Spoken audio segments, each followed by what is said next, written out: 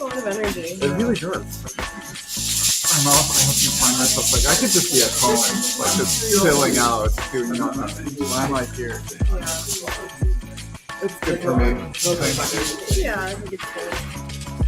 At least sometimes.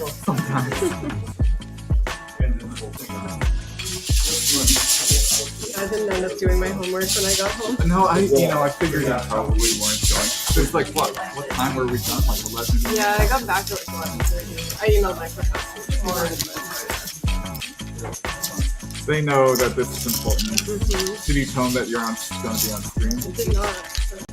Professor studies video games and like gaming culture, so I think he would appreciate it. Yeah. My coworkers and stuff know that I do this, but I don't think they understand it at all. Like even the slightest bit. Yeah, it's kind of hard to explain. So like when it was asked in the daily meeting, anyone has fun plans for the week, they just say something. Oh, there's another stress. That's nice.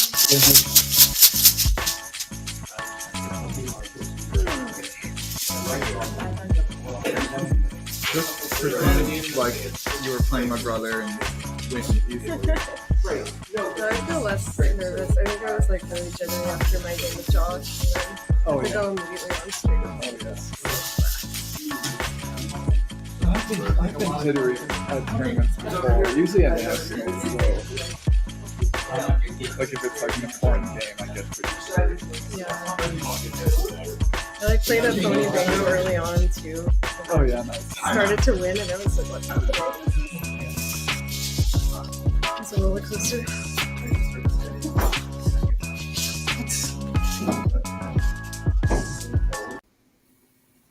Hi, we're here. We're live. It is Sunday morning. It is mercifully the first day of daylight savings time, which I don't particularly like politically, but I like the fact that I got an extra hour of sleep. I am Robin Pollock Daniel. And I'm Niel Gann. And we're coming to you from the east coast of North America, me in Toronto and Niel in Providence, Rhode Island. Did I get that correct? That's right. And although we're not very happy with the baseball score, at least I'm not from being coming from Toronto, but at least I'm very happy it did not go to 18 innings. We are at the 4th annual Midwest Major Scrabble tournament. I am thrilled to be your commentator today, as is Niel, and we are going to be seeing games from the CSW dictionary today from across the pond, as we sometimes say. Right now, what we have a situation of Rob Rubinski is in first place at 9-2. Charles Reinke is at 8-3, as is Mark Keenis. And then the illustrious twin Thomas Reinke is on the heels at 7-4. There we go. So we're seeing that Charles has a bit of a lead in terms of the spread. And so Mark is at a distinct disadvantage, but Thomas and Rob are right on their heels. So we're going to have an exciting day, 6 games today, 4 in the morning, followed by a break at lunch. And are we going to see some comparison of the two players? Today we're going to see Rob, let me see, I have it up here. We have Thomas Reineke against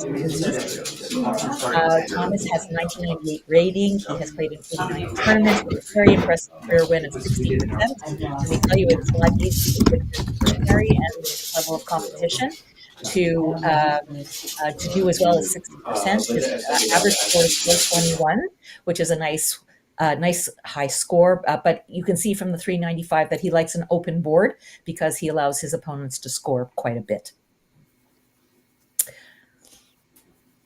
And here we have Elise Bickford. She's an up-and-coming player of 576. She's only played in 15 tournaments, but she's playing with the big guns today. She's got a very impressive 56.5 for somebody who's so new to the tournament scene, and a very impressive 397, again, for somebody who's only played in 15 tournaments. So I am quite sure. Niel, do you have any information about Elise that we can... Yeah, I've played Elise a good bit, and she can lay down some mean words. She recently beat me by 150 with foot posts, druggists, and some other plays. So how fantastic. I'm excited to see what she brings today. We are very excited to bring both of these players to you. Lifetime 1 versus 1. So there you go. Anyone can win at any time. Here we have Goliath, not quite David and Goliath, but a similar idea with the experienced Thomas versus the inexperienced Elise, and yet they are tied 1-1, and she scored a very impressive 484 against him, and he scored 483. So quite, look at the scores, almost mirror images. I think we're ready to go. Niel, are you ready to go? Hell yeah. Hell yeah. Love it.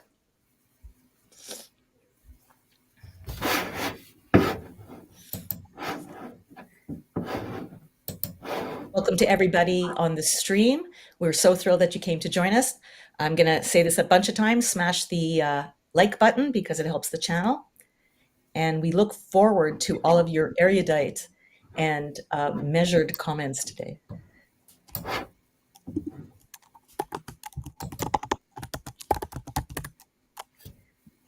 So, Thomas has, for me, picked up the reviled V. Do you have a tile a letter you particularly hate, Niel? You know, it's very situational because sometimes when you're defending, you're happy to see the V, but here I think he's got a lot of middling plays and nothing that I'd be super excited about. I would not be excited as well. Yeah, I was thinking IV'd right away. Unfortunately, it leaves no vowels. One possibility is to do just vide and save the I hook for yourself.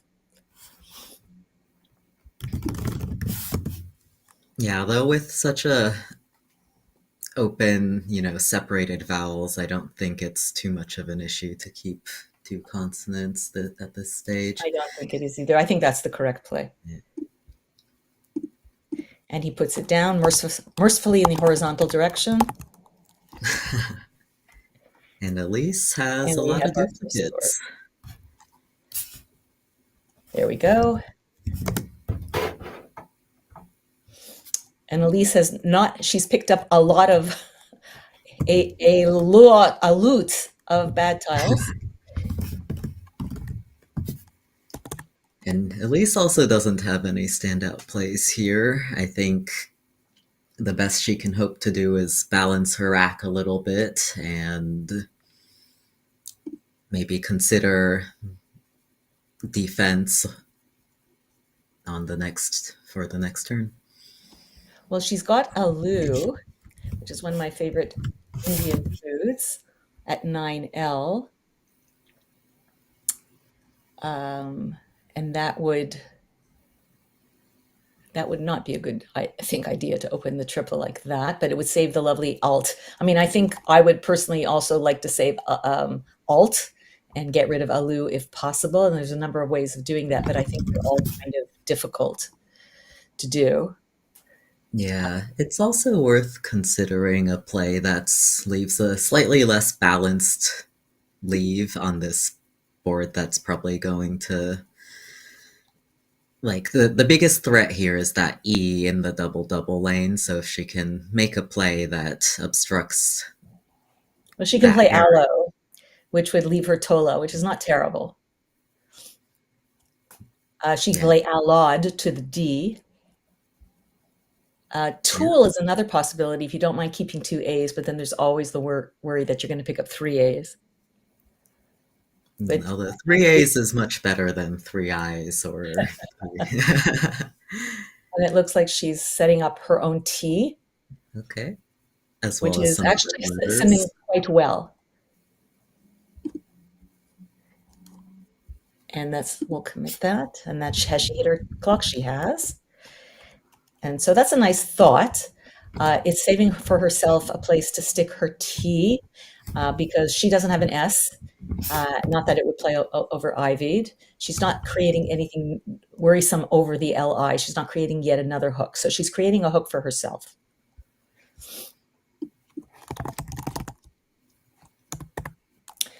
Okay. Now. Thomas almost certainly about to bingo. I would think so as well. I'm just going to tell everybody out there in TV land that this is my first time doing the Quackle input. So I am a little bit distracted until it becomes, second nature to me. So I apologize if there's a little bit of dead air, and I'm sure that Niel will be very happy to pick up the slack.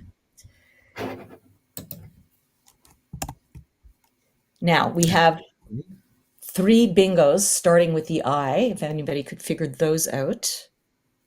And Thomas has set up what is likely, what is the highest scoring one of them. There you go, impudent. How beautiful is that? He would love to slot the P along the double letter. That would be his ultimate, perfect play, but there isn't any bingo. There's impudent, there's inputted inputted in 2 different ways because the T would have to be doubled. So impudent seems to be the play, and he is wisely going for that and not spending too much time on it because there's really not that much to think about. He's circling the M. Thank you very much to Josh and the entire team that has put these fantastic tools for us on screen. We can see immediately with the camera, not even a second's hesitation, what that blank is. We know the intention of the player. I love how this stream has just grown and grown in competency and in features over the last year, and it's continuing to. All right. So we have a score of 108 to 110. It is now Elise's turn. She's got not the best rack, but she can score 30 points. Anybody can see that if they know the dictionary quite well.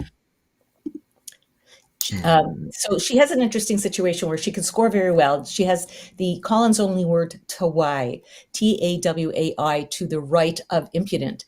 Now the problem with that is that she's behind by 100 points, 98 points, and that will block the board for her to be able to make easy comebacks. So I don't know. How do you feel about this, Niel, about blocking the board but scoring those 30 points? I think that at this juncture, there's enough opportunities to open that it's hard to turn down 30 points or 27 with Tawa.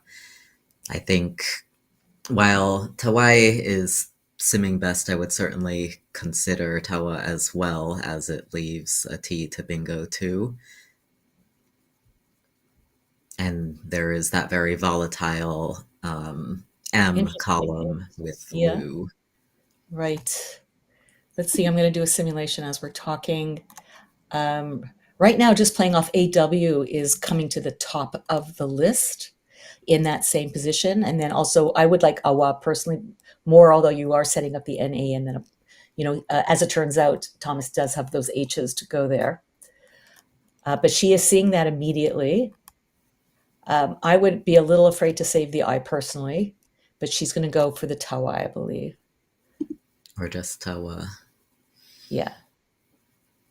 I mean, it's hard to hear what I'm pronouncing.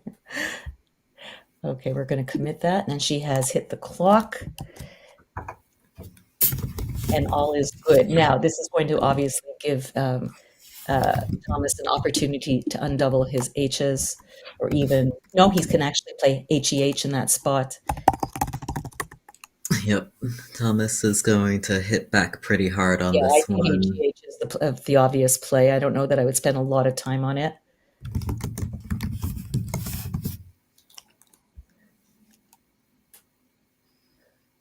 We have a score of 37 to 108. That is correct. Can't believe I'm doing this correctly. And on a Sunday morning, first thing. All I can say is thank you to the coffee gods. There we go. He's seeing it right away. A lot of people, if there's people out there who are not familiar with a lot of the dictionaries, you might think of HEH, that it's like an interjection, like heh, like I'm having a bit of a laugh, but it actually takes an S because it's a Hebrew letter. And we see with Elise, she is continuing to struggle, and it's going to be a bit more difficult now for her to open the board.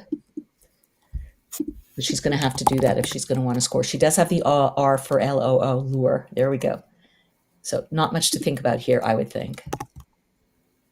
Yep, and we'll just wait for Thomas to commit. He has hit his clock. Excellent. So he's now taken a very, very comfortable leave. And Elise has a very tough turn right now. She once again can't score very much, so I think in this position I would be looking at preventing Thomas from shutting down the board long term, for one, and second, seeing if there's anything I can keep that will make me likely to bingo in the spots that remain, which are primarily to the T and on the M column. Well, she's got a very interesting possibility of being a bit volatile right now and playing oilier to LOO, setting up the R hook. And I'm good just checking in Collins if it's also good with the N. Well, there's soilier and noilier. It is good because it's so. Is it a bit too early to be doing that? Is the question. And roilier. I don't think it's yet time to be setting up all of those hooks that you don't have. Now she could just choose to get rid of. Euler is a very, very lovely beginning of a stem rack. So she might consider just playing AI like Avi and Alu and me, which I think is a lovely play. Unfortunately, though, she doesn't have an S, so she's taking away her own hook. So that is a problem with that play. However, it is simming extremely high because the Euler leave is just so strong. Yeah, I would. Euler is even better. Now, I'm not sure she has a place. She could exchange OI. I don't know that she has a place to play it. I personally, because I'm so behind, what I would like to be doing, I'm finally in a position where I can actually think about giving you good strategy because I'm getting a bit more comfortable here. You need to start opening the left side of the board. Right now, the only place for you to play is to that T and off the LOO. So you need to start creating openings, I believe, on the left side of the board if possible. That's not going to be easy, however. Yeah. I think it will take a sacrifice to open at this point, which is where Thomas would like to be, but makes things very hard for Elise. Now, a very interesting play that's coming up in the sim is the flower, Dahlia, which is actually quite lovely. It does save 3 vowels, however, but it scores very well. So right now it's jumping between Dahlia and Avi as the 2 best plays. Again, the problem with Avi is it leaves an S hook that she does not have. But it might encourage Thomas to just play there because there's really nowhere else to make points, and then he'll start opening the right side of the board. Right. Hopefully with a 5-point play, for example, a 5-letter play. And Lou takes enough hooks that it's easy enough for Thomas to simply take that spot. With Dahlia, one kind of nice thing is that it keeps the IER plus O, but it keeps the R for lure, L-O-O-R. As you say, it takes so many letters, but it doesn't look like Thomas can really use any of them well. And she's decided just to save. Okay, there you go. Well, that's a very interesting play. So, wow, that is, you know what? I actually it did come up in the sim. And now she's given herself actually 2 places to bingo off of. So I think that's a very sophisticated play on her part.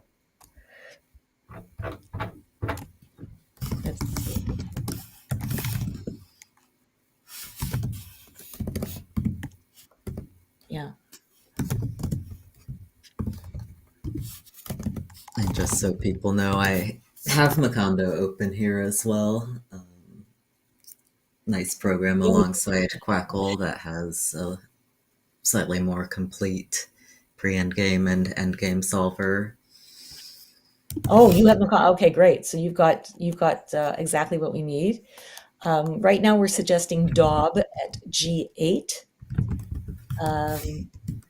So divvied, that's a lovely, lovely hook. There's something that we don't have in the North American Dictionary is a front hook for ivied, but here we do, and we have divvied or divied, however you want to pronounce it. And there, it's suggesting that you close the board even further, even though it saves the unlovely Y, but it's suggesting playing Daub, which is really, really going to close the board. I think that is a really excellent idea for Thomas because even though the right side of the board is open, he is up enough that one bingo from Elise is not enough. So if he can shut that left side down long term, it's going to be very hard for her to come back. Yeah, and we're going to have a very difficult time as commentators because it's going to be, thankfully she's open the right side of the board. So the only way at that point to open the left side is going to have to play something to the T in her or to the U2 like debut or something, just do something to open that side of the board. But she's soon going to find herself in a position where she is going to have to do something to open the left side of the board if he plays it. I like Daub personally. What do you think about it? I think it's a great option. Another one to consider is also through the V, shutting down in a slightly different way, playing Davy with Alu and That's lovely as NY. well. Yeah, that's actually simming very well as well. I personally would do that probably, even though it saves the U.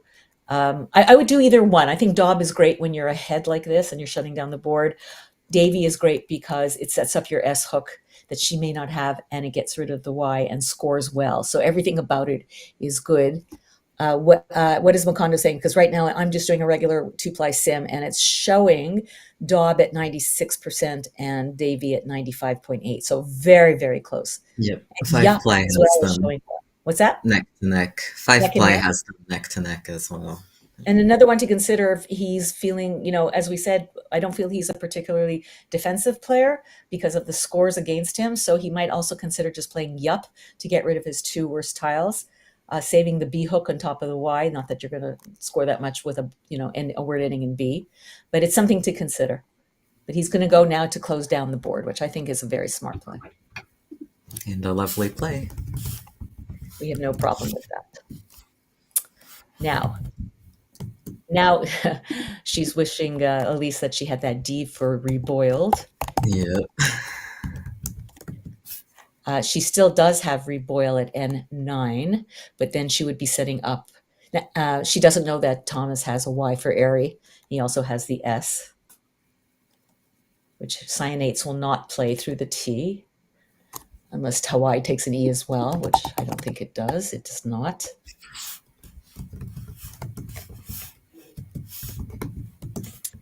That's still a very, very lovely rack on Thomas's. It's very groom worthy, as we say. And he's got just, look at this, Niel, just to get rid of his. Oh, yeah, and a butt.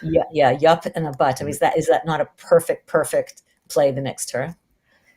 Yeah, that's wow. And she's going very, very quickly. And she's It's like, that. wow, that was a very good play. It is not showing up on the sim at I all. don't think that is a word. Yeah. What do you mean you don't think it's a word? Loob. Oh, lube is not a word. Yes, you're right. You're absolutely right. But is she? I think it's She's got gotten four. away with it. Four, right? Lobo, Obol, Bool, and Bolo. Yep. It's I a hard think one she to remember, Has gotten away with it. She has gotten away with it. Alrighty, and now we're on to Thomas. Yeah is like without even thinking that it's coming up the strongest. I don't even need to do a simulation, but we'll just do it for fun. Saving the ACENS rack or acnes is something a teenager doesn't want, but it is very desirable in Scrabble to keep that rack. Feel free to laugh at my jokes, Niel. They're free. I'm so focused on the game. It's hard to process sound and everything else. I'm Now pretty he's new looking to at doing cyan, which is also a very lovely thought. It's going to score more. Yep. But I sets think up Keynes his- is so strong. I know. So there's 4 S's and a blank out. Cyan sets up his S, Oh. but it also sets up those mystery S's out there, which I don't think he needs to do at this score line.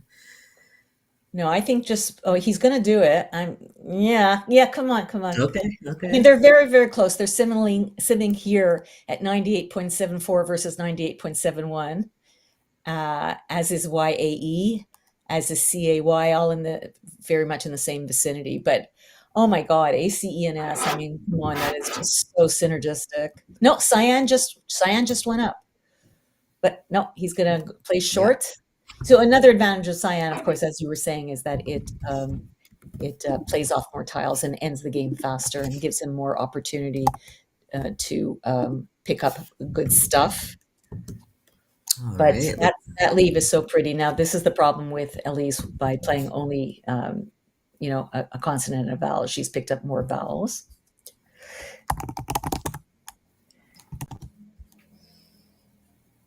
Yeah, And this is her fourth or fifth turn in a row where she only has middling options, and the board is rapidly becoming exactly. harder for her to work with.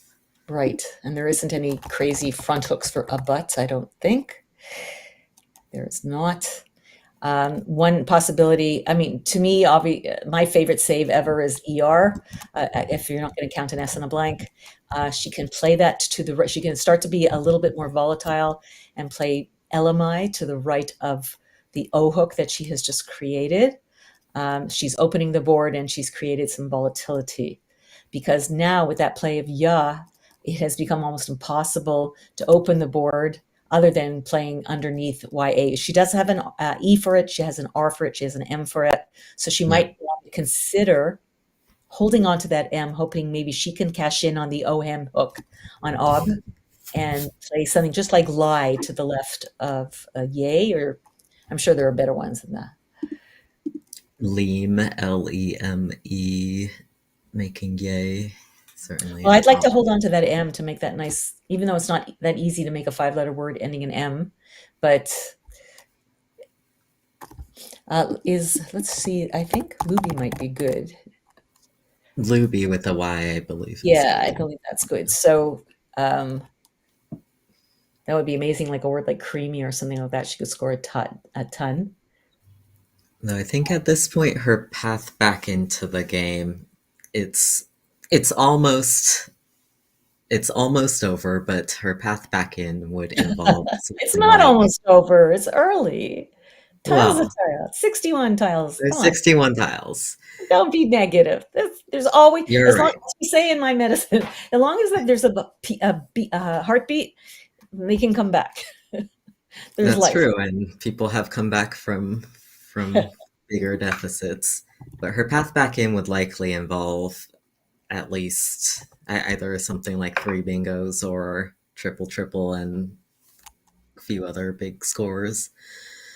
The trouble with LMI is that it opens the board really beautifully for Thomas, but probably not so much for her. And then what? So that's why I'm thinking she's got to play underneath YA to open the board into areas. We have to start opening. Yeah, I would agree with that, because LMI just gives him a scoring way to shut down that area, possibly in a 2-turn sequence. But what is your sim telling you? I like the fact that we're doing 2 different kinds of sims so that we can compare with each other. I don't think this is the kind of board where simming is the most reliable way to analyze things, because the natural follow-ups for each player are going to skew pretty far from equity based on their current goals in the game. Oh, she's decided to do that. Not terrible. Didn't come up in any of my sims. Somebody had suggest Elmir underneath Yar, which I thought was actually quite lovely, saving an E and going for the blanks and S's. I might have thought of doing that, to be perfectly honest. I mean, at some point you have to be ruthless. You have to do something. So she's up to 60 points. And Thomas, I would have thought something like Ken was good, but it's not. Not that he has a spot to put it anymore, because she's taken care of that. You could see, it's really fascinating to watch somebody who's up and coming play. Here she is at 7-4 with only 15 tournaments in her back pocket. And she's really making some very, very thoughtful plays. I mean, she has now taken away the threat next to the O. She's opened up the board. It didn't even make any of the sims, but I think it does have some merit, except for this. And of course, this does everything Thomas wants it to do, right? It scores a ton. It sticks a C, which is hard to hook. It doubles the C. It gets undoubles the S. So it's really kind of a lovely play. I don't think there's any issue And with that that. was kind of another benefit of keeping the C playing Ya instead of Cyan. Yeah. Gives him some ammunition to shut things down. Right. It's a good blocking, except of course there's CH here, but oh, the H's are gone. So there you go. And tough. What more can you want? What more can you want? All right, let's have a look at Elise's rack. It's fee time. Unfortunately, people are very aware of that one. Let me stop the sim. I've forgotten. She's got 3. Does she have 3? What does she have? Oh, she's got 2 M's. It's femme time. It's time for women. Well, she's got the lovely femme at 12. She does have femme. Does she want to get rid of 2 E's with so many played already? But she absolutely has to open. She said, that AI is going to come to haunt Thomas, or it's going to come to, help him. That is going to hang there, because anybody who plays there, unless you play a bonus down from it, you're going to be opening up the triple row. So nobody's going to be in any huge rush to play there. Unless I'll play like, is there another C to come? Yeah, there's still another C, but there's still a blank to come. So it's going to be very, very hard to block that. So that AI is going to turn out to be a thorn in his side for a while. Okay. She decides to undouble the M's and keep the F, which I don't think she has much of a choice. Emic, opening up some more space. Absolutely fine. And now Thomas has some, not bingo prone tiles, but he has tiles where he can score stuff. And he's got the incredible, tell me if you know what this means, Yunks, ends at N7. He has I think Yunks. that is a bird. Let me see if this is true. There's that Luby hook. Yep. So this is an example of a perfect play to get rid of that AI hook in a non-threatening way and score a ton and get rid of your X and U and Y at the same time. What a perfect play. In my opinion, but let's see what else is coming up. Knox is also in the chat mentions that Thomas almost has Xylan for $1 million with Ox Luby. Oh, he's playing it very, very quickly. How do you like that? Yeah, it's not easy to see Yunks. And I think obviously that blocking that area makes more sense. But they're both Knox and Yunks are both simming close to 90, almost 100%. So I don't think he could go wrong with any of those. Yeah. Okay, and now we're starting. Okay, so now we're starting to see the degradation of Elise's rack. She's going to have to undouble those F, or she's going to have to get rid of them. And I think at this point, it's starting to get to the point where he's 200 points ahead that it's time to get a little bit volatile. She's doing everything she can, to open the board, but now she's deprived of vowels. It's suggesting meth, but I'm not sure if I'm loving that. Yeah, this is a really tough turn. I guess one thing I would think about is the 2 Fs together are nicer than like MDG or something like that. I'm not seeing passing as a possibility. No. But the trouble is, and she's starting to feel it, like everything I do, he's got an answer for, right? Yeah, it's going to be hard to keep the threats alive on this board, and especially at this scoreline, for a threat to be a threat, it would have to be opening a triple. If she had a bit more, if she had a vowel or 2 more, even though there are 3 T's or 2 T's unseen to her, just playing OF, if she had 1 more vowel to set up her F to, it doesn't score a lot, but at least it sets up both her T and her F for the next turn. But she just simply doesn't have enough vowels to do that. Now, there's nothing wrong with F is bad, not the best tile, but if you have 2 Fs, it can actually be quite a powerful combination. You could score quite a bit. So Yeah. my son was suggesting not even touching the Fs and playing gem at 12D under ya,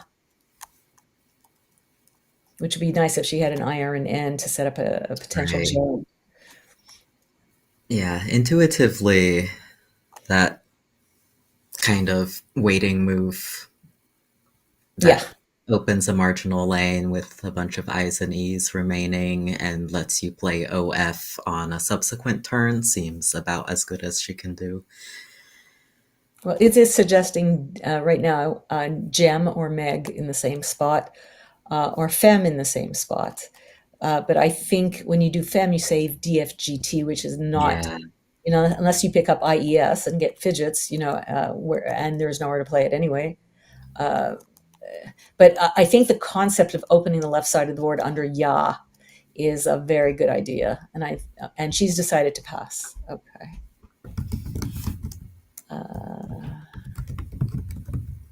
I have forgotten how to do this. So I asked. Okay.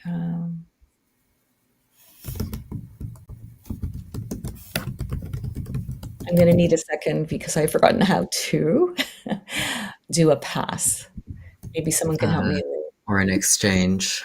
Yeah. You add the play as an exchange. Yeah, I'm just trying to see where I do that. All right, so Thomas Okay, here we here. go. I pass. An exchange. Let me see. It's not pass. Commit. Thomas's a lot of his best scoring or best equity plays do things to the board that he might not want to do. So I would expect him to sacrifice a little on equity here in order to help with shutting things down completely. All right. Can you give me a little help with an exchange play on Quackle because I've lost the ability to do that. Well, I have things on. I'm not sure how to do it on Quackle. Is anyone who has Quackle open? Sorry about that. I haven't played with Quackle for a while. I'm looking under. I did generate choices. All right, so Vug, this seems like a good. We're going to be a little bit behind, sorry, in the scoring until I get this figured out. Yeah, type EXCH and then the tiles in the play area is what David Brown says. Type EXCH and then the tiles that were exchanged. And then, okay, perfect. All right, Elise, let's see. Elise certainly has a bingo here. What did she exchange? FFGMT. Yeah, and it's telling me that it's not available in the tile distribution. This is crazy. I'm just going to say yes. And oh, no, it doesn't like that. That didn't do that. That didn't work. Sorry, everybody.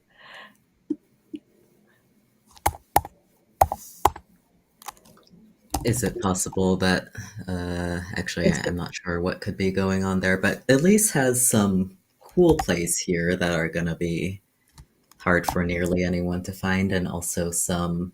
I got it. I figured it out. Sweet. High probability bingos that score decently.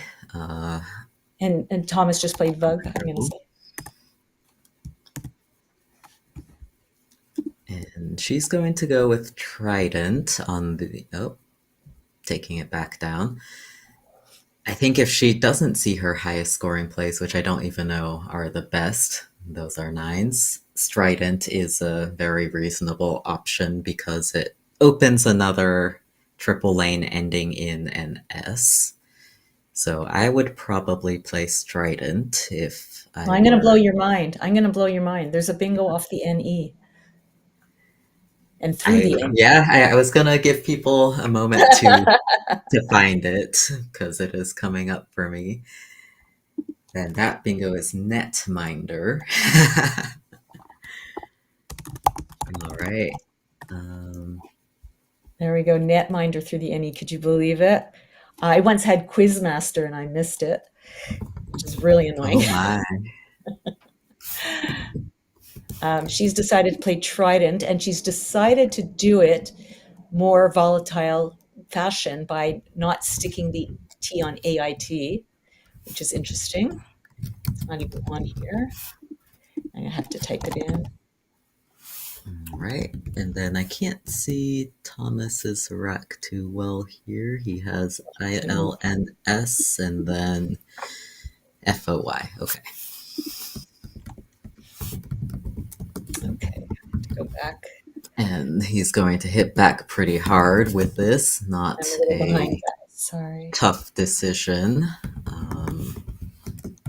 Any of those plays that shut down the O column seem very reasonable and score well. Elise has drawn poorly. Oh, God.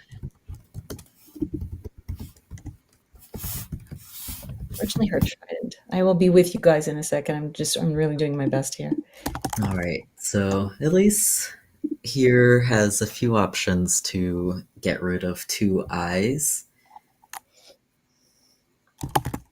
And she is not going to make one of those plays. I also don't think this is a word. Is she being held?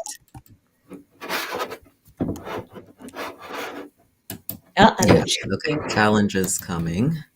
All right. And I think we're up to date with everything. 355 to 168. I've got it in. Thank you, everybody, for your patience and your kindness. It's telling me that I need to be studying more on Quackle so that I would be more familiar with the inputs. Yes, but we got it all figured out. From earlier. Yeah. All So right. unfortunately, Lisa's not in a position, of course, to win this game, but she is in a position because she is high up at 7-4 to not minimize her cum difference. And unfortunately, that play did not do that. But luckily for her, Thomas does not have a very good rack. So I'm going to put in more.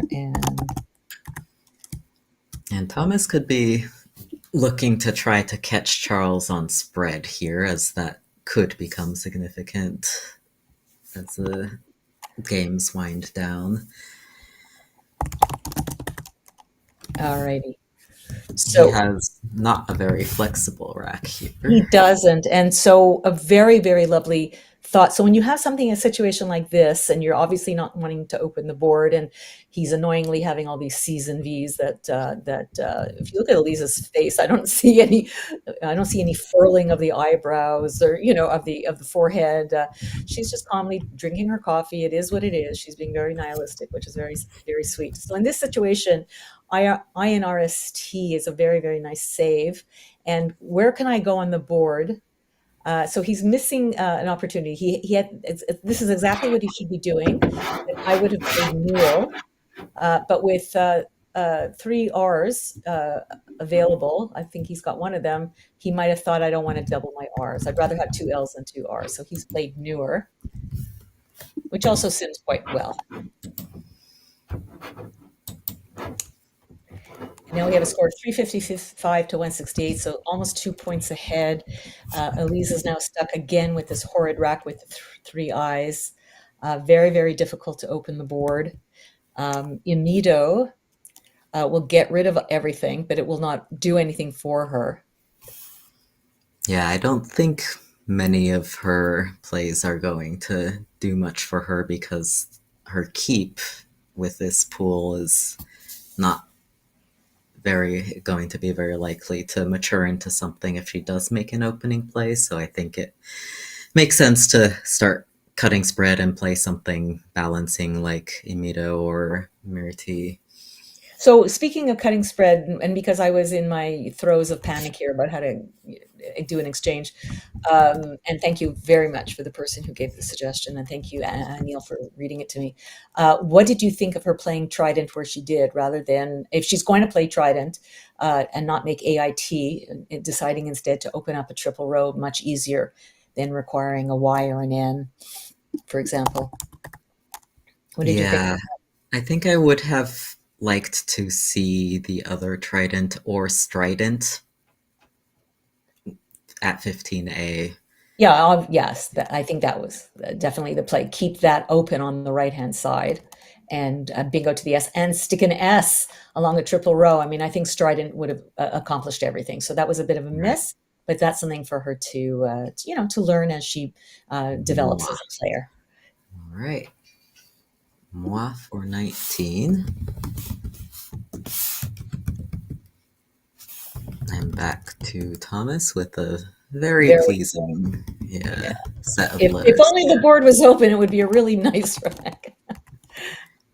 But you can't really blame him. Now, he still has 37 points easily at just playing Odal and Zell. If he wants to just, at this point, when you're so ahead, you are not looking to open the board for everybody. He's accomplished that by blocking the EMIC. He's put a V out for her to have to play. Really, the only place to bingo now is through the V. And can I say bingo when we're doing CSW? I hope so. Yeah. What that T is just, I would want to undouble the T. Possibly it is not so terrible, but to be able to bingo to the T myself in Impudent. But I think at this point, all you really just want to do is score points.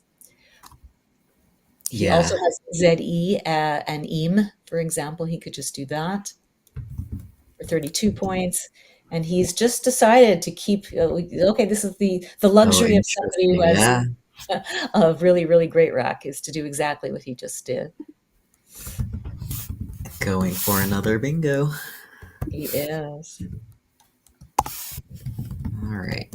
We have to go back.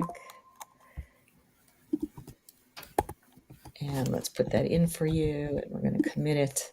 And he's sacrificing points, which is interesting, considering that he is, I think, in the lead right now in terms of spread. The question is, does he have something to play? And I'm not seeing anything, just Ventails. Oh, but she's going to open the board a little bit. And no, only inflates with that rack. So he's picked an absolute stunning rack in Scrabble, but it's not going to get him anywhere. But she's doing the right. She's trying to open the board, undouble her Fs. And a board is closed when you can't play a saltine rack. Well, he can. I've missed it. EMIC takes an S, of course. Yes. But you have to know that. And for a lot of people, when something ends in an IC, it does. Music and EMICs are the two bingos and two words in that rack. So he sees the word. He's so up ahead. If he's not sure about it, I think it's, number one, it's worth the risk. But number two, it's just a word that's around all the time. So yeah, and he's going for it. All right, T-Nails comes down. I think N-Tails is a little bit better in terms of overlap on top at row 4, but that's just quibbling. It's not going to hurt him at all. No. All right, and Elise with Jig Airs. It's almost like a very well-known player who wins a lot of tournaments.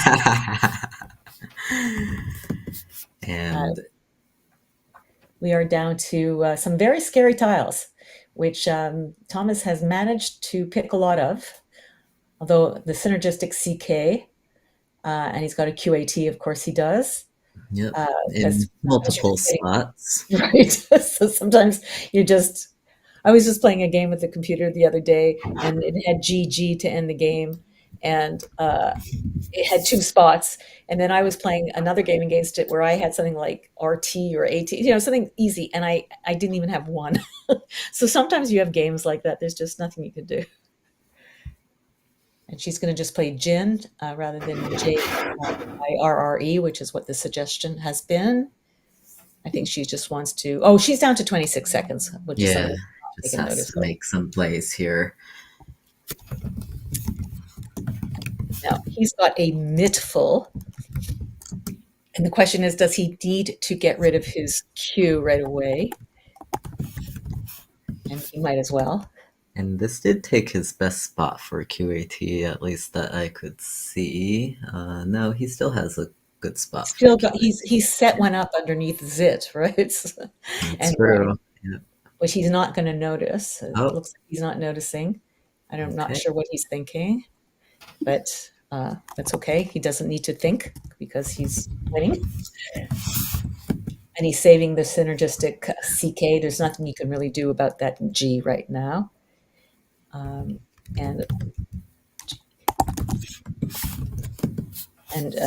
Right. So she's playing Elise is going to quickly. make what? She's looking to play mare, but I don't think that's good either. It But is she not. does have a very high scoring play there if she Yeah, knows the jest. word. Yeah, she's got jest, but she's run out of time. But I like her composure. I'm just watching her demeanor as she's playing, and she's not And exhibiting a lot of behaviors we would normally associate with anxiety or panic or anything. So we that can't bodes well. emphasize enough how amazingly Elise has done in this very tough field, taking down some tippy top players. Totally agree with you. Totally. I mean, I don't think anything's going to come close to jest. I don't even need to simulate it, but it's just not coming to her in her head. For some reason, Meg is not coming to her in her head. She was Or so just close. it's Or maybe not. she just decided it's not good. So she's going to just play refiner, and that's very pretty. Oh my God, he's got geckos. Look at that. The geckos.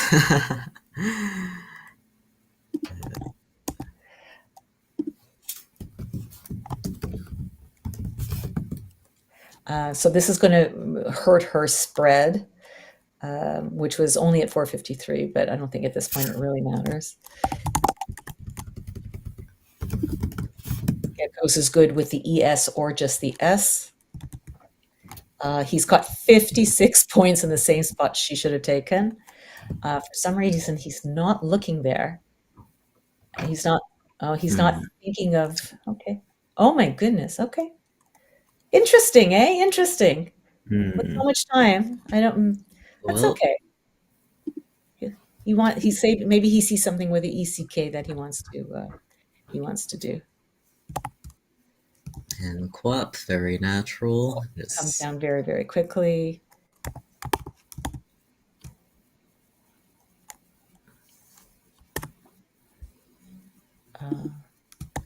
Quap goes down very quickly and is the correct play.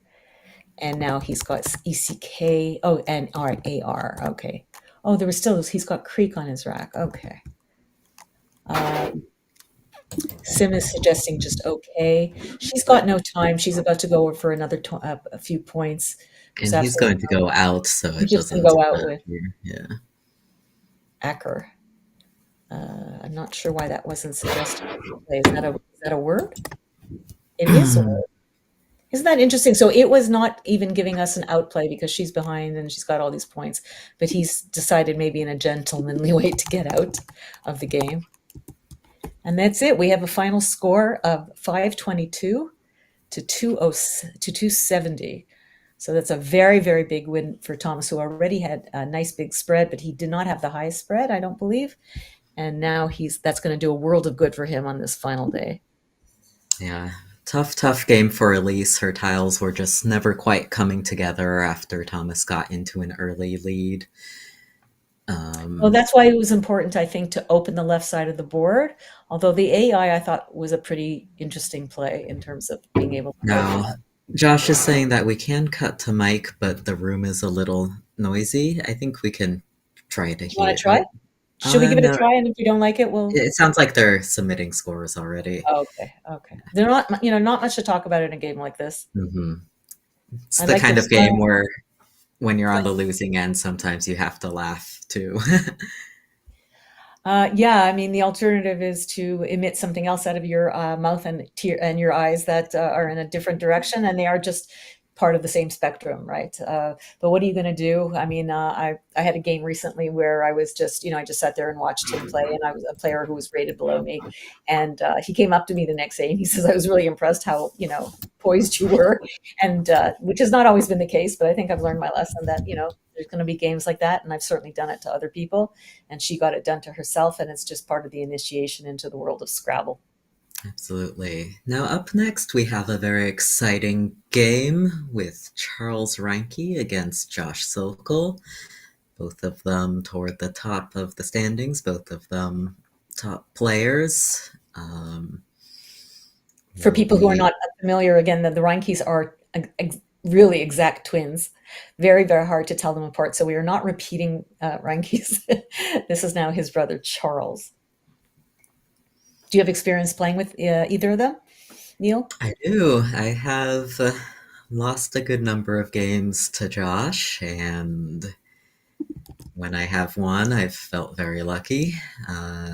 Charles, I think I've only played once, and he is one of the friendliest faces in Scrabble.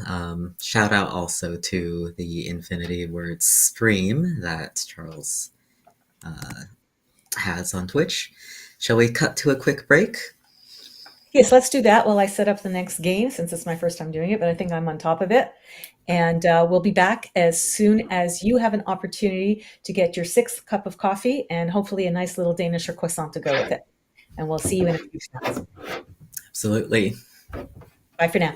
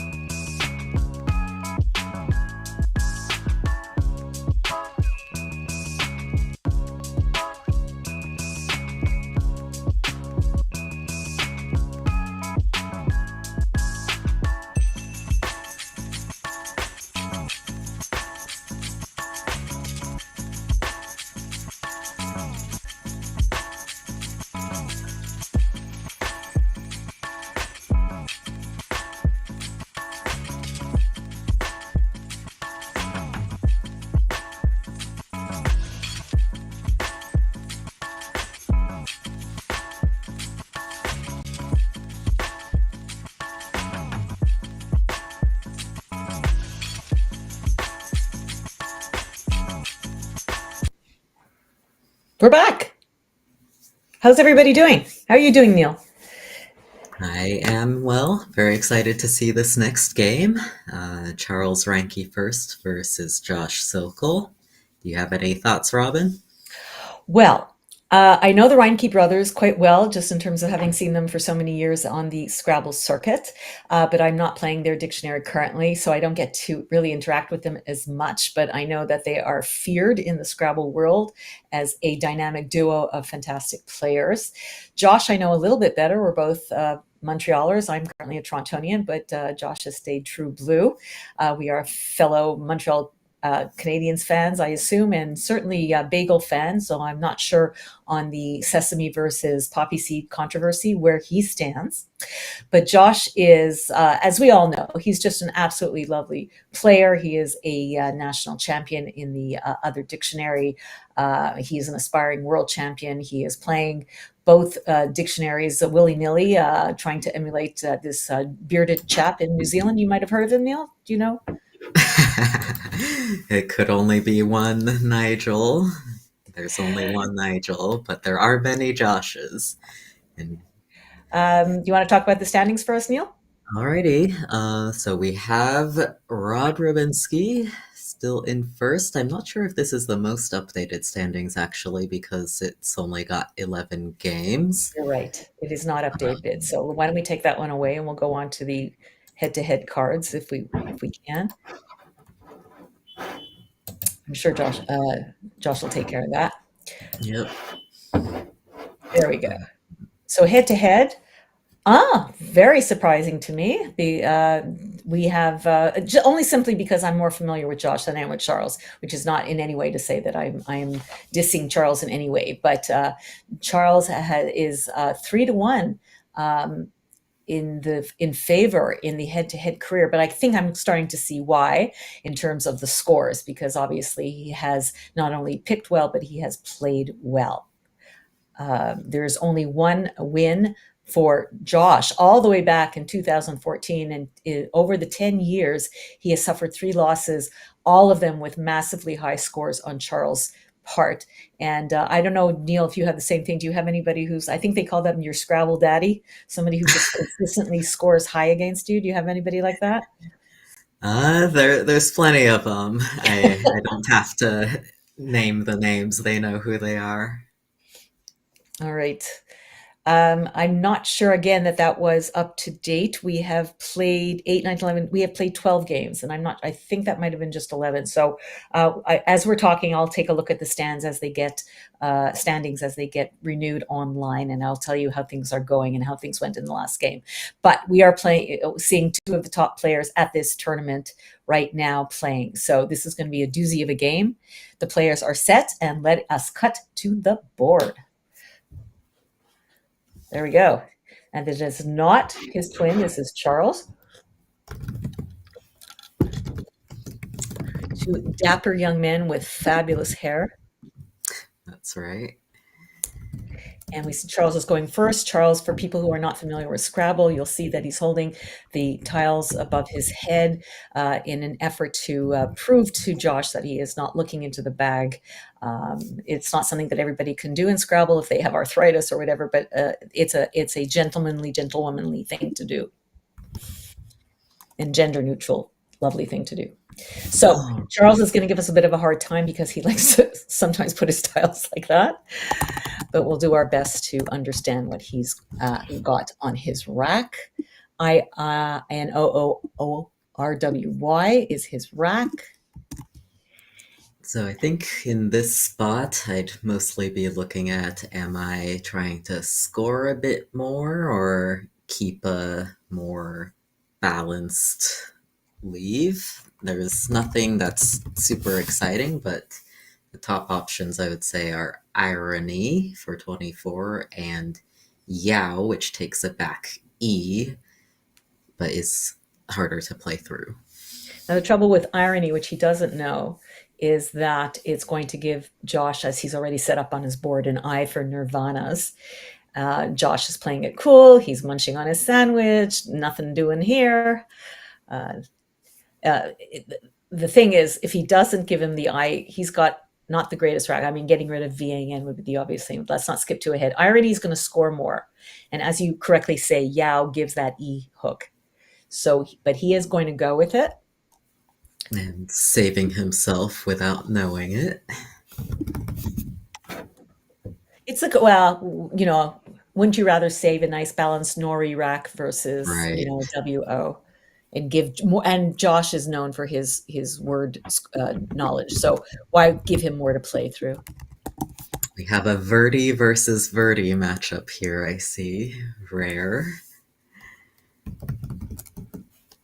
Can you explain that to me? Well, most Scrabble players open horizontally. Oh, and Verdi. Okay, gotcha. Verdi.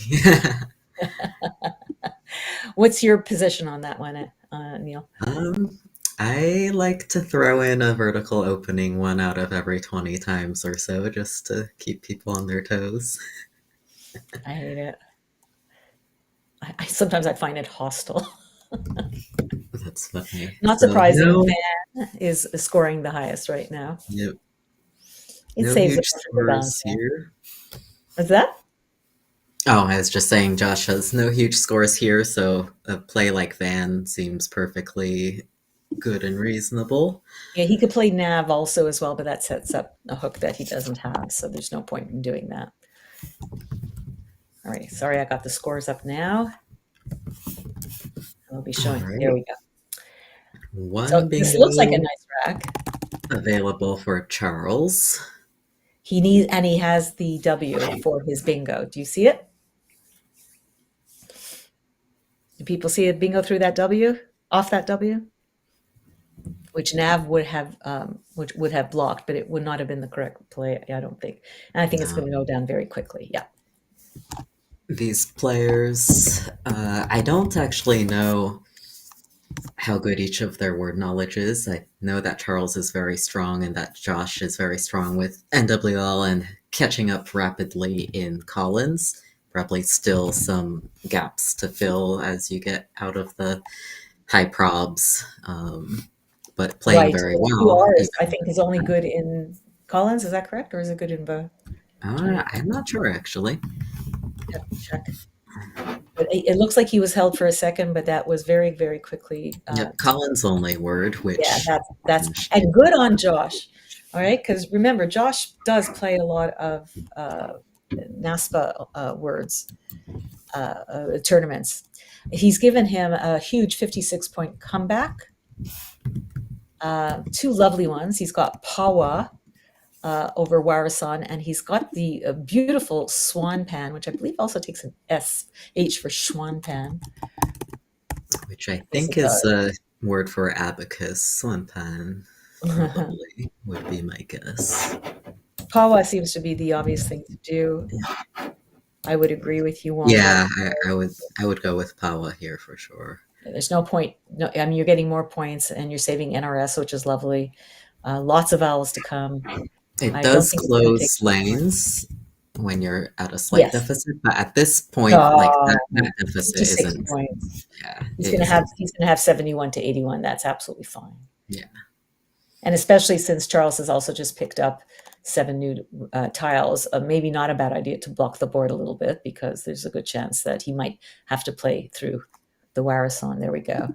And it looks like it's coming down. There we go. Josh seems almost shocked that it scores that many points. Yeah, those spots can be very dangerous. All right, what's Charles got here? He does have some bingos. He's got 3 possibilities. But isn't that interesting? There's one word that is spelled. Okay, more Billy. There we go. So there we go. So he has got a lovely, he's under the Yao. He set himself up an L hook. So there is a bingo underneath there. I'll give you guys a few minutes to think about it. And then there's one bingo through the R, which is set up in 2 ways because one of the letters is doubled. So you can use either one as the blank. While Charles is considering his bingo choices, if any of you are tuning in just now, please remember to give us a like and boost the stream. We really appreciate it. Yeah, I'm not exactly sure why, but there's something to do with algorithms with these sites, right? That every time I watch a lot of, for some reason, all you can eat buffet videos. So if I'm not going to eat that well, someone else should, and I'm going to watch them. So I always remember to give them the thumbs up. So please do that as well. I want to give since we're having a bit of a lull here, I'm going to just give a shout out to the directing and organizing team of Linda Finn and Mike Johnson.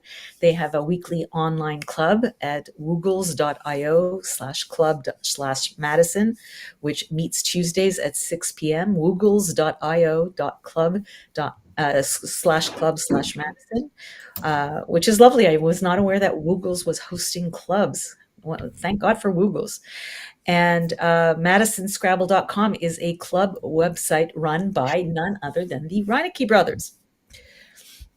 So it's lovely to see them doing so well at their own tournament. Nice spot in the chat. Brentus Vermis has seen biofilm. There is one other, which I think Muffin knows, but it's going to be tough for most, even expert players to find, I would say. And that is more Billy.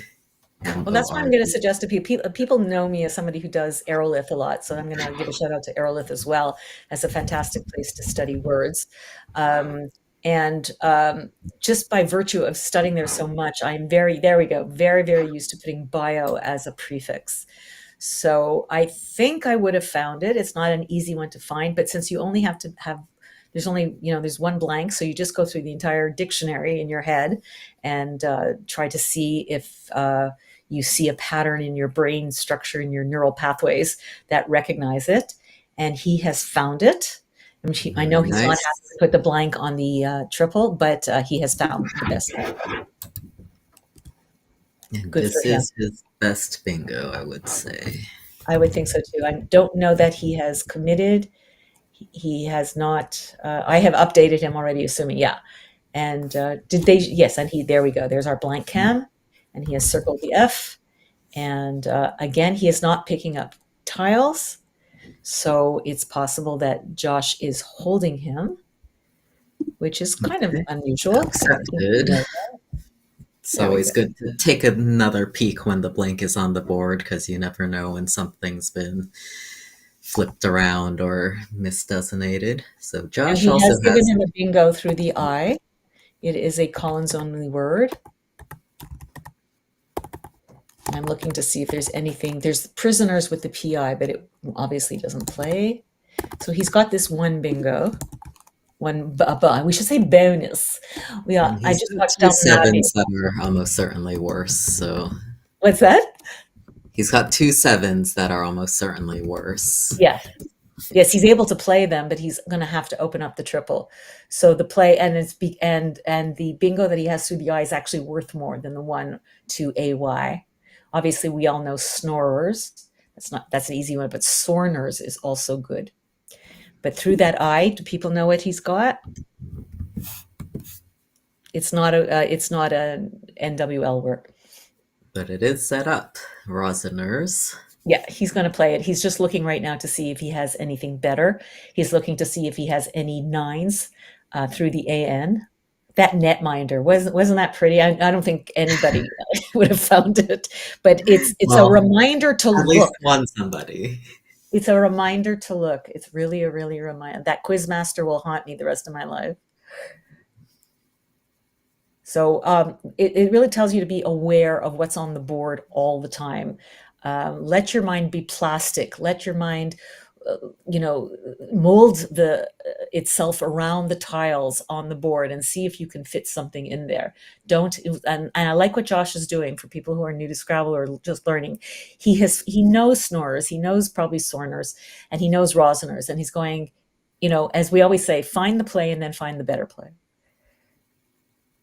And that's all he's doing right now. So he's taking a little bit of time, but I wouldn't take too much time because really it's really quite limited. He's just not happy. It's possible that he's not sure about Rosner's 1,000%, and then like the look on his face is like, do I really want to stick an S up there on the triple row? That's how I'm interpreting his face right now.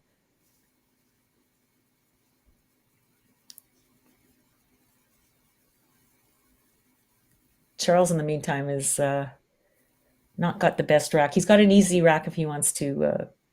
Yeah, he's not sure of Rosner's. He saw it, and he's not even playing Snorers, which is actually a little. Is it possibly safer? I'm trying to see. It doesn't put the O open there. So interesting choice. Not sure that would have been my first choice. I might have done Snorers, but Josh is an excellent player, and I'm not going to second guess him. And it's a bingo. And I don't think he's going to get hurt too badly, but let's see. Do you agree about the Snorers versus Sorners, not putting that O with an X possibility? Yeah, I think I would probably have played Snorers.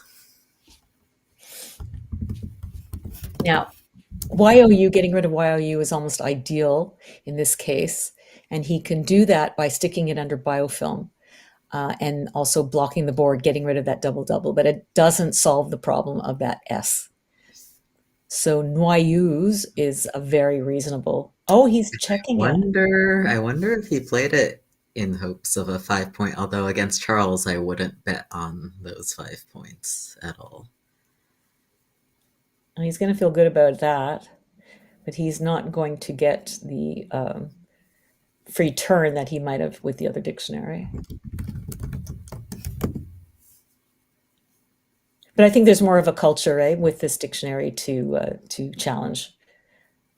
Yeah, and of course it does vary from place to place. Like Nigeria, I think often plays with 10-point challenge. There's sometimes free challenge in the UK, but 5 points is standard in North America. Yeah, but how many of those games that you've challenged one and you've lost by 4 points or something, you know? Yep, I've had a few of those. And also some turns where there's multiple plays you could challenge and you're unsure of both and you don't know if you want to lose 10 points in a tight pre-end game. So it does come up. So this is a very interesting situation. In my opinion, I agree with Charles. The best thing to do is play, in terms of balancing the rack, is play U and then set up your T hook under OU. I mean, it's really quite lovely, but it does not solve the issue of that S on there, which sometimes I'm not too worried about triples, but just doubling a letter and then moving over to the S, which Josh is going to do, right? With queens or coins or whatever. So he's decided just to play Yows. Okay. Yes. He doesn't even have to stick the E on there. Yeah, so I think a better version of this might have been playing Noyu, Noyous, or Oye coming down from H1. Yeah. Oh, yeah. He could have just, yeah. Well, you want to get rid of that U. I'm not exactly sure why he chose to get rid of the E, since he doesn't have the X. And it's not like there's like 14 E's still, not that there are ever 14 E's, but there aren't that as many as you would think. But he has gotten rid of that Q's danger. But Josh still has at least 50 points. He's playing a little bit too quickly, I think, because he's got in the same spot Queenie, Quinie, and getting rid of 2 I's instead of 2 E's. So this is a much inferior play on Josh's part, but it still scores the same 50 points. Just in terms of leave, I would have preferred to save EO then and not set up that E hook as well. For sure. But he still gets his 50 points, and that works out fine.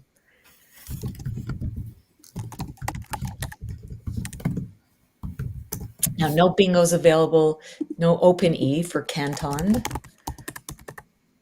for Charles, but he can play Canton at 2B underneath U's, which with one blank still unseen, an S unseen. There, Josh has picked up iodates, which he will not be able to play if Charles plays Canton. He will be able to play it under AM for me. So Josh is going to bingo no matter what. He's going to bonus no matter what. Iodates toadies, which is one of my favorite racks. Do you know why? Do So I tell. have to play Azotize as a triple through the Z or Z as you call it, for my highest score ever at a tournament, the late lamented Annette tournament in Amazing. in Lake George all those years ago. So that's a very favorite rack of mine. Let's see what else he can play. That Canton is very, very strong. It does His remember the highest score is almost score, high here. he does have a very nice overlap that is going to be kind of hard to spot. What are you looking at? He has at 2E Garnett, another word for an idler, making 4 overlaps. Oh, I really like that because I really, really don't like that EO thing that he did. And I would be very, very worried about an X there or anything that will score a ton. So Donut does everything that you want it to do, right? Except for shut down the C except column. if he could do it, well, can he do cannot in the same spot? Why not? Cannot would also not shut it down, I don't think. Not totally, but much better. It does not block any bingos along row C, however. Right. Neither does Donut. And he's going So to he's play on with Canton. Good for him. Canton. Beautiful. Yep. That Sim's the highest right now. And takes away his iodates over there, or toadies. So now Josh has iodates.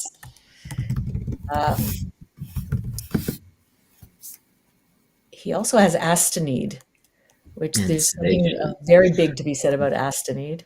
Mm-hmm. Because it blocks that part of the board. It's much, much harder to bingo off that AM. But you will score a lot if you stick an S under yells. So much to think about here. Iodate scores a little bit better and does block. You know, when you're sticking an S and you're going across under AM, you're going to score a lot of points. So the only thing is you are sticking an S on row O, and we still have a K to come and an H to come. Not so much worried about the M, but 2 high scoring tiles that are very synergistic with the K to come straight down. So, you know, you might score 70, but you're going to give your opponent 48 points to come back. It's not such a great net gain. And here we go. Charles has picked up the blank again. Are you doing a simulation, Neil, with this rack? Yeah. So I think either of the options with the N are coming up a good bit above iodates. You're kidding. Okay. Reason. In mine, it's only neck and neck, but you have the stronger sim than I do. What are people thinking in the chat? Are you liking Astenide? Yeah, sedation doesn't make sense, but Astenide versus iodates. I think there are arguments to be made for both. I think sedation. I think Astenide is a better choice personally. I have to wonder what Josh is thinking here. I imagine he sees all 3 of his bingo options and is considering what he wants to do at this score line, which is pretty close. Down 21 on turn is about to bingo. And Astenide in my simulation is now coming up slightly higher. And Josh, unsurprisingly, these players of such a high caliber are choosing the highest simulated play without the benefit of a computer brain. So very, very impressive play. Now, sticking the A above the double, you know, with the X unseen is a bit dangerous. I'm sure that is... Although there's already a huge X spot. This does create 2 additional hotspots, which is not so bad. Like, you can each take 1. All right. So Charles, unsurprisingly, has some bingos, but not as many as you would think. Not as many bonuses as you would think. There's only 1 7, and there is only are only 2 8s, and they are played on different parts of the board. One of them would require being a 9 through the AN. The easiest one being at the spot where Josh could have played iodates. He would make unfired and amu, which I'm going to assume, unless he sees rubified at 12A, which doesn't make any sense to play, I think we're going to see unfired because it's the easiest one to find, and it's the least volatile. Other than ruffianed is the bingo through the AN, but it scores 12 points less. So absolutely no reason not to play unfired. And I think it's a bingo that you should find quite easily. When you have an ED and you have a U, you immediately think to un and ED prefixes and suffixes. Is that how you find your words, Niel, or do you have your own system? Yeah, I'm not a very good anagrammer, so I have to use every trick there is. The alphagramming, the prefixes and suffixes, the random scramble, the putting common letters to the front, like F, a common starting word letter. There we go. And it's not taking Right, any time. Inspired coming down. Yeah. Now, Josh, surely wishing he could play Toxemia right now. Was he able to before? No, I don't think so. No, before Canton. He's got the X. Oh, he's got oxemia. Oh, you're right. Oh my God, you're right. Toxemia. Oh my God. No oxemia. 64 and 24, 88, 89, 90 points that would have been. Oh my God. So he's holding him again. Josh looks like he's suffering a little bit from the morning blues, but he has quickly now conceded that this is indeed a good play. There is now just a 26 point difference between the two players. Now Josh has the X. If he had an S, he could play Oximes, but I don't know that there are any S's left, so there's no point fishing for it. He could just play Oxim, which I think would be a very nice and saving ABET. I think that would be nice. Oxime, there's no point doing that. Yep. And nothing that he's hugely trying to draw out there, so I think keeping a balanced track is... There is something to be said just for playing the EX. If he doesn't want to open the board at all, is the H, 2 H's unseen. Sticking the M at 2L can be extremely dangerous because they can stick the H over the M and make a high-scoring play. So I'm a bit in favor of Ox. Mix is another possibility at 5A, but you're opening up the triple, but not too badly. I like Ox here. I like it too. I think it's elegant. It saves a nice balanced rack. It doesn't open up to that H hook at 1L. I think it's just a nice elegant play, but right now I'm seeing bemixed coming up as the highest. Yeah, bemixed with the T on, I think having those extra points and drawing into, a lot of ease, pretty balanced pool. I'm looking at Charles's rack, and this is the suffering of a person who studies nines. I'm looking at Guildhall. Wow. Yeah, I'm not seeing much else besides that. There's no Ox and Josh X has decided to just take this. I think that's the right choice to make. If he's gonna make that play, just don't make the Ox in play.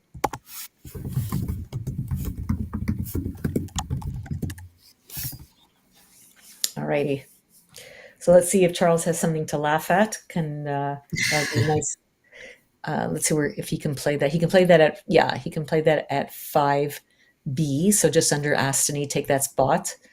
The X has been taken care of now, so it's time to maybe deal with that spot underneath the A and go for some points. It takes in front of it at least an S. Let's see if it takes anything else. Oh, it doesn't take an S. I thought slaw would be good, but it's laffy is good. That's interesting. It's comparative here. It's only no. I don't know where I'm coming up with SLAUGH. So it's a perfectly safe play to play laugh at 5B. get rid of that U. Yeah, I think that's the standout play here. The score is very, very tight. Unfortunately for Josh, he picked up another vowel. But it's not a particularly bingo bonus friendly board. So I think we're going to be seeing more a battle of well scoring smaller plays for the rest of the game. And I think it's going to matter a lot if the board is good for the J or the Z. Right now, it's certainly better for the Z, and usually it is. Because those are the only two real scoring tiles left out here on a non-bingo board. No S's, no blanks. So very impressive play from both of these gentlemen. They are consistently finding the highest and most well-simmed plays without the benefit of a computer in front of them. Early in the morning on a Sunday, they did get an extra hour of sleep, but they started at 8:15 a.m. local time, which is cruel and unusual punishment, but I'm sure people need to get home. It is Sunday, and it is a work day tomorrow. There's no holiday this weekend, as far as I know. Time change helping a bit with that earlier start. Yeah, there are no 7s or 8s with this rack in life, let alone on the board. So Josh now, again, as we were predicting, is going to have to be finding plays that score a lot. So having tiles of more than 1 point is going to be crucial for this game. No S's left to hook onto equine, no blanks. Really the only place to bonus right now is through the E and equine, or making a 9 through a CL, or a 10 through an AND. That's how difficult it is. So making small, high-scoring plays is going to be, unless he opens up the board going off the D, is going to be what's recommended for this turn. Now he's got Bambi off of C10, off the B in biofilm, without the worry about an S hook. Life changes, your whole strategy changes when you don't have an S or a blank to worry about. Definitely. Like debit coming down from O11, I think would feel much worse if there were an S in the pool for ist and est and eist type endings. But without the S in the pool, it becomes a actually viable play to consider, even with that AMA leave, I would say. Let's see the score. They're 5 points apart. What is the point of opening the board to Charles? I don't really see a point other than playing off an E, and there's a bunch of E's to come. So he's decided to play a bit lower, get rid of both A's and play Baba. And that might be not too bad at all. Babe is probably possible a better choice because of all the unseen E's. Although it does take an L. Yes, it does take an L, so that's a good thought. Now, Charles has a great blocking tile, but he does not have good tile. So Devil, I think, is going to score him the most at this point. Yeah, and at this score line, I think he needs the points because even if nobody bingos, these 27 points do put him at risk of being outscored. I think it's 30, actually. Is it 30? And he's I mean the 27-point difference. Oh, thank you. Okay, thanks. Yeah, Devil is coming to the top. Not a surprise there. It's not a particularly dangerous opening of the board. And it gets rid of that V. No worries about getting rid of the E. There's a lot unseen still. And anyhow, in the end game, interestingly, it's been found that the A is more useful than the E most of the time. Tighter board, often making shorter plays with sometimes high point tiles. All right, so in Josh's position, what would be your priorities here, Robin? My priority is getting rid of the G, scoring, and not opening the board. So I'm liking Mog on top of Paua. Yes, you're not getting rid of one of the T's. You can just do Got as well. But at this point, you have to stop worrying about balancing your rack. You're in the end game. There's really no place to make a bonus word. What you're all about now is scoring.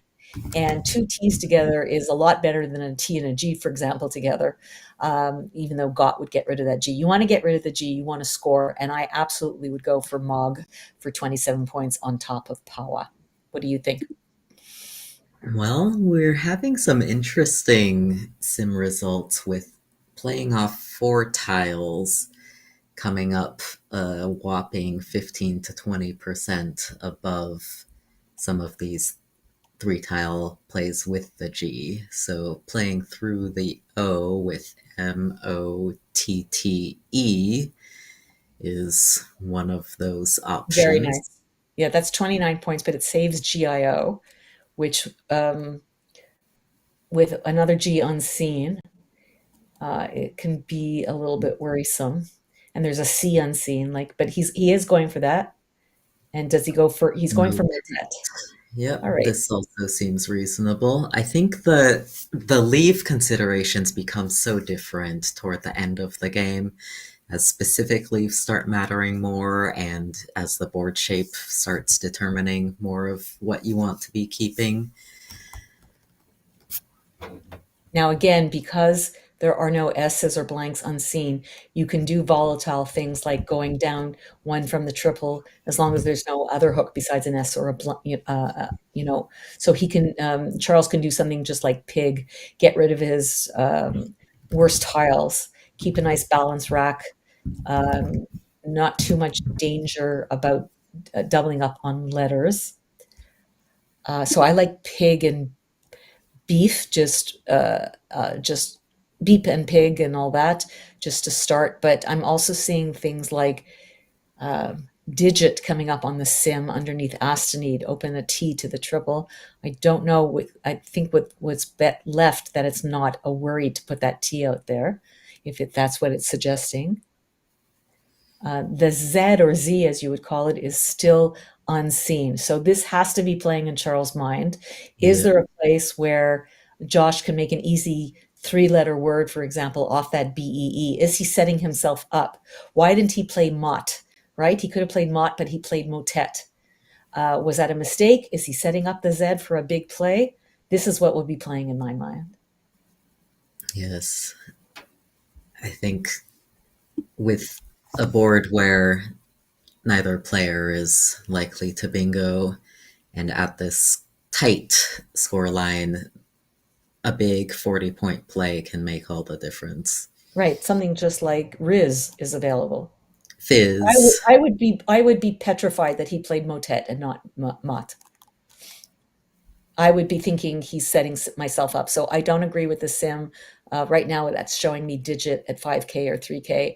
I am thinking get rid of that 30 points that are sitting there waiting for Josh. And he can play Riz. There you go. And Fizz. And Fizz. Oh, even better. Much better. Yeah, this to me looks like a Nigelian kind of setup. Because why would he not have played Mott? And he did not have the Z at the time, which is interesting. I'm curious what considerations Josh had at that point. But it's turning out in his favor. I mean, there's only 16 points. There is also, as people are pointing out, that Zaz and OO is still available as well. So Josh is going to score a lot no matter what. And I think that might be enough for him to win the game. Just picking up the Z has made a big difference for him. Yeah. EZZO, or as mentioned. And trying to address... You can't address both of these. Of course, the ZO spot is less flexible than the E column spot. Absolutely. You have to block the BE. To me, you have to block it. And it's not even that easy to address, because playing off one of your eyes with something like Pig still gives back Tis. Yeah. It does, but you have it is, but at least it's, you're right. It's 40 versus 30. So there, wow. Tough, eh? Tough spot. Tough spot. This is your simulation. We need to hear what yours has to say because this is built for exactly this situation. Well, I'll have to generate a bunch of plays Yeah, because let's it's do not that. necessarily going to be the equity play that actually it's almost certainly not going to be equity that's most important here. I think it's almost fair to say that whoever picked the Z in this game was going to win. I think it's just too powerful a tile on this board.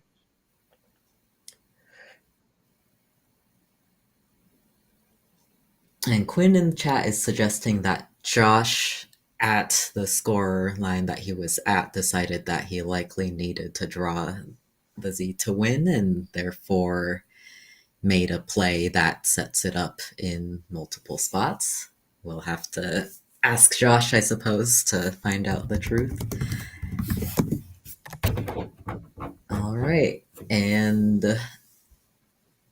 yeah, now it's possible that Charles is setting himself up something with underneath a dig and asked to need like PE something to score some good points. So he's looking to his own future. Let me put in pig for you so that we have it committed and the score updated. And now Josh, now both of them have, Charles very wisely saved up his time and spent a lot of time on this play, which was the crucial turning crux point of turn of the game. Josh has also saved himself a lot of time. And it's almost a matter of, picking from an embarrassment of riches. He's got and do I even play the Z right now, which I think you'd be crazy not to. I would think that Fizz would win the sim hands down. And unfortunately for Charles, he's picked up a less than ideal letter in the J.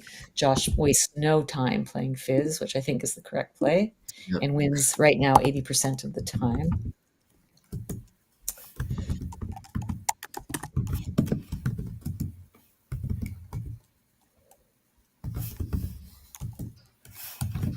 I wonder if I've made a mistake somewhere. CEEIJPT. I must have made a mistake putting in the tiles because it's telling me that I have put in tiles that are not Dig available. played. What's that? He played dig. You're right. I will change that. Thank you for catching that.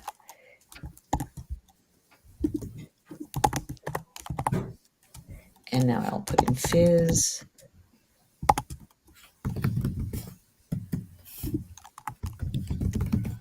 And here we go. Thank you for catching that. All right. So he set up a PE possibility. There are 3 tiles left in the bag, only 1 vowel. Yeah, this And looks get rid of the J. pretty dire for Charles. Yeah, that the Z was everything. It was everything, and whoever picked it, as I said, I think was going to win. He's got Jet and Ja or Ya. He does have Peck underneath Dep, and he has it under to the right of TI and Fizz. There's really no point giving Josh a C when the H is on C. He is looking at Jet. He needs to get rid of the J. I don't blame him for wanting to get rid of it right away. I wouldn't want it in the end game. Right. And another benefit of Fizz from Josh's point of view is that it left 3 tiles in the bag, making it extremely hard for Charles to go out first, although this board in general and the remaining pool makes it hard to go out first. Or hard to go out quickly, rather. Another possibility is playing Sep and Tick and ZE. I'm not sure what ZE means. Is it how the French say that? Z? You really start to think that with the changes in the dictionary that they need to start changing the values of the tiles because the Z now is absolutely not worth 10 points with all the 2-letter words that are available. And we do have Egypt for 36, also suggested in the chat, playing off 5 tiles. Unfortunately, not able to keep a vowel, but PC. It's difficult to save C in the end game with only 1 vowel unseen. I think it would be very difficult. Egypt is a lovely, lovely thought, but I don't think it's going to work here. I don't think so either. I No. think Jed is just fine. He's got really no chance to win. And he's about to pick up the K, I believe, which is not so bad with that rack.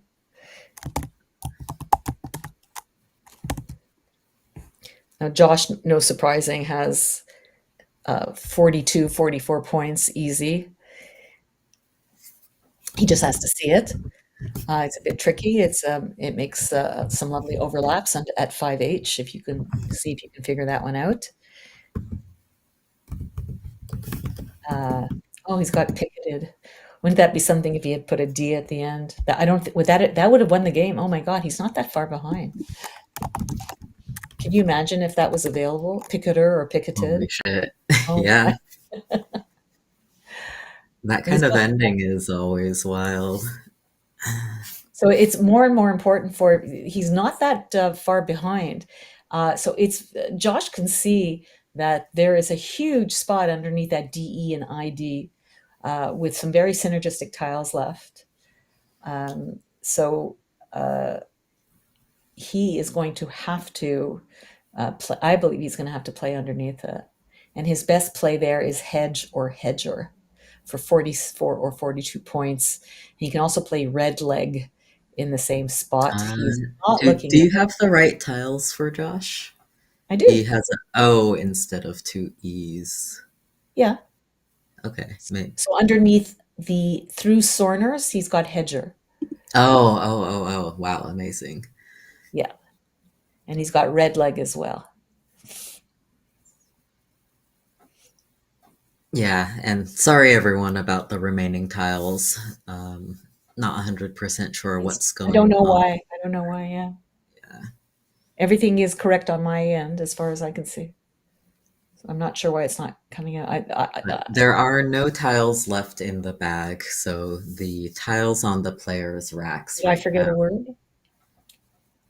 The tiles on the players' racks right now are the ones remaining in the game. It's possible I forgot a word. Let me look at the history. It is Josh's turn. No, it looks all good. How is that possible? So I think it's going to be very. Yeah, because laugh is on the board for that H. Yeah, I don't know why it's a mistake like that. So what do you have left? How many tiles left? Anything in the bag? Nothing, eh? Nothing in the bag.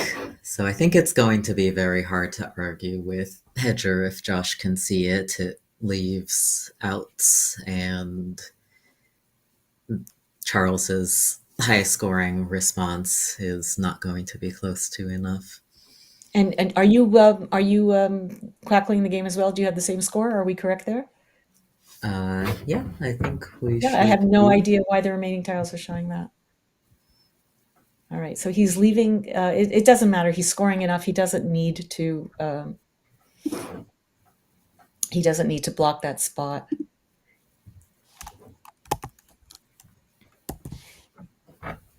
And I have the score at 435 for Josh and 387 for Charles. I think I have another 5. Oh, now it's correct. Now it's showing DELR. So there you go. Okay. It's correct. Okay, good.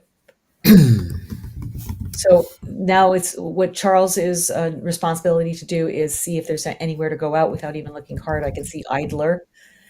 Is it worth his time to block it, or does he just pick up the score, get his peck in? And peck with an E is good as well. Get rid of as many tiles as possible, recognizing that Josh can go out with idler. The question is, does Josh have 2 places to go out? Yeah, I think even though the general heuristic is to go out first, I think in this position, the 42 points from Peck It's too high. Yeah, it's going to take and it's blockable by Josh on the next turn. He could just play lead or, So there's just no point. Oh, he's decided to play picket. All right. Okay. This is not a word. Cloth. Oh yeah, he's just trying to win the game. That's what he's trying to do. You can see the little smile on his face. And Josh Yeah. is going to sit there and he's going to settle his heart because he's going, crap, is cloth a good word? Did I miss something? And do I need to challenge? He's going to do the math. I'm going to put it in. I'm going to see what the score is. Although, even with this, it wouldn't win. Like, Josh can afford to not challenge. It is worth how many points? I can't do it right away. I have to do the math. Charles is at 444, and Josh Yeah, he is doesn't need to do it because just DEL. So he's Charles. What Charles is doing is he's aware that Josh plays both dictionaries and that there is a possibility of word confusion or word absence of knowledge. And so he's doing basically what I did at Nationals against Ian Weinstein on stream, which is like, I know this word isn't good, but like, do you know 1,000%? I didn't know 1,000. Like I knew it was a word that took an S, like an adjective that I put an S on. Donative? No, not donative. That takes an S. But anyway, I we stuck have an S some on. What's that? top players in the chat suggesting that cloft might be, with the T on the end, might be a confusion. Also, Exactly. that So turled is a Josh second out. is wow, good for him. Very, very impressive. He's aware. He's saying it's not good. Maybe he studied a similar rack and he knows that there's nothing there. Are you saying that he could not have won the game? Could he have won the game without challenging it? Charles could not have won the game even with Okay, this so play. and this is a situation where Josh felt very comfortable that it's not a word, and good on him for that. Now he's going to go out with idler, I believe. He's also got turled. He had a few places to play. How do you like that? Oh, he could have just played turled. He could have played elder at 7A. Yeah, so he had all sorts of places to go out. So there was no point in Charles doing, I don't know what he was thinking. Josh Greenway, let's get the mics open as much as we can after this game. So we maybe, unless he's already telling him, because it looks like the two of them are chatting. And I couldn't really do much about it because the score is too close. Right. Yeah, I'm curious if that might be. That's a word, yeah, for sure. So I think it's a past tense of some clef or something. Yeah, right. Some weird things. And honestly, I might have had some win with an out and two, like if I did something like hit and see. So, Well, yeah, cat. Yeah. yeah, right. Yeah, cat. But I didn't have enough time to figure it out, so I just took as many points. Kef, I guess, Kef would say. But like, Yeah, right. yeah, at some point, like I was just drawing all the bingo tiles that you needed to have something there. So I also mistracked this. Like I didn't track this for the longest time, so I was like playing as if there were S's out. It was so stupid. So I probably just maybe lucked into good plays, but completely destroyed my thought process. Well, yeah, with faulty assumptions. Like for a long time, I was like, "Why did I do this? I should have played." I had D mix here for the same score to go for S's that didn't exist. Oh, right. Yeah. Like it was just I don't know. Maybe it was fine to play it cool. Maybe this was a spot. Mm-hmm. Yeah.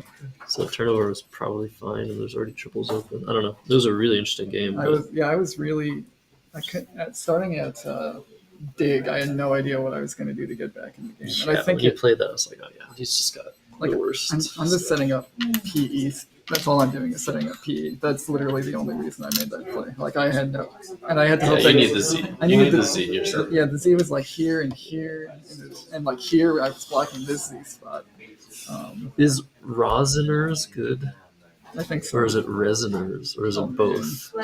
Don't ask me. I couldn't. Chad, don't judge It's me. probably. I was pretty sure of Rosiners, but I couldn't pull the trigger. It's so much better than this. I actually wrote down that rack with an I and didn't see anything, so I don't know if that means anything. It probably just means I suck, but And this is Collins. yeah, that's. What's up with this? Why is there so much like it's Reinfund. reflop? Oh, it's fly. I had this discussion with Joey Kraftchick and someone else about like one that didn't make sense. Like there was one that was like F constant rather than F vowel. I don't. It was like a long time. I don't remember anything. Anyways. Well, Tom says like unfiled and unfilled or something like that. That's another weird one. Okay. Yeah. hope there was no voting on the board. No, I mean, you held everything. I held everything, which is worse if I lost. I mean, I'm almost positive on this. This is definitely good. This just looks like where you blocked unfriend. I was like, Yeah, I saw that. Yeah, Unfired's fine. Biofilm is obviously fine. Is it Snores? I mean, Sora's just looked made up. Snores and Snores. It just like looked like some. And yeah, Rosner's is like a million times better. That's good. Yeah, Okay, is it Resonators also good? Resoners. Yeah, we're so good. at Yeah, Scrabble. don't listen to those. Yeah, they're both good. Okay. That's understandable. Keep track. Yeah, it does. The E. I wanted to just fish for the eyes. Right. Yeah. These are the last two M's, so I had all the power to hit that spot, but it's like maybe there were 5 eyes unseen or something. And I was, at a certain point, I just wanted to score points. I was going up by 16 with Canton, so it felt okay. Yeah, it seems fine. As long as you just one of this or one of this, you probably had it. Yeah, and by the time I got the J, it didn't do anything. I was actually like, I don't think I had any bingos that I could have drawn after Judge, but I was just like hoping that I was going to draw something to the L or to the IAN or something. Yeah. And that's what took. This was like the best lane on the board. I have to take it out. I was like, I wasted too much time with my blank racks looking for 9s when I should have just because then I was struggling with time. Yeah. But I wanted to play I the don't cool think the time ended up mattering. If cloth had been a word or whatever, however you would pronounce that, it might have made a difference because I don't think that was an optimal end game, assuming that it takes a C. It doesn't. But good game. That was fun. All right. Well, that was 100-point loss when it didn't need to. Is that your only out? I just Elder. Oh, okay. And isn't Troll good too? I thought Troll. That's actually the only one I saw, and I wasn't sure. Again, right? Too much stuff going on with less than a minute left. Yeah. And, Okay, we're back. So, feeling good about your Scrabble strategy now that you hear the players saying pretty much everything we said about their plays?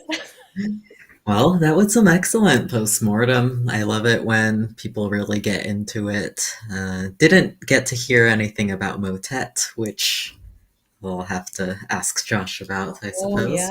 And I'm surprised he didn't say anything. So I have a feeling because he didn't say anything that it's not something that he necessarily did. It just might have just slipped his mind. Motet hit his mind and he didn't think about Mott. Or maybe he worried that it takes a D hook. I mean, I don't know. You're right. We're going to have to ask. So we're still deciding our next matchup. We're going to take a quick break here. Once again, this is the 4th annual Midwest Majors. We're 2 games into the morning, 2 to go. And I'm going to do a bit of a plug, if that's okay, Niel. Yeah, go for it. Since we have our break, I just want to talk about the stream that we're on. This is Let's Play Scrabble. It's leading the way in Scrabble live streaming. We've been getting a lot of audience, a lot of repeat audience. I love when I open up the stream and I see familiar names and a lot of unfamiliar names, which is great. This is for Matt Canick, if you're watching. Hi, Matt. This is Tegan. We always have to have a little cat content or animal content on our stream. So if you love watching top level games, Let's Play Scrabble is the best place to watch live Scrabble on the internet, I think. And I think a lot of you think that as well. We stream more events more often and with more innovation than anyone else. If you want to help pave the way forward, none of this comes without costs. You can join as a member for just $5 a month. I know I am a card-carrying member, and there is a join button right underneath the video. So please hit it. It's only $5 a month, the cost of a latte, and it does a lot towards making this stream not just more innovative, but also just existing, which I know we all want it to continue to exist. But if it's not in your budget, we understand. So please just subscribe to the channel, like the video, that costs you nothing, and share your favorite game with a friend. So I think we're ready for a break, and we'll be back Robin, with a very thanks, viewers. We'll be right back. We'll be right back.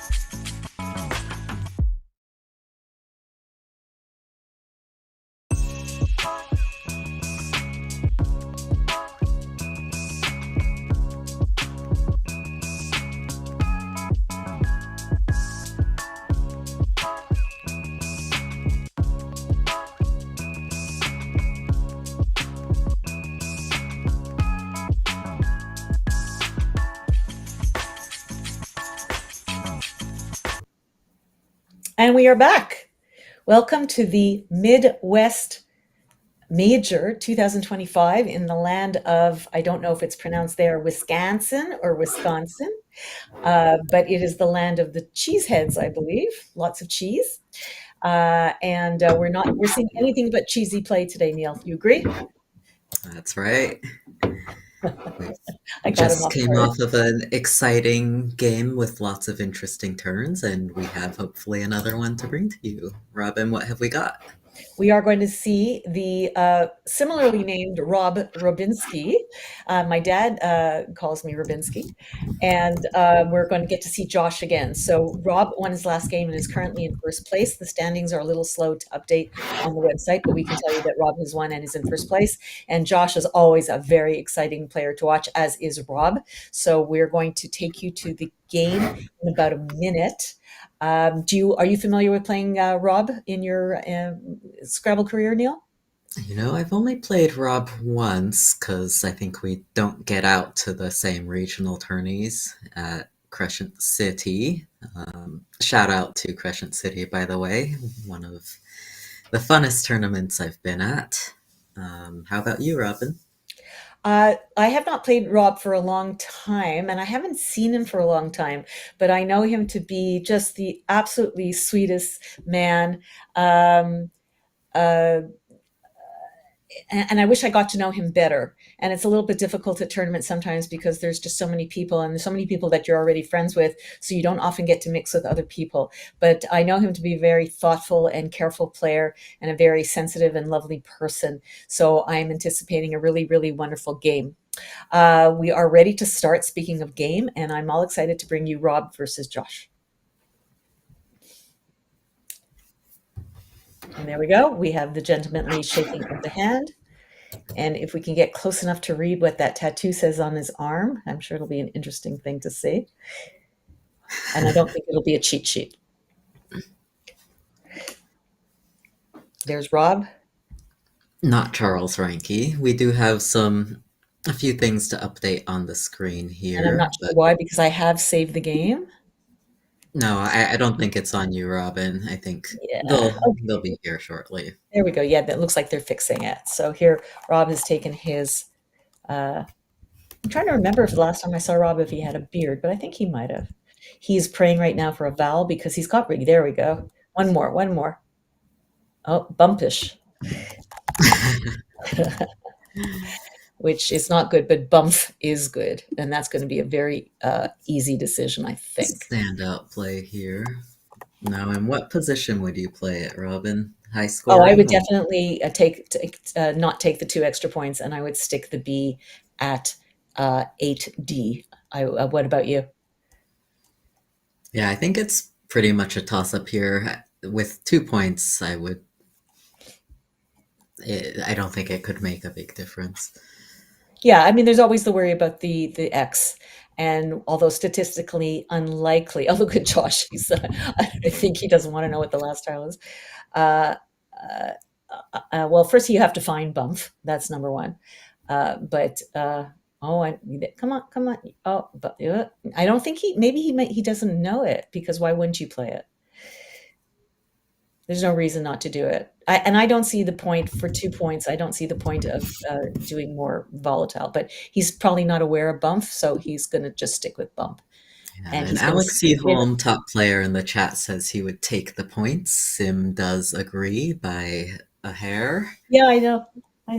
Bump is coming down. It's just my personal preference.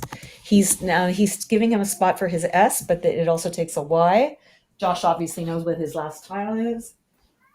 I have to let in the cat. I'm not sure why he didn't show it to us, but that's okay. And Josh has made, I think, his most reasonable play. If he had played bump where I had suggested, I don't think he could have bingoed. So there you go. There you go. Can't argue with that. It just tells you how, every single move is exquisite. Every one is a potential mistake. Now, he's not going to throw a hissy fit over this, but let's see if he's got anything. He almost has syphilis. I don't see any 60-ish. That doesn't play. Oh, he's got syphilis through the He P. does have Oh, syphilis. oh. Well, that's probably not the clip that we should take from this. And I From should reword it, not that he has syphilis, but that his rack allows him to play syphilis. Unfortunately, no hissy fit, not a word, John Lee. He also has gypsy-ish through that P. Which would likely be the better bingo. Every single move is exquisite. You like that I said that? It's true. It's true. When you're playing at a certain level, for sure, just like a novel, just like a symphony, everything that gets written down on the page is a deliberate decision. And there's no difference in Scrabble. Everything there has to be a reason for it. And sometimes, because there's a luck component, you're going to get, you can play a perfect game and lose. That's just the nature of the beast. But if you can control, as much as you can control, it's your decisions that you make across the board. And that's why I said every single move is exquisite. But I don't know that, and I'm in a profession where we deal with the word syphilis quite a bit. And I don't know if I would have found it. That's hard. That's a hard word to find. It's a really hard find. And this is an interesting situation where there's some chance that after spending a couple minutes, if you don't see the bingo, I think it's not going to be as bad to just to miss the bingo here than in some other turns where you don't have the blank. What do you do? So he's got two S's, he's got a Y, everything goes off that bump. Can he actually play it without, I don't think he can hit it without using both S's, but he does save his blank. And I had a recent tournament where I had 4 S's on my rack through no fault of my own. I picked 3 in one shot. 4 S's. And it's just the worst thing. You're going to lose those games when you have 4 S's on your rack. It's so hard to get rid of them. And he's already chewing up almost 5 minutes of his time. And this all stems from the mistake of not playing bump. And I don't blame him. If you don't know the word, you don't know the word. But a 4-leg never would have come down. The whole game now has changed. And it's incumbent upon him to find gypsy or syphilis, but those are extremely, especially without who would have thought to make the blank a G with that rack through a P? There's also a very high simming non-bingo play here. Does anyone in chat have ideas as to what it might be? How many S's does it use? Just one. Yeah, it's a crazy word, right? Off 4 legs to make 4 legs? No. Oh, I have the word imshi coming down as a possibility. So 8A is another option, keeping multiple hooks to bump along with the blank and obstructing some of those. The word his? Yep. Saving, but he doesn't have a T. But SR won't go together. The trouble is the IY. After the V, for me, IY is another, bleh. It's not a combination I like. So I know that I would be looking to get rid of it if possible. But yeah, that's a nice thought to his. And he's not the play that you were referring to is imshi, yes. Yeah, not sure what that means, but wow, that's a great word. Is it a noun? Is imshi's good? No, only maishi. No, I think it's Australian and just something that you say, go away. Yeah, so he's going to play hissy, which is not a terrible play.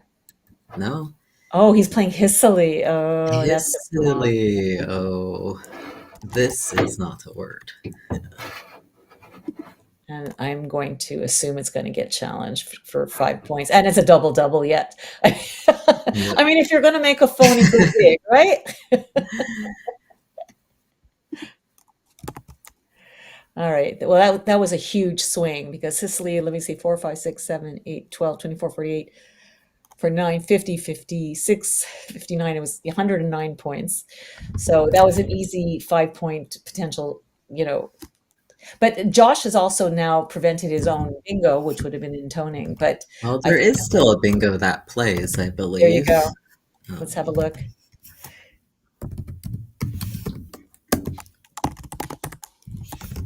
Oh, he's got 10 inning. Yeah, there you go. And that's an easy bingo. So what Josh has to now do is try to decide, is there a triple through the G, which I don't think is going to be an issue. But that's exactly what he's doing. He's looking at the tiles that are, he still has that gypsy-ish, which now might be easier to find because you see the G. But I have a feeling it's not going to be found. But you are going to do ish. You're definitely going to do that as a suffix. So it's going to be a lot easier to find now. And it's possible that Josh hasn't even found it. And it could be hard to pull the trigger on if it's so low Yeah. prob and you're uncertain if you're making up the ISH suffix. But I will tell you, after already a phony like that, and if Rob knows gypsy-ish, and does the H even hits the double letter, so it's worth a ton of points. This is the perfect time to play it. It's 104 points. He just gave him 104 points. Oh, no. Yeah, he did. The H is going to hit the double letter. Or is it? Yes, it is. So now is the time to find gypsius, but hard word yeah, to I say. can't even say it. 104 points, but he's going to play shiny, which is the next best, I guess. Yeah. Alrighty. And he saved IS blank, which, not a bad lead. Yeah, And if he it took weren't away the 104 points, but like 75 or 80, then shiny might even be better. But I think, yeah, if you're not going to find gypsy-ish, or you're not going to be sure of it, which who in their right mind is, this is a perfectly reasonable. Now Josh is looking to unburden the Q, which you can easily do just over 4-leg with chi, and that's probably what's going to happen very quickly. Oh, and poor Rob. And I'm telling you, it all comes down to missing bump. I mean, there's no way to know that, but there are it's some 4A bingos, but I don't think he has one. I don't see any 4A bingos. Really, I don't see any. I'm not saying he has one here. I'm saying they exist. Well, I'm just saying in general. I'm putting it into the sim and into Quackle, and I'm not seeing any Right. I'm saying they exist as words. in life. Okay. Yes, in In life there are. Okay, good. Okay, so chi comes down very quickly. Not surprising. And poor Rob, 3 A's. And Well, the obvious. Aya is Collins only, I believe. AIA, is that Yes. true? Yeah. And So, thank and goodness what that word it do you wish exists. he had? He's got it above and below shiny for 16 and 18 points. And that does seem to be the most reasonable thing to do. You definitely want to at least unquadruple your A. Can you imagine having to say that out loud? Unquadruple your A's and get rid of another vowel. And Aya does it. If you were playing the NWL dictionary, the non-Collins dictionary, you would potentially be looking to pass. But AAIS with the blank is not absolutely terrible. So I would probably play above shiny with AA. And in fact, it is actually coming up quite nicely in the sim as well. There's also Raya off 4-leg as well for 16.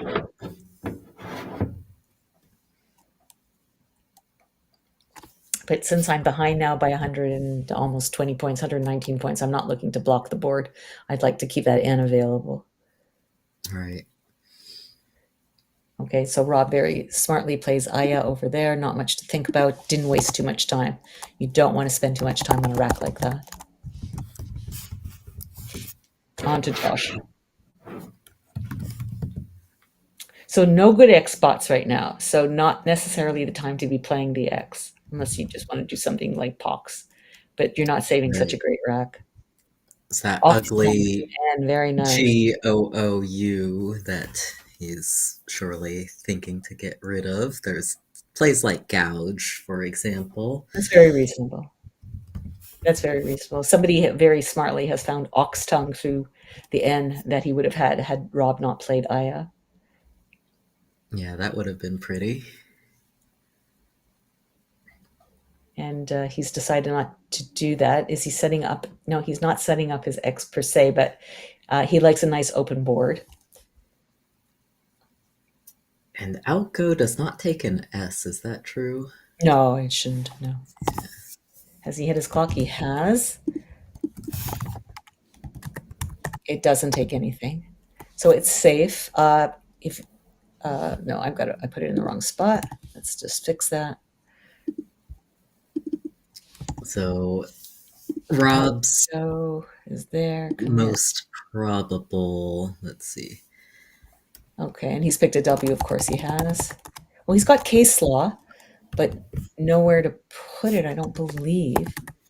No. Causeway would have been so lovely if he had that, considering the upcoming tournament. That's true. Although I think a play like Ka setting up Scup is about as good as you can Where do. would you like to here. stick Ka? Oh, Tell us where you want to put it. I mean, I would be thinking to put it at 6J, setting up Scup.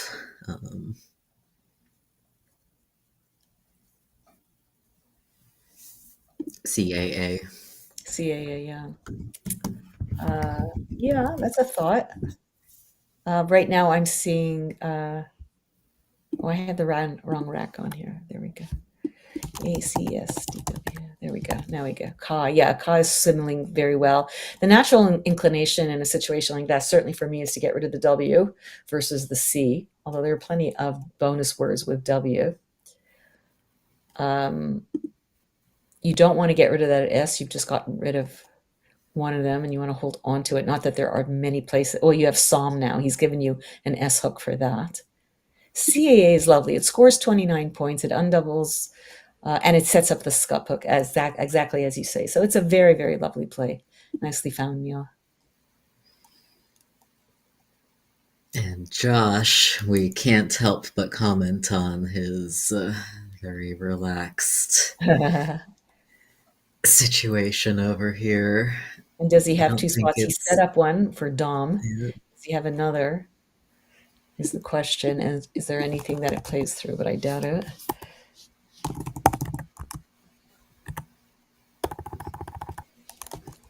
It's starting to lag here for some reason. I think I'm using up too much RAM. So Ka will solve the problem of blocking Jock's relaxed, which he doesn't know about. Really, I think for a lot of people, the inclination is to get rid of that W. And so something like Waif is an absolutely lovely play because it gets rid of the double A, it gets rid of the W, it sets up another bingo lane. So I probably would be tempted to play Waif. Yeah, it's a spot where I don't think you need to. I mean, it's a tough turn because you're down by more than a bingo. You need to score to stay in range bingo and then probably have a big scorer bingo again. And that's going to play into Rob's considerations here. It's still early, like a lot can happen to the board. Would you play CAA? I would probably play Wave. I would play CAA, I think. What's up? You play CAA? Yeah, I think so. There's a lot to go for it. My play is not simming nearly as well. Yeah, I'm less scared of the W with ES blank as its partners. These players are great, right? How great are they? Look at that. And blocked really good thought. Really good thought. It's a dangerous thought because now it's set up a double, an easy ST, for example, ending. But Josh is also not wasting any time. He's decided immediately that Axt is going to go down. Axel, for a 3 less point, I think might have been a bit more synergistic and say in terms of saving DER versus LER, personally. But I think there's something to be said for it. They're both simming very, very high. And probably a little and hard of course, he's to. picked up US, so he should be able. Hopefully, he should be able to. Although he might have liked to not see those tiles right now because he needs to bingo again. Yeah. Yeah, and he's got easy bingos like win. All he has to do is LESS, and he's got winless, witless, wigless, webless, wayless, warless. He's got now he should be able to double. I think. See how he's moving his head side to side? It looks like he's counting which one is better. This one's better. That one's better. So I think there's no question we're going to see a double right now, worth a lot of points, which he Thanks needs. for And it's tuning not even in, gonna catch him up. Evan. Awless is in fact good. What's that? Oh, just responding to chat. Okay, great. Yeah, he can bingo off the D, but tripling is less than doubling, which is quadrupling. And then he quadruples, and then he doubles in another direction, and then he adds the scup word. So it's just a matter of which one is the best one. That's all. And we'll definitely are going to be needing that blank sheet to know what he's playing. So he's playing witless. Witless it is. And there's we could have played vowelless, which would have been more defensive. Although he might like the opportunity to reopen here. Yeah, so he's playing witless for 96 points, which is going to catch him up a little bit. Josh was hoping for an N for jetliner. He's not going to get it, which is good for us in terms of not running away with the game right away. Now the question becomes, do I just get rid of the JE if possible and I save a perfectly lovely balanced rack? Do I need to score more tile points? And we're looking at Rob, who almost had a great rack, except for one less vowel. Yep. So from Josh's perspective, what are you thinking about here, Robin? I am thinking I'm going to catch up with you. We had the idea of Egypt on the previous game. That would play at N8 from Axt, which would solve the issue of bingoing down from the D. We have jeté at 6B. Since he could have played things like vowelless, and he's trying to make the board more volatile because he's still 46 points behind, I could get rid of that a little bit right now. So those are the highest scorings, the jeté and the Egypt. And he can also just play jet over witless and save liar, which is a very nice rack as well. What's coming up for you? I think those are all good options. I am kind of inclined toward Egypt because that whole area seems like some of the easiest to hit lanes. Sure, it's easy to play down to a D, but you can't tackle everything at once. You might as well score while obstructing some things. The problem with playing jeté underneath witless is that it sets up a nice easy WE, hooks on front, 3 vowels go in front of it, and you could easily get a lot of points doing the double letter on 4A all the way across. So jet solves that problem. It catches them up pretty close to Josh, but still a beat behind, and then it's Josh's turn.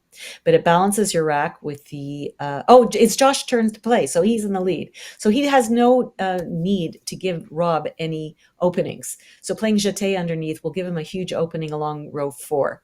So I'm liking jet personally because the TI doesn't take anything in front, but it does take the X is already gone, but the Z is not.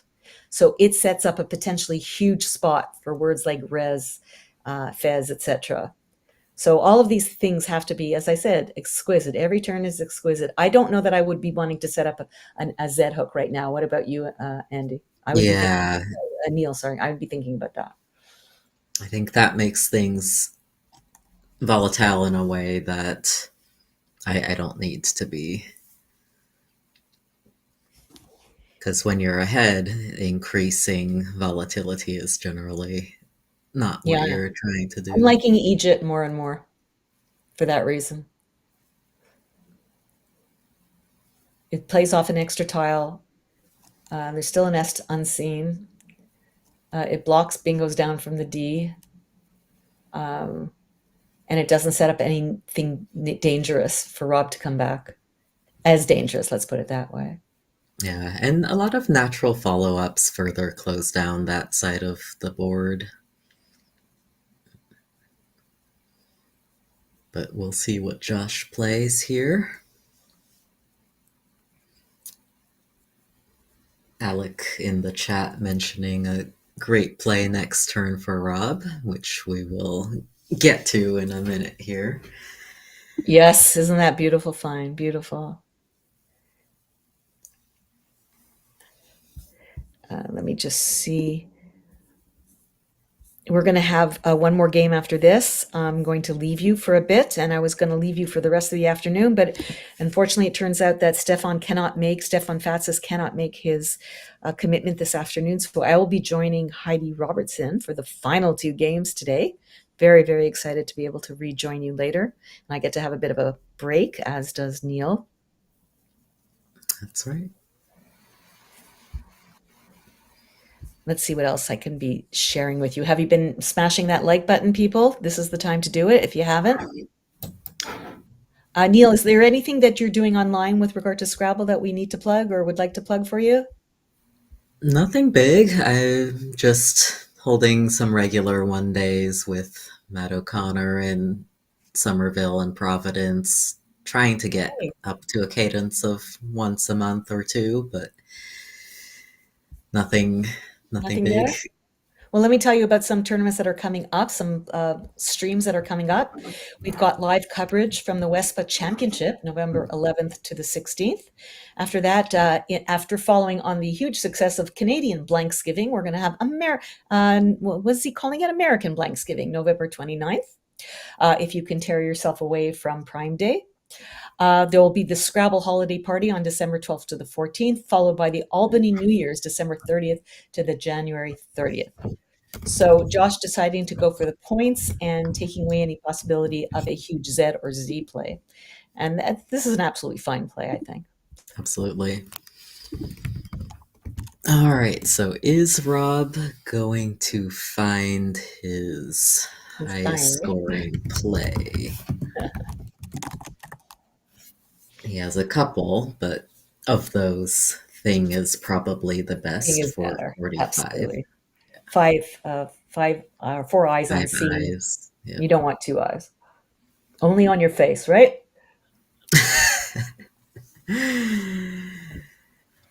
You catch me off guard with these jokes. I'm not expecting them. Keeps me awake. So Thing is not an easy thing to find, but it's a thing that should be findable. So I wouldn't be surprised. I know, again, just like Rob did not want to hold on to that W, but very wisely made a fantastic play that really panned out well for him with the CAA. He should have no difficulty finding Thing, even though he probably wants to get rid of the V, because right now he's finding himself a bonus behind. But VAR, I'm telling you, there's worse leaves in life than FAR. For sure. VR are very, very, very synergistic. It gives you a lot of over words, for example. And there is an open O on the board, and there are still 6 E's to him unseen. Many E's. Josh is hoping again for an N for Lemurine, for example. No, he's not saying it. Okay. All right. He wants to open the board a bit more. He's opened now yet another bingo lane. But he's deprived himself of some points. So. All right, and now for Josh. He's probably mostly thinking about what his next play is going to do to the board, so long as it scores, within range of this nice gap that he's holding. Well, like I said to you before, one of my favorite saves is ER. So when I have my rack open like this, what I do is I put the ER to the side and I go, what can I do with the remaining tiles? And we have a perfect solution for Josh, which is to play Muley at 4A, which not only gets rid of 5 tiles, opening him up to the last S, but it also takes that opening that he created with a big scoring point at 4A, and it does not give, as far as I'm aware, anything to Rob to hit on top of EWE. So it solves all sorts of problems. What do you think about that Yeah. play, Andy? Neil? I think that's great. I would, if I saw it, I'd probably play it fairly quickly. It also has the advantage of if Rob tries to re-overlap and open a new lane, it's going to be a pretty weak lane. Now, here's a word I've never heard. Unlime. Is that what you do to your mojito if you don't like limes? I don't know. That's a great word, unlime.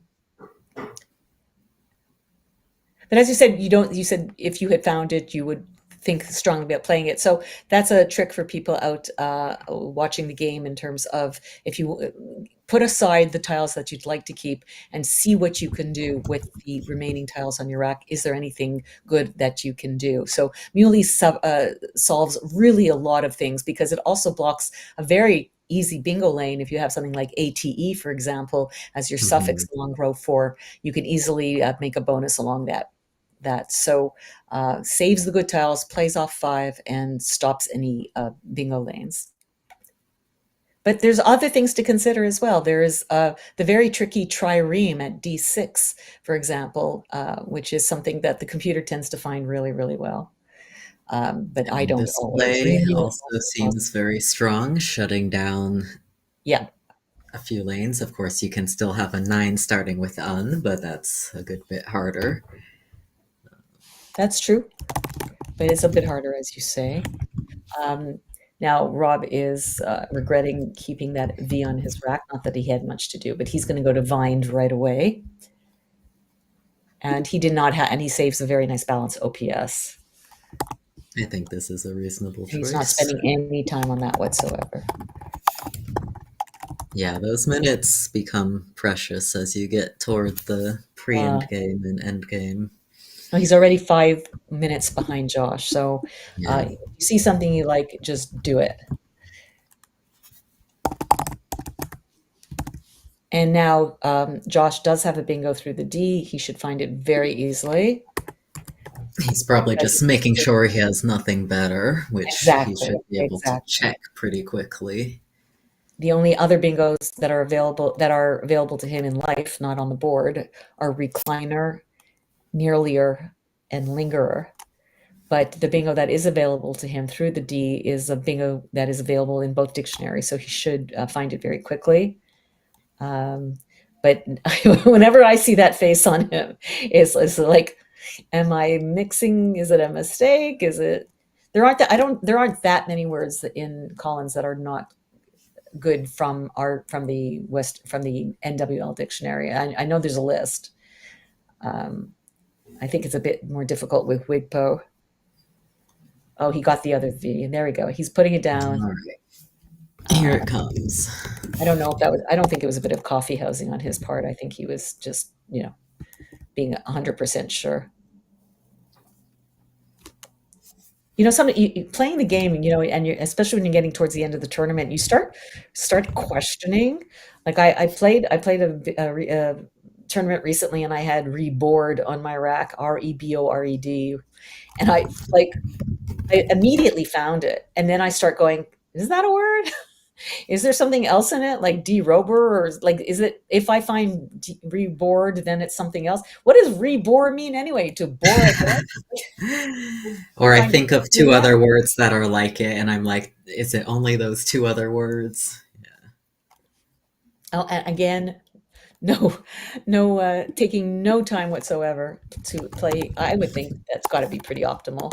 I'd have to take a look. He did have a 45-point play available Did with he? Poldle, which is hard to argue with, but this has the advantage of leaving that E and R open to bingo too.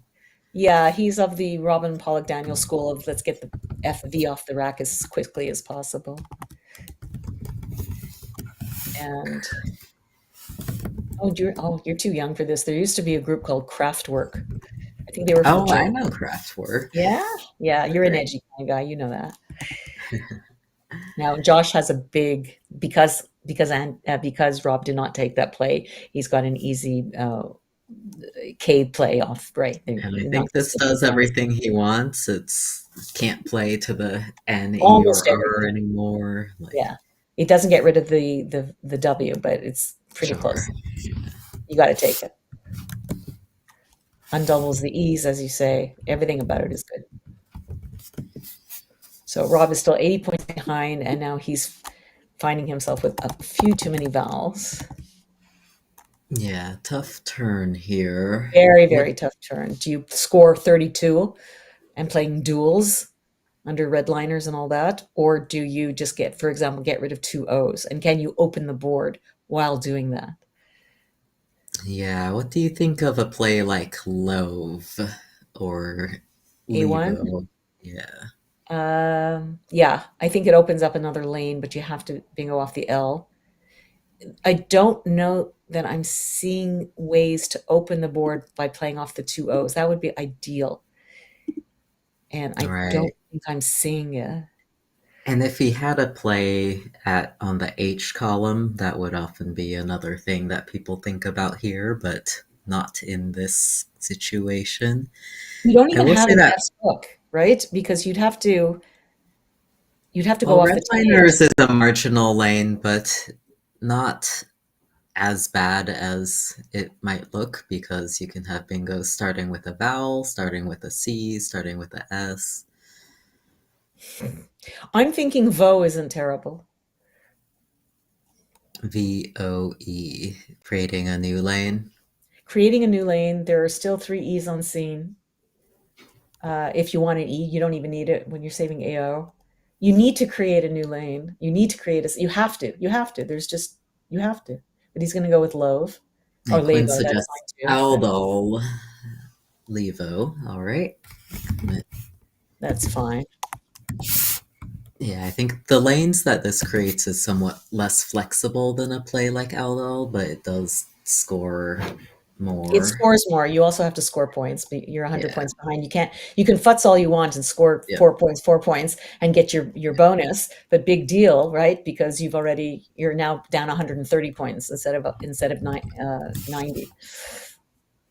Damn, look at that. Oh my God. Well, there's nothing to think about there. That's the nail in the coffin. Yeah. I mean, now Rob can bingo all he wants. It doesn't matter. No. Nice find by Josh. Pretty immediate play. And he gave him the E he needed, but not in the right place. And an A that will work out for Androids. That's his bingo. Androids. And androids, yes. Yeah. As an Apple person, I tend not to see Android. And it comes down also pretty immediately. And it's worth more than, that came very, very quickly. So just a little face saving, a little cum saving. He's at 1193 versus Josh is 772. So that actually makes it more difficult for Josh to catch up to other people because he's a few games behind. Rob, what he needs to do if he's going to lose is lose by only a little bit. That's his job. That's right.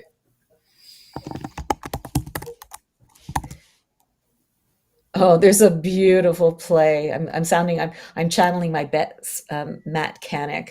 There is a beautiful play off the MO for Josh, and I don't blame him if he doesn't find it. See if anybody in the audience can see it.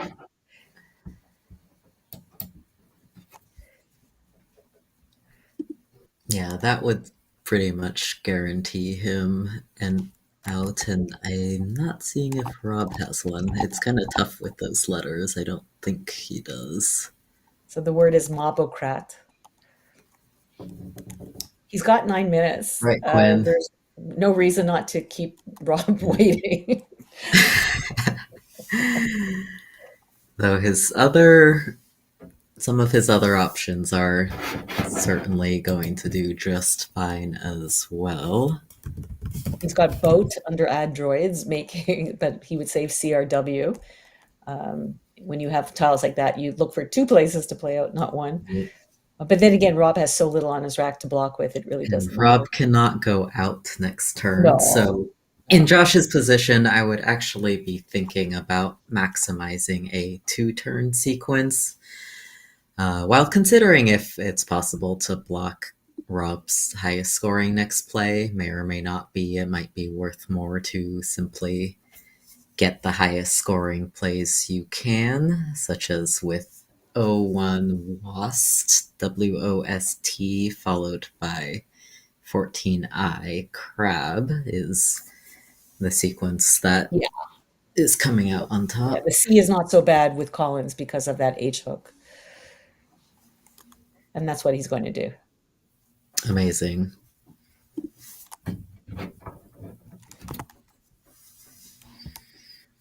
I'll wait to save just to see if he's good. Now, does he have 2 places, or it really doesn't matter when you have Rob has the rack that he has, and he's unblockable, so he can afford to only have 1 place to go out, but he also has brace at least to the E and Teasel.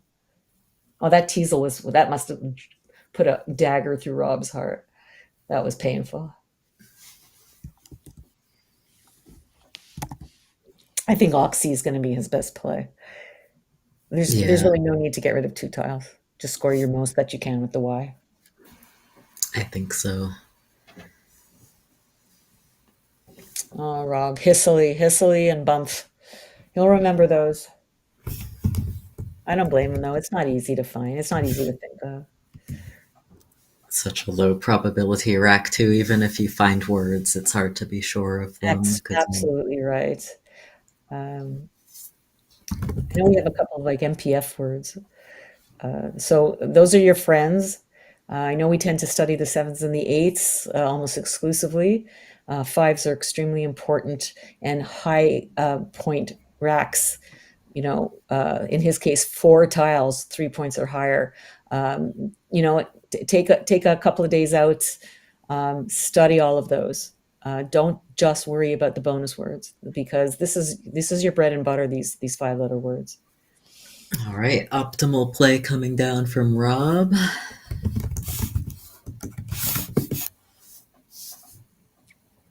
And from Josh as optimal well. play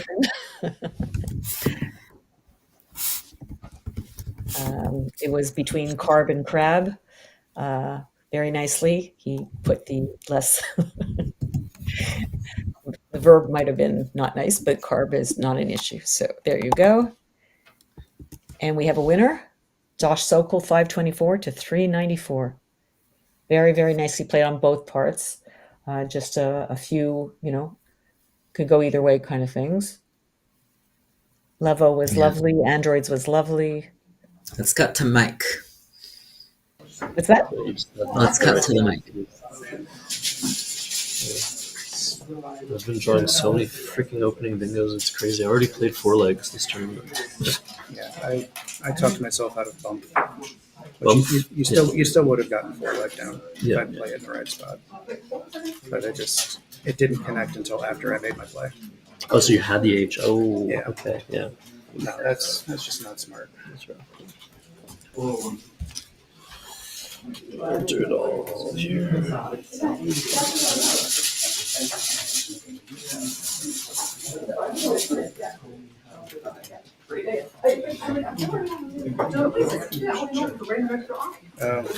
I did have a thing up with syphilis. I missed it. That's gotta be tough. And then 50 hardest to find. I also missed Gypsy-ish after 10 days. And my brain just was not handling that well. I didn't see either of those either. So I was overdue for a rough game where I just didn't play well. I'd like to play a little bit better than that. well, you have been. So I can't be too upset.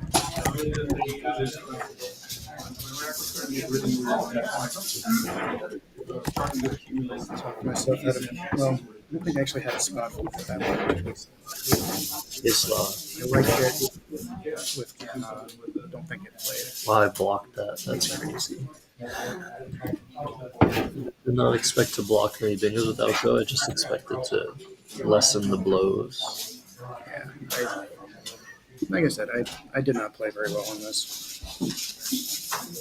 Causeway, paceways, raceways.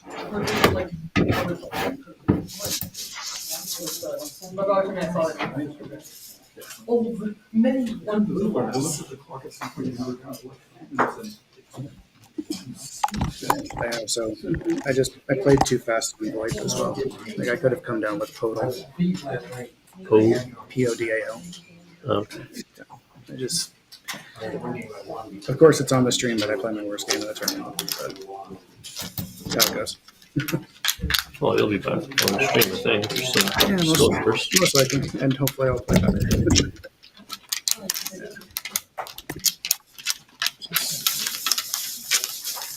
I absolutely did not deserve that one. I did kind of like Sicily. All right, let's return to camera.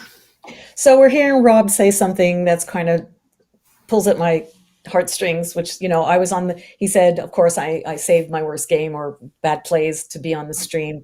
If Rob is going to watch later, I want you to know that I missed a triple at Nationals.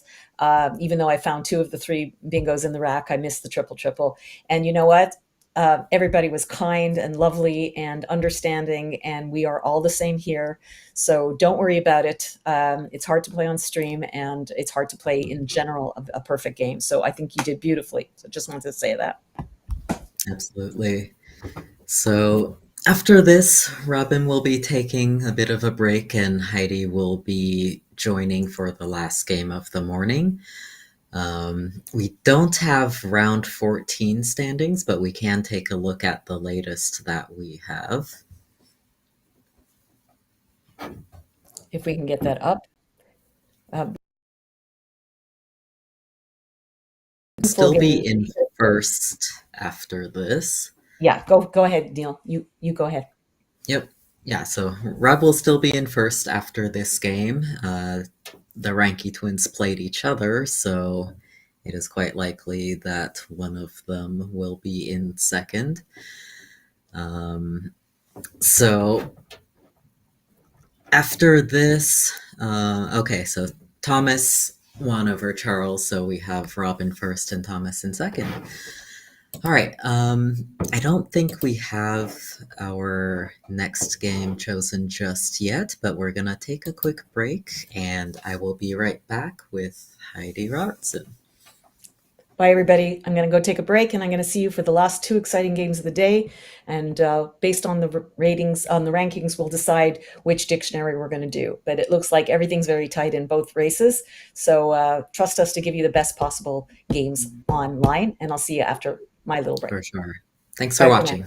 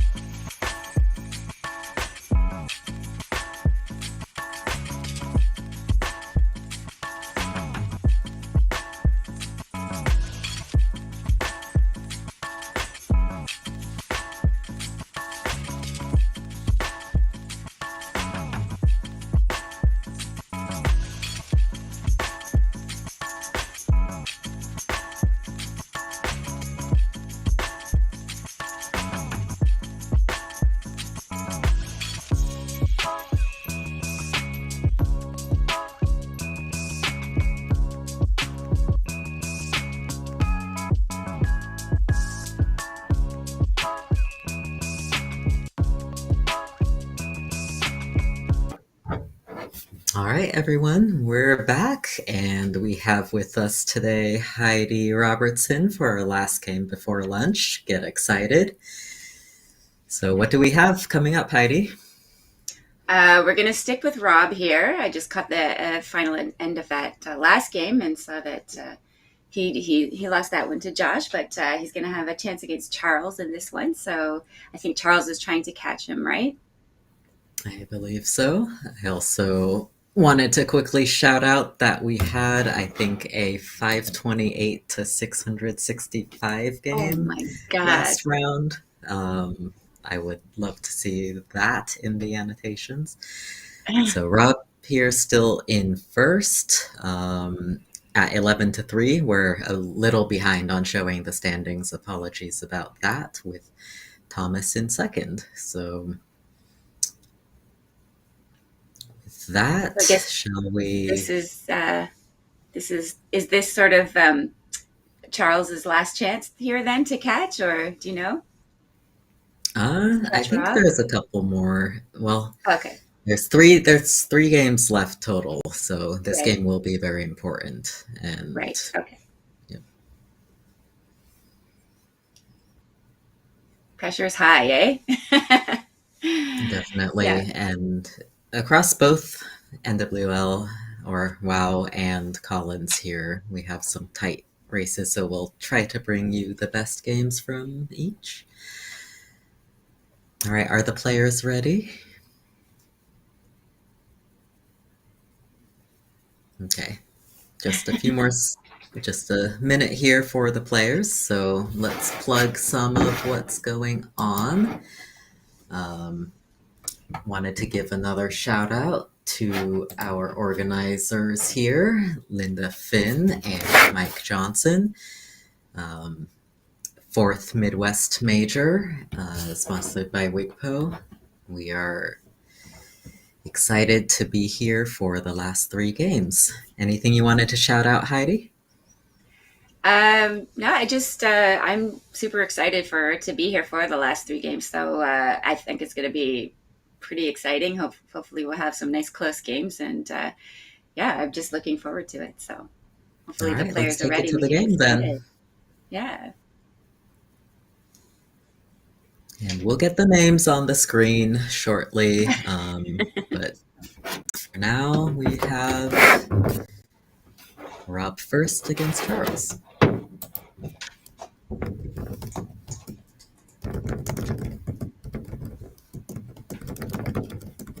Pointing out again that the tile bag there made by Cozy Tiles, Sarah Rosenbaum. Thanks for that. Beautiful. And then the board is made by George Bissonette. So yeah, custom goodies there for people if they want to have some special things made for their Scrabble sets. For sure. So here come the tiles for Rob. Q with the U, but some. Let's see how it shapes up.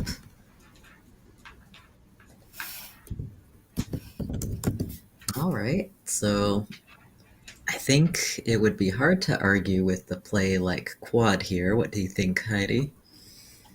Yeah, that looks good to me. But what about isn't block a word?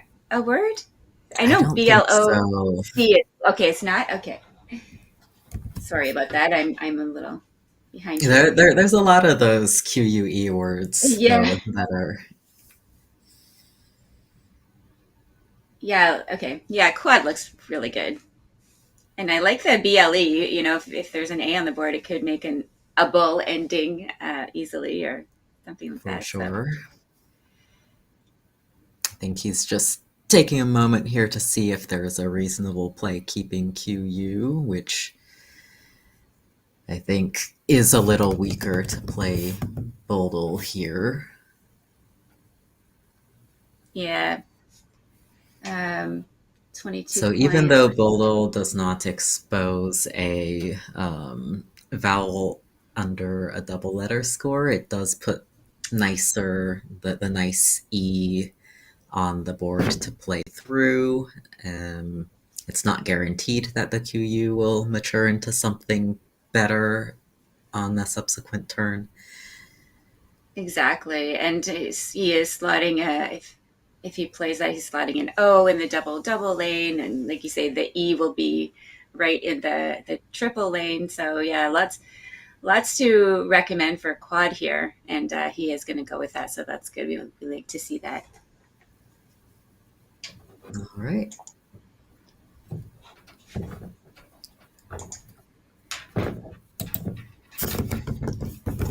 Now, what do you think of Charles's rack here, Heidi? Yeah, that's not what you want to see probably for the first rag, but it's. I mean, he should be able to score a few points, anyways. Just trying to think. Like I would be trying to get rid of that J right away, but it's too bad that with that nice setup with quad there, the O, he doesn't have anything to play across. Kind of disappointing for him, I think. Yeah, and plays pluralizing quad are not going to use the J and hit the double, which of course would Right. be the dream for Charles here. Exactly. But he had, Zhu is worth 41 still, so that's not too bad. It's nothing to sneeze at, right? Judd's would be his highest score at 39, which he has set up here. I think that differential might be hard to argue with. Oh, and that does hit the double. I don't know why I thought it didn't. Oopsie. I was like, why is it scoring so much?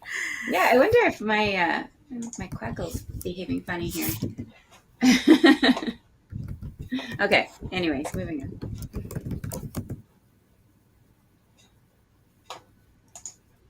Okay, so one too many E's for a bingo here for Rob, and a lot of intermediate plays. Yeah.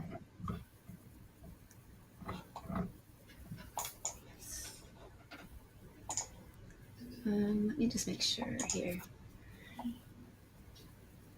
They are playing they're playing WoW, right? No, they're playing Collins. Oh, they are playing Collins. Okay, good. Yeah. So I'm good there. Just making sure that I'm all set up here properly. I haven't done, bear with me, people, I haven't done Quackle at the same time as commentary before, so maybe a little bit slow going in the beginning until I get the hang of it.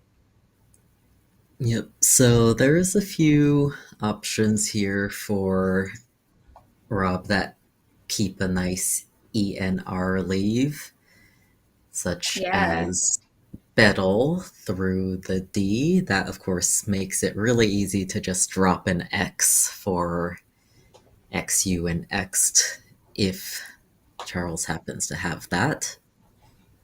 But do you think it's worth it, Heidi?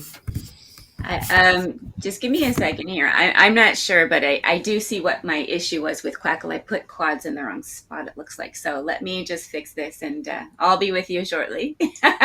No worries. Catch up. Okay.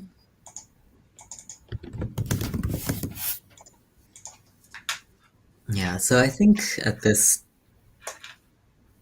score differential and leave, it's hard to argue with Bettle, even if it makes it easy to drop an X. That's one possibility out of very many, and the ENR leave is so strong, even if there's not an immediate place to bingo with it. Right. All right, and Charles here has got a few duplicates. I think he'll be looking to undouble some of those letters. The question is with what play?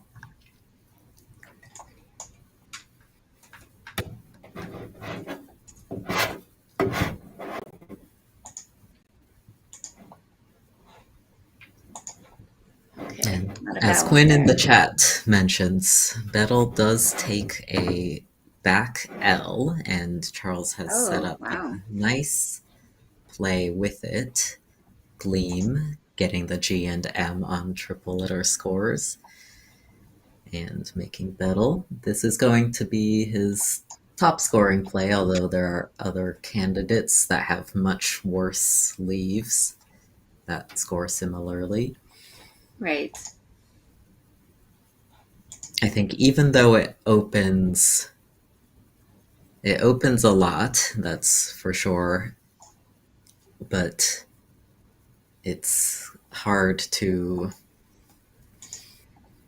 decide Yeah. to keep GLL together. But maybe it's not that. Like, what do you think about a play like Gum, just dropping GM? I'm not opposed to Gum at all. I think that is it advantages his tiles much more because it's going to be hard for Rob to do much without a LS or something like a IS combo IT under Yeah, quads. exactly. And he does retain the L, so he can always use that later when he has tiles that work better. That don't slot a vowel right by that triple or things like that. So I think Yeah. it allows him to control the board a lot more. Yeah, I think Gum is probably the better play here. But game comes down, also strong, much safer in keeping both L's for the battle hook. Yeah, and that looks good too. Like, there's nothing wrong with this. Scores a few extra points, so and it's still pretty defensive. Although now, perhaps we can he still overlap with the J there? Let me see. Sorry. He probably can re-overlap, Yeah. although it's a little bit more restricted with the G taking fewer vowels. Yes. Yeah.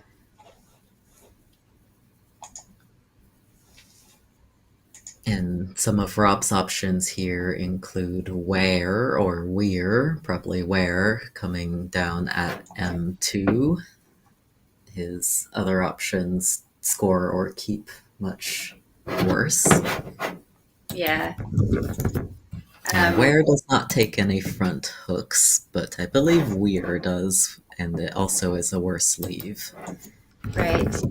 What do you think about way if he was just to leave that spot open over there and play way under making chi to kind of WAI making chi. Yes. Just as a thought, maybe to open up more space or. It seems like at this score that's not necessary just yet. Yeah. Especially opening a big hotspot that on a board where there's kind of only very specific ways to score iwi. That also seems pretty reasonable, taking out the hook that he doesn't have. Right. And leaving a very nice leave there. Yeah, absolutely. So Thomas with GLLN doesn't look great at first glance, but no bingos here for Charles, but he can score decently.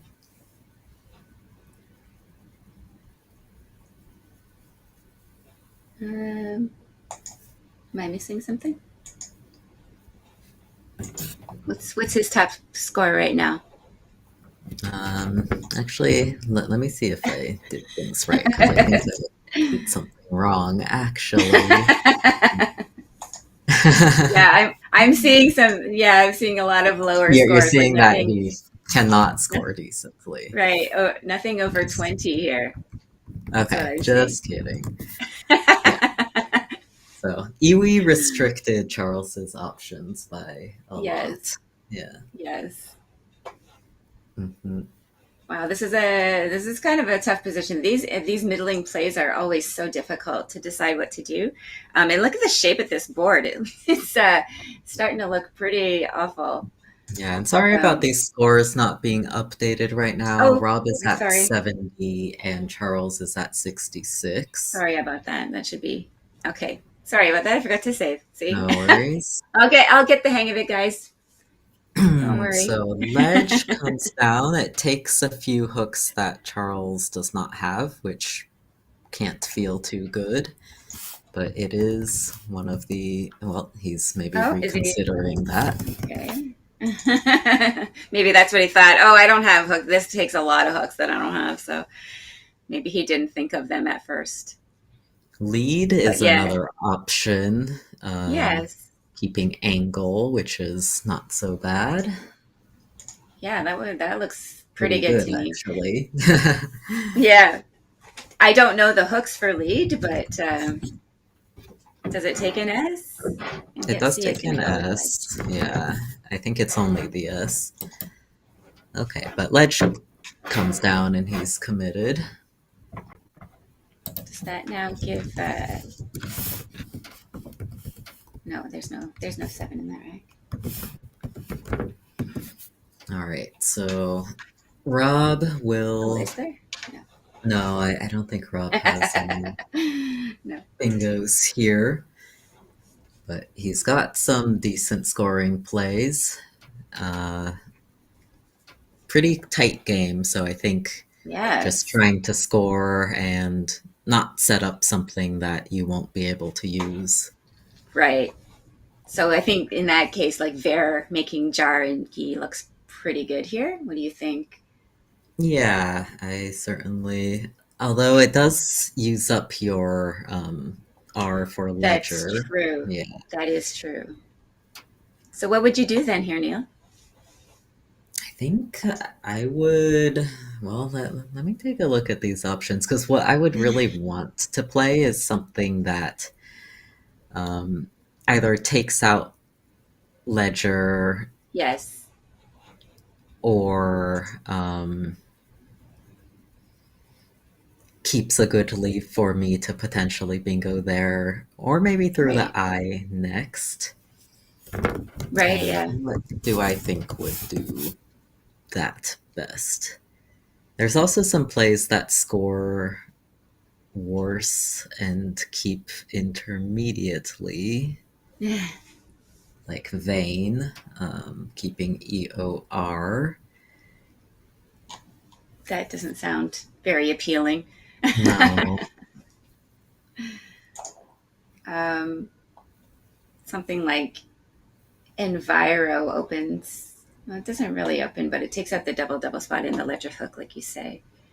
Yeah, I would not consider the top scoring play of Envoy because slotting an E Yes. in that spot is simply not A little reckless. goal, not the goal right now. And Vane actually is coming out on top in the sim. Oh, I think it nice. has good defensive value while keeping flexible enough letters that in best case you get to bingo with on the next turn. Right. See, it's so hard, and he's feels like he's using a lot of clock here. Yeah. Which it's can be hard to pick through these choices, but at the same time, sometimes you just got to make a decision, right?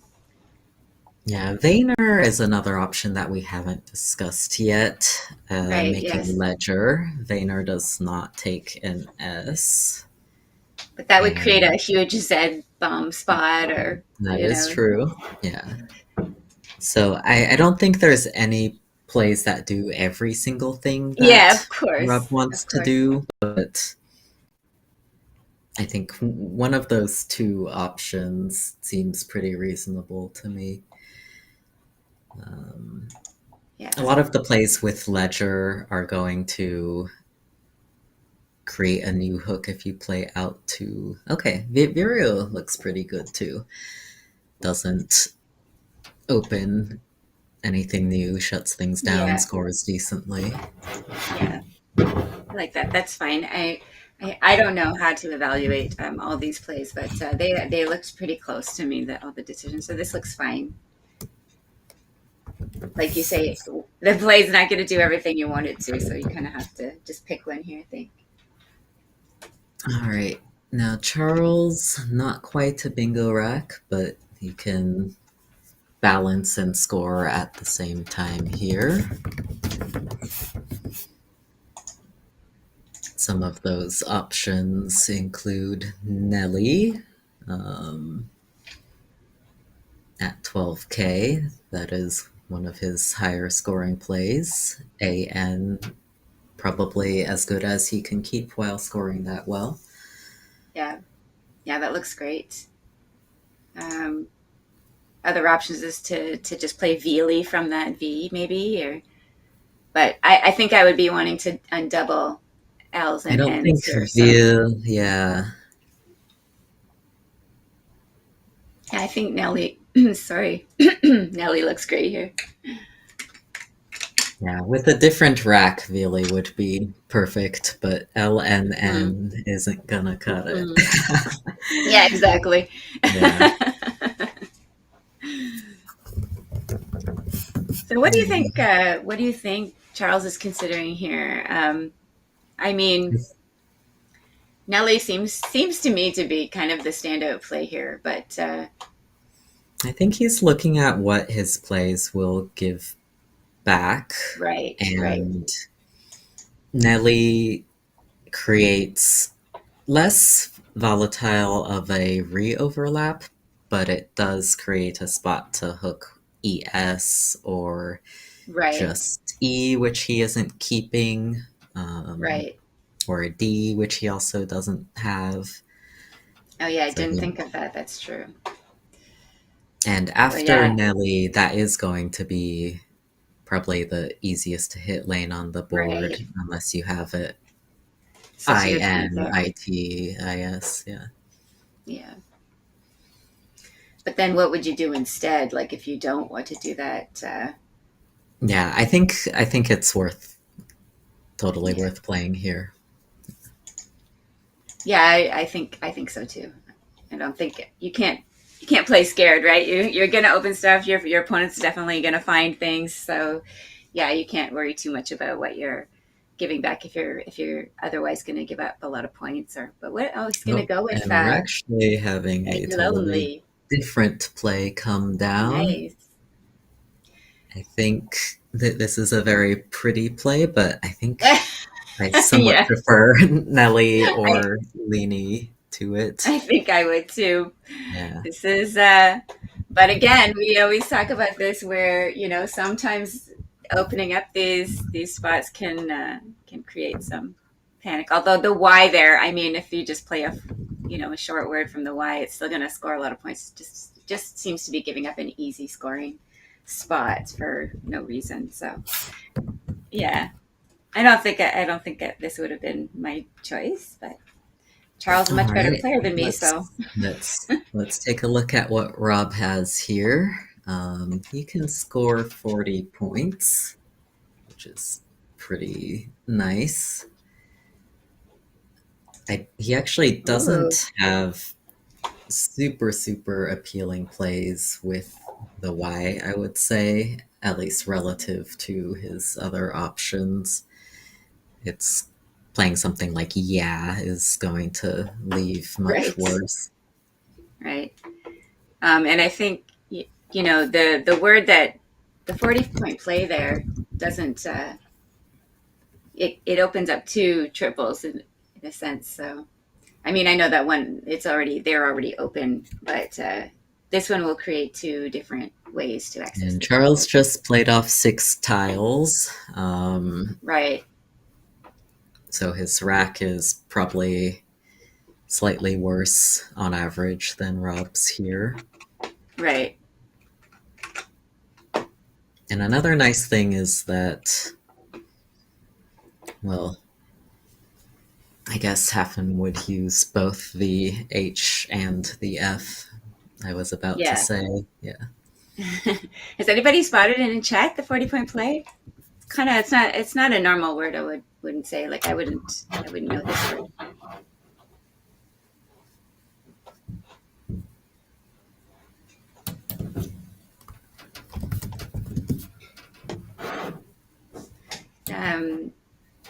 Rob here down to under 13 minutes, and we're not even halfway into the game yet. So this looks think you might want to try and. I mean, he has the blank here. He's going to take time. Of course, he's going to take more time.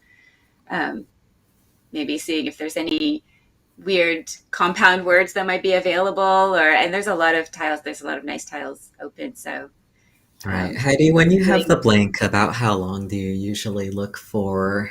Yeah, Ben Hafen is good. Nice. About how long do you usually look for a bingo before making your next best play? I think obviously it depends on what letters are going with, like the letters that I have with the blank. So in this case, looking at if I had this rec, if I didn't see anything within a couple, maybe even just a minute or two, I think I would look for the highest scoring play I could make with that F and H, get those off, and then I feel like I would be certain to bingo the next turn, and but if it wasn't super, like I would be inclined to look longer if I didn't have a high scoring play alternative there. Makes sense. All right, honey, coming down here. I think this does create a pretty easy lane for either of them to use. Maybe Rob is betting on his rack maturing to a bingo quicker than Charles is, given the blank. Yeah, this is something that I would do also. Like, I would try to make sure that if I kept the blank, that there are going to be spots open for when I draw what I need, right, to bingo. So I think it's, I might opt for a play like this too, where I feel like I'm more certain to have a spot to bingo if I draw it. And yeah, there are some interesting extensions available here that could come into play later in the game. Someone in chat has spotted Honey Pot. Yeah, that's fun. And there's a few others as well. Honeydew, honey pot, see those honeying. Nice. Honeyful? Ooh. Wow. No more L's. All those L's came out quickly. All right, so for Charles, he's got some plays that will balance his rack quite nicely. The kind of equity option would be Wit at 9F, which takes a front T. He does have one, but there are 4 plus 2 blanks unseen to him as well. Right. Would you consider playing Wit here yourself, Niel?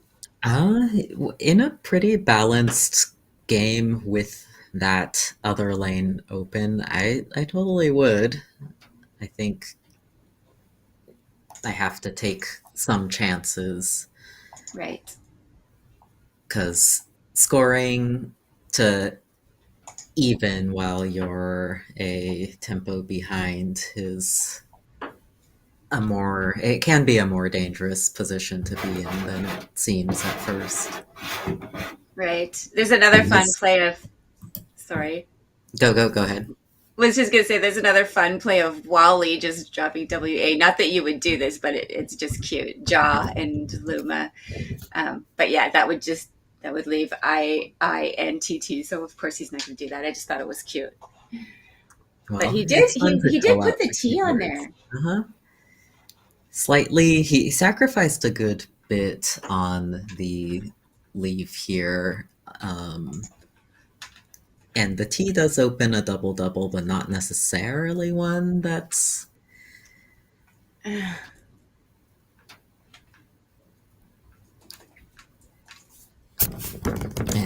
the double-double. Wow. So yeah, that's taken. tough luck there. 90 points for that. So yeah, if he left that T off, that would Rob's bingo would be worth a lot less here. Yeah. And Charles' rack would be better, right? It would be, on average at least. We can't say what exactly. No, yeah, of course we can't say for certain. Yeah.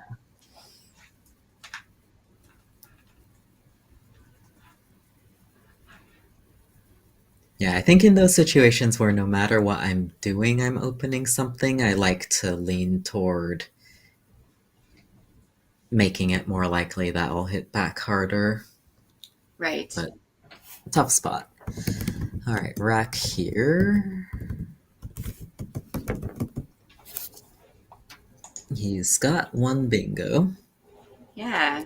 And he spotted it quickly. Good job. We expect nothing less. No.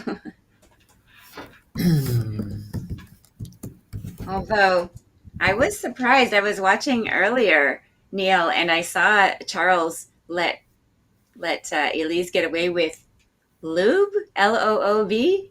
Or was that Thomas? Was it Thomas? I'm so I think sorry. it I might have definitely been thought it Thomas. was. Okay, Oh, well, my bad. My bad. yeah, it's so easy to not look at the board properly Yes. after your Yes. opponent makes a play. I do that all the time. I forget to say hold. All right, Right. so Rob has a very pretty option here, coming down from the W of whoa. He can Nice. also play hoop for 33. So what considerations do you have here, Heidi? It's pretty even. Yeah. Are you trying to... Yeah, the game is even. And I think I might, so I have the H, I'm gonna hone in on that spot beside floatant, I think, and probably, I think if I see whoa, that does a lot of good things. It gets rid of a couple vowels. I have, one or two too many vowels here. And so I think, I don't know, I guess keeping A-E is better than, A-O. So maybe I would consider hoop here, making jab and go if I saw that. But I feel like in game I would be just too fixated on that on that hot spot and want to get my H on there. So I think I would probably go with whoa here. Yeah, no more W's for that front hook of whoo whoop. But hoop looks like a good play. Would you play hoop, do you think? I would play whoa. I think hoop kind of opens unnecessarily. Let's see. Yeah, that takes an S hook, doesn't it? Does it? No. Oh, okay. That's not a real word. Just a salt and pepper song. Like ENOP is very balanced. Has the P for scoring insurance. Yeah. Now, Charles has drawn the second blank there, so are we gonna see anything? Along with some tiles that generally are not going to bingo. So I think he's just doing a intermediate cleanup turn while making sure that he still has a place to bingo after his next play. And this is the thing with this hoop play too, it gives back a lot of overlaps. And so now Charles, if he wants to, can play Fado there for 33 points beside hoop. So that's another thing going for whoa. Yeah. The re-overlaps there are gonna hit pretty hard. Yeah. Although, maybe you giving back more because then you could re-overlap again on the triple. So it's funny. Maybe you can anyway. So yeah, it'll be interesting to see what he does here. Do you think a lot of the plays that are being suggested are in that spot? So I think what I would not do is put the F next to the triple word score for no good reason. I am in Charles's position down a good bit, so I want to keep things within striking range, and letting my opponent get something down for possibly 40 plus points is not going to help that. I wonder, Niel, do you think you would play something like Coda, or would you be looking to get that F off your rack? So play something like Oaf instead, or... think I would be looking, like, I wouldn't necessarily be looking to bingo on the next turn, but I would want to get there pretty quickly. Right. A play like FAA is a very intermediate kind of play that isn't opening anything new for me, but it also isn't opening anything new for Rob. Ooh. Charles goes with the scoring option of Shadow, which he might actually get to Yeah, use again because I was gonna say. Rob can bingo. Nice. For another 90 points though. Oh my gosh. Are people seeing that in chat? Oh yeah. Oh, did they? 3 canes. Yeah. There's a couple other anagrams there. Yeah, and races. Quinn saying, and arches and resonance, how much are those worth? Lots less.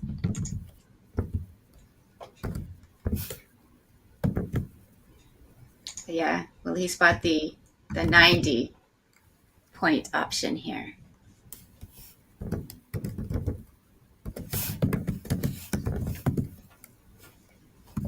I expect him to be looking there. You know, he's got ES to go under there. I don't know where. Yeah, would you be distracted by other spots? He doesn't want to open a triple with something like K-cern. I don't know how to say that word. K-cern. K-cern seems said, yeah, as best as I can. I think Rob would definitely be looking in that spot, including with the overlaps. Mm-hmm. These players are very good at finding. Oh, he is going to play that one. But I wonder if he'll notice. And no, maybe he's got 7 minutes left on his clock. So, yeah, I'm just going to go with that one. 76 points.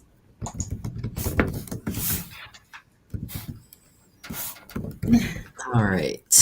Does this give Charles? Well, this surely gives Charles some bingos, but which one is he going to? Oh my goodness, people! Oh? He has a 194 point option here. Oh my, that's not a word I knew. Me neither. I wonder who knows it in the chat. Anyone in the chat spot it before Quinn?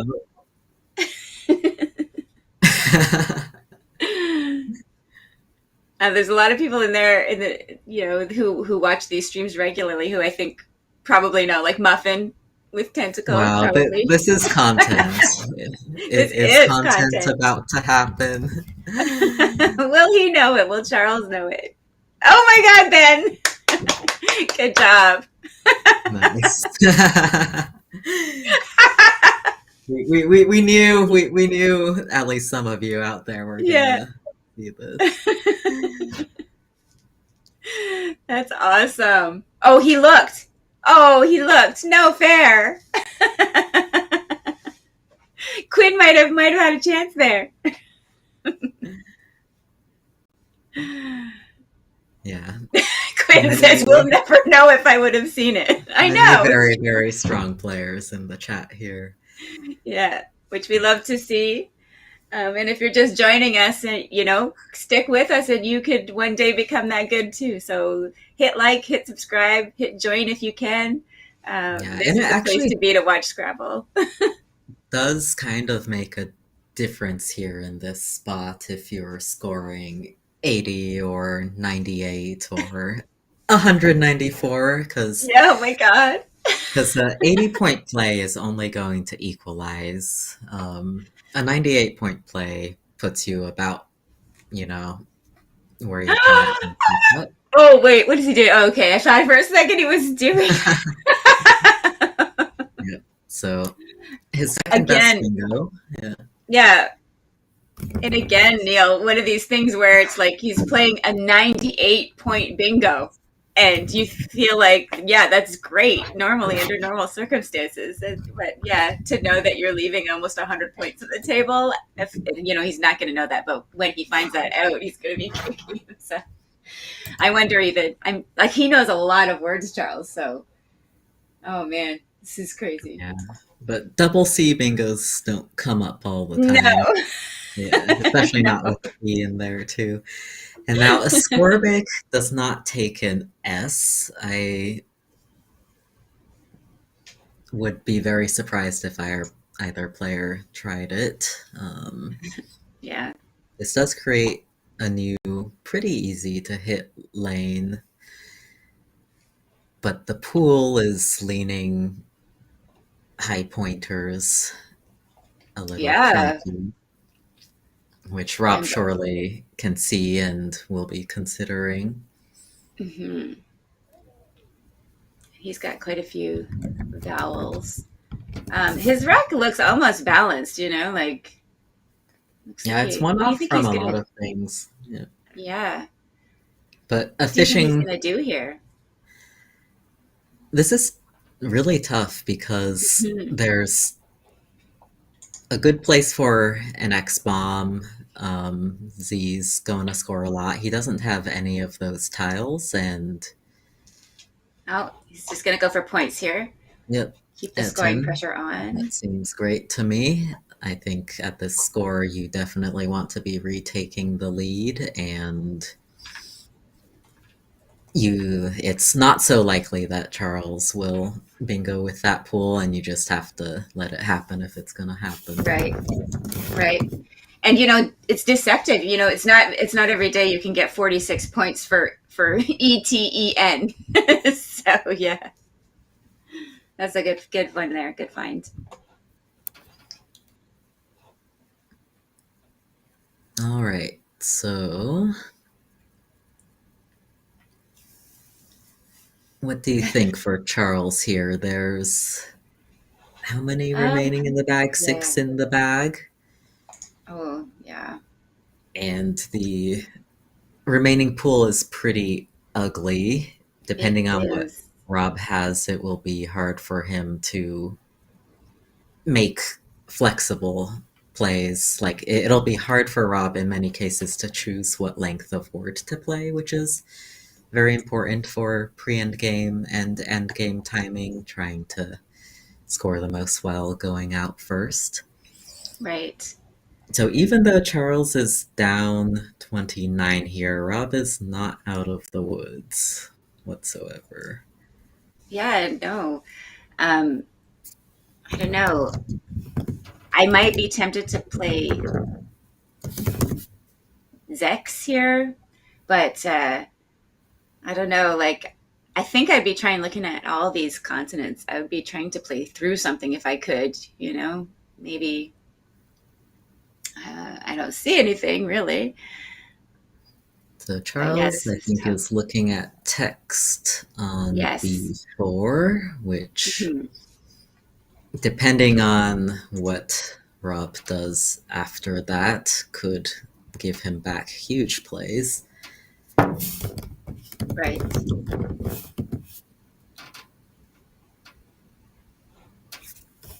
Oh, I wondered if he was just going to drop X. Honestly, I was thinking that could be an option. Interesting choice. And he did. There's one Y remaining for Oxy, but that's not a huge consideration here, I don't think. I think what Charles cares most about here is endgame timing and flexibility. Yes. And I think he's also trying to not turn over too much to draw like UVI or something. Exactly. Yeah, there's a lot of yuck there to draw. And he was lucky to pull an E after that. That's good. I would be happy if I was Charles to see that.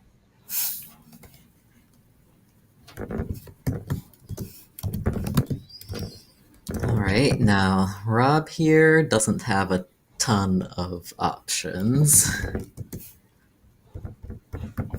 Yeah, that's a crazy, ugly looking rack. Three I's, U, V, and a Y with a P. Yeah, he has plays like PIU and IV. There's 5 tiles in the bag. I think the timing from playing 3 tiles is fine with this remaining pool. Hmm. But he is going to be very concerned about being outscored by a big Yes. Z play while holding Drek. Yes.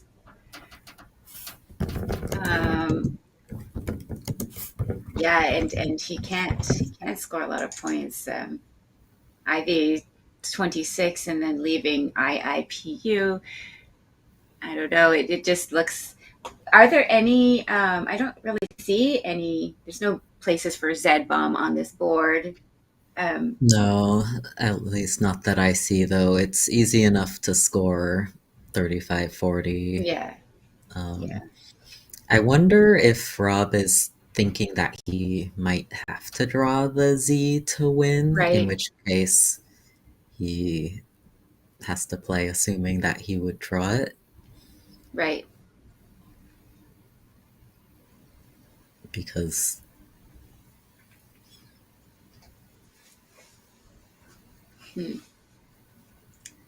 So yeah.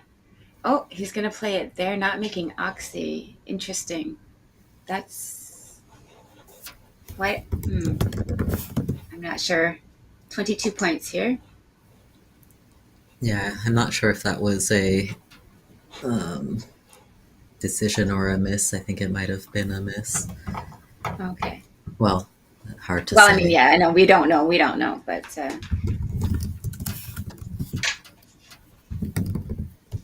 such a close game.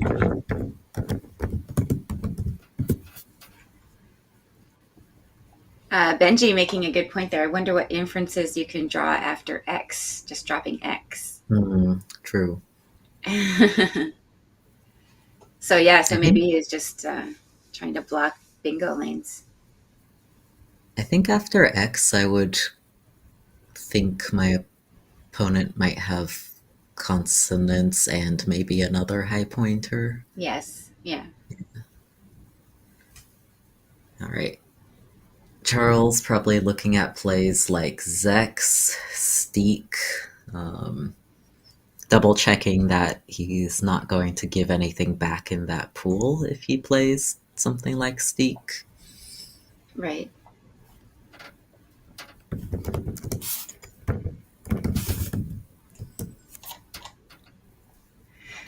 Whew.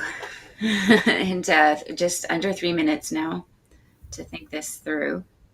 Yep. But And going out first here is going to be really powerful. Right. With what is this score differential? 26 points difference. So Charles can go up by 11, I think, after Zex, and then he's considering what 2 tile combinations he can draw. There's even a chance that he could go out, but it's not, it's far from guaranteed. Right, yeah. Yeah. I don't know. I think if I were in his shoes, I would just play Zek here and hope that it works out.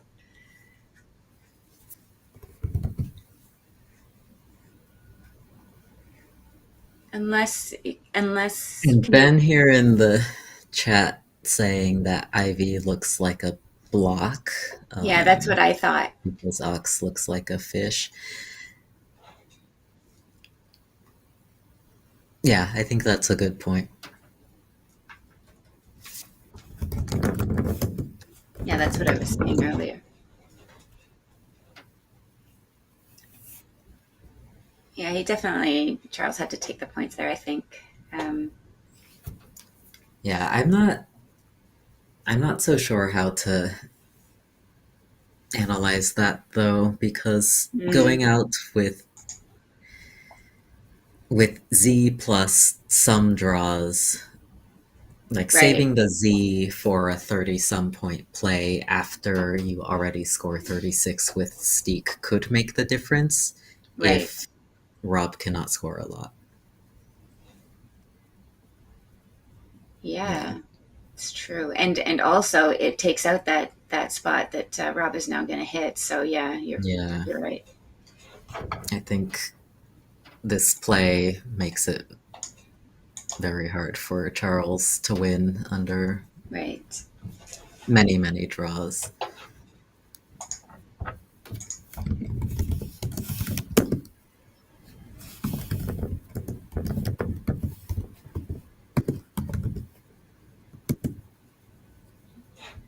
Yeah. Be interesting to analyze this one after for sure, that end game. All the Macondo heads out there. Can't put it through the sim and see. So Charles has almost no time, but I'm sure he's thinking, does Rob have more than one out? Does it Mm-hmm. make sense for me to block it?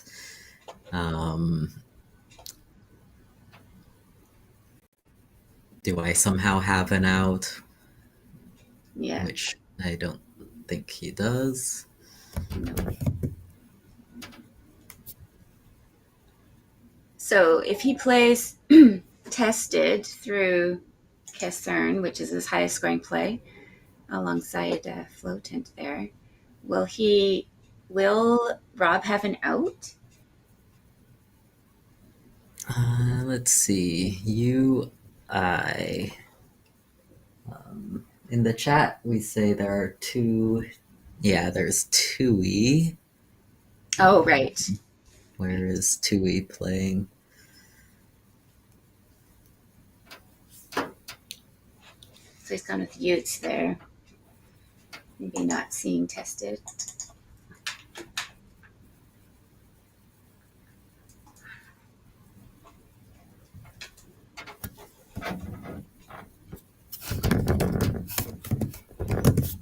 But yeah, he had only 10 seconds left, so he had to play something. And you know that being short on time really messes with your head. You know, you can miss a lot of stuff that you otherwise wouldn't. Your brain can freeze because suddenly it's in fight or flight, right? So Yeah, for sure. So Rob does not have an out after this. I do think it was correct for Charles to block. What I'm seeing here is that Charles's best sequence actually loses by 1. Oh, okay. Yeah. That looks like a, yeah. And if he had played used USED instead in that same spot, Right. then he would have threatened a couple outs. What if he played, if he had played tested, would that not be enough either? He would have only had.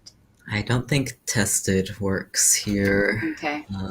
Because afterwards Yeah. you have just the soul tile. Yeah. And he's now over time too, so that's going to be another -10.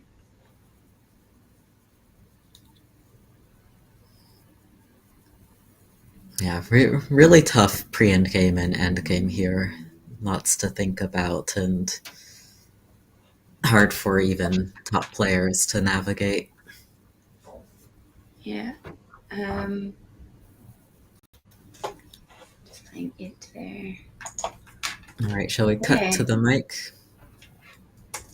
Yeah. Final score for places. What's that? Recanes? Recanes, yeah. Recanes. I saw anagrams on it. Oh, yeah, like end races. Yeah. Oh, end races is a, well, if end race is a good one. Jeez. So this is a good play. I thought I was going out with Tide.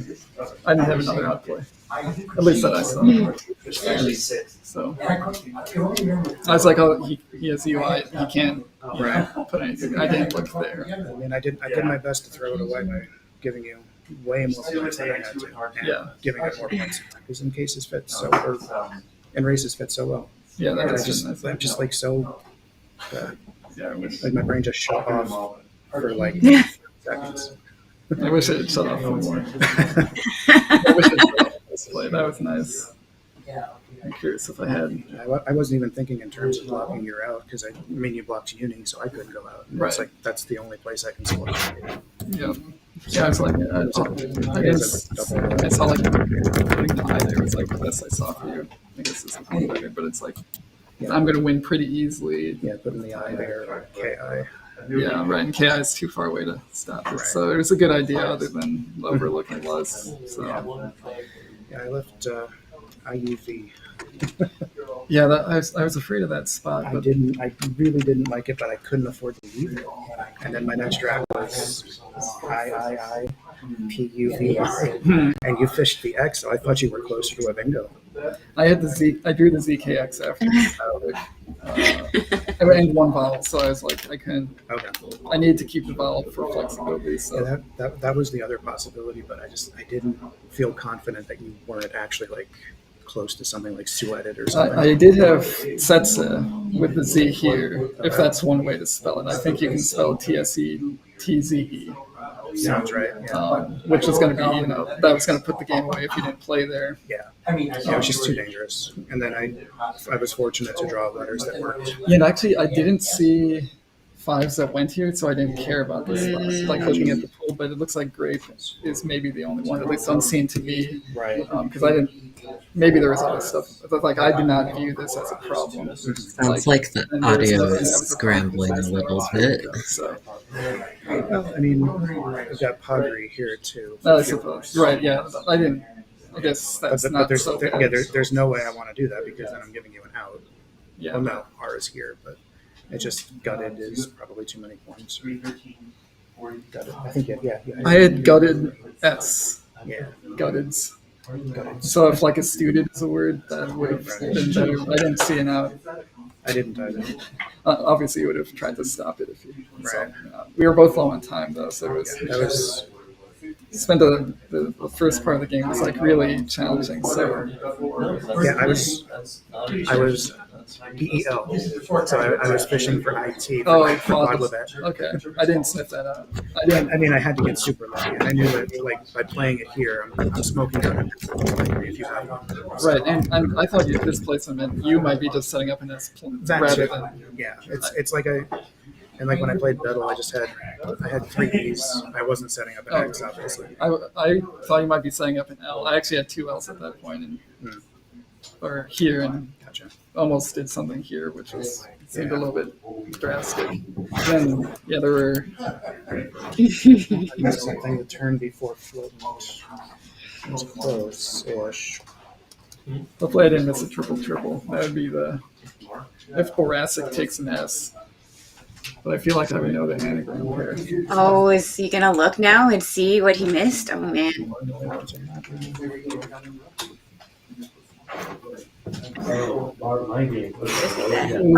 he's that. Triple with the K. Oh. I even looked at the K. Oh, he even looked at it. Oh, dear. Yeah, if I found Abercock. Oh yeah. Yeah. It's like an apricot, right? Yeah. It's like some old British guy. I did everything I could to give the stream content. And I mean, it became fun in the second half. This part was not fun. This part was fun. I mean, I was kind of having fun fishing for Quadlibet. Yeah, that was actually a fun little idea. I think it hits just often enough, and like you're playing over here often enough that if like 6 high or 9 high 60s unseen to me. I almost just played Judd here to save the S for going down from it. But yeah, I totally blanked on how that could be set up, so that was creative. We never. It's like honey pot. I had the PO. I thought about holding it, but how many tees are there left? We had played a bunch of tees around here, so there were at least 2 unseen at that point. But I was drawing into AEN. Right, and that's a lot of points. Maybe just honeying. Funny. I couldn't remember if like honeyish was the word or whatever. Honeying, I guess, would be good. Yeah, I think honeydew. Is that a word? Oh my god, Quadlibet. I didn't come up with honeydew, but Yeah, Quadlibet. Yeah. Wow. All right. Yeah. So it sounds like they're winding down. Shall we cut back?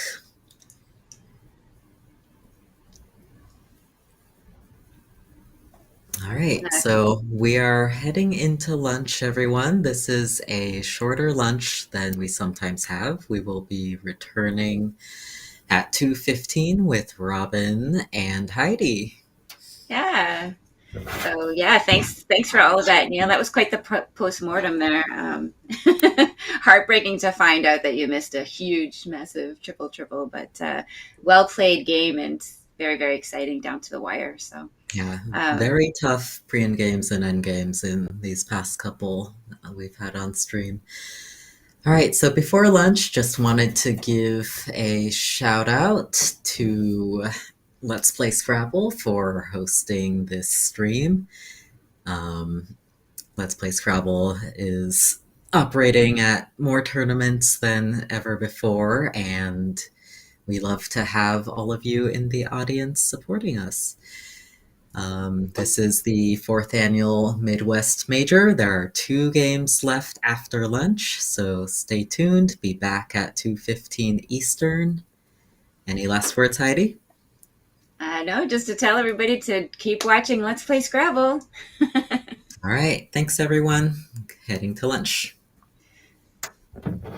Welcome back, everybody. As promised, Josh Sokol and Stefan Fatsis is coming live in just a moment. Once again, this is the Albany New Year's Scrabble tournament. Man, I want to play this tournament so badly one year. It is on the bucket list for sure. It looks like the players are squaring up the tiles, so we will cut to the action. Stefan and Josh. Josh not off to a characteristic Josh start. He had been on a run of just absolutely absurd success in tournaments, but 3-5 his start here. Not what we're used to seeing from Josh, but hey, everybody struggles sometimes at tournaments. And Stefan, 4-4 right now, 14th place, waving to the crowd. He's happy to be here as well. Yeah, this is a really weird start for Josh.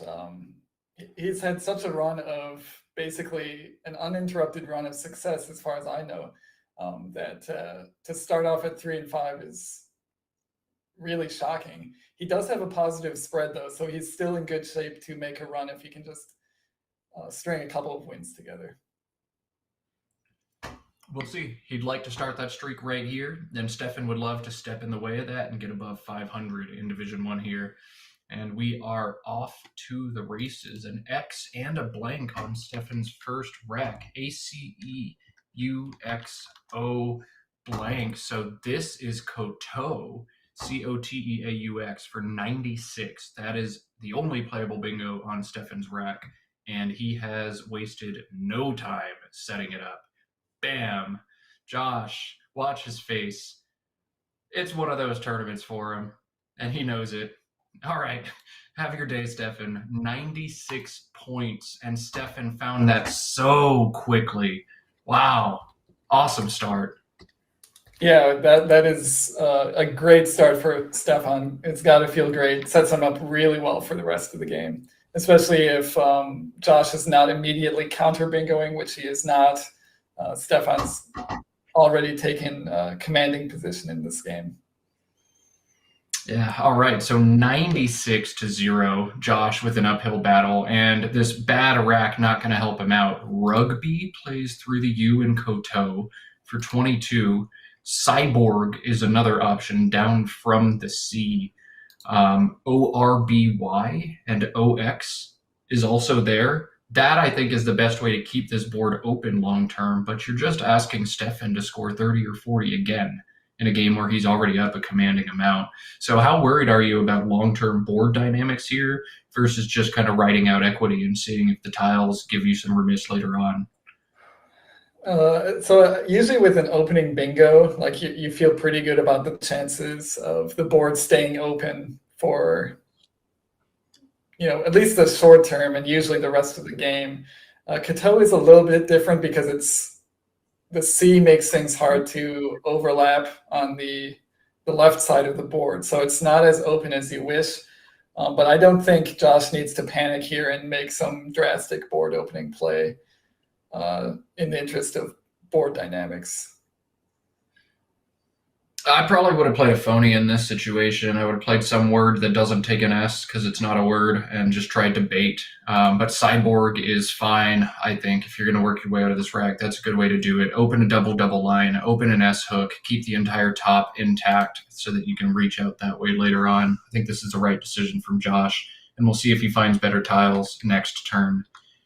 AIILTYZ, the rack for Stefan, and Ritzely plays for 40 using the R in cyborg. But Stefan's found an awesome word, zloty, which is a really cool word. But AII is the leave here, and that leave is so abysmal that this play doesn't even appear on the list of options from Quackle because that leave is just so bad. But Stefan's already played it. Definitely a rushed turn there. And we'll see. He's going to need some consonants or he's going to be in a precarious situation. Third I, not what he wanted. The L is going to help. The S is going to help. Okay, that could have been a lot worse for Stefan. 34 more points puts him ahead 130 to 20.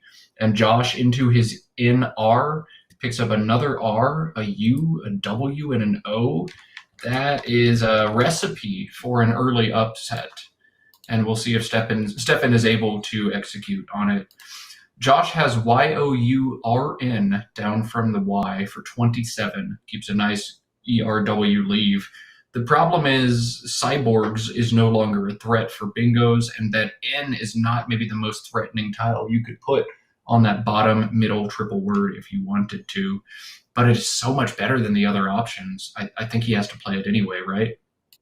Yeah, that seems to be clearly the best play. There's not an efficient way to get rid of the W and the U off his rack at the same time. He could do something like WAR through the A of Kato, WAUR, just go strictly for keeping the best leave. But when you're down this many points, you can't just become obsessed with keeping good leaves when you're scoring no points. So something like Yorn is a good balance between keeping an acceptable leave and scoring enough to sort of stay within bingo striking distance. If the score were flipped, YEOW from the Y in cyborg looks really cool. Just kind of thwack this board shut, get rid of a bunch of those floaters all at once, tighten things up.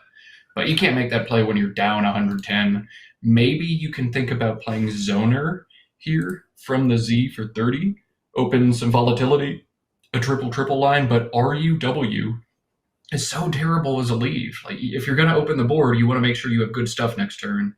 So I think Josh is just going to hold his tongue and play Yorn and hope that things go better. He's going to have some board shaping to do if he wants to stay in this game, though. Yeah, and the downside, I guess I was going to say the downside of Zloty for Stefan is it just opens up the Z for easy scores for your opponent, either underlapping it with ZA or just straight up playing through the Z. But Josh did not have a worthwhile play there.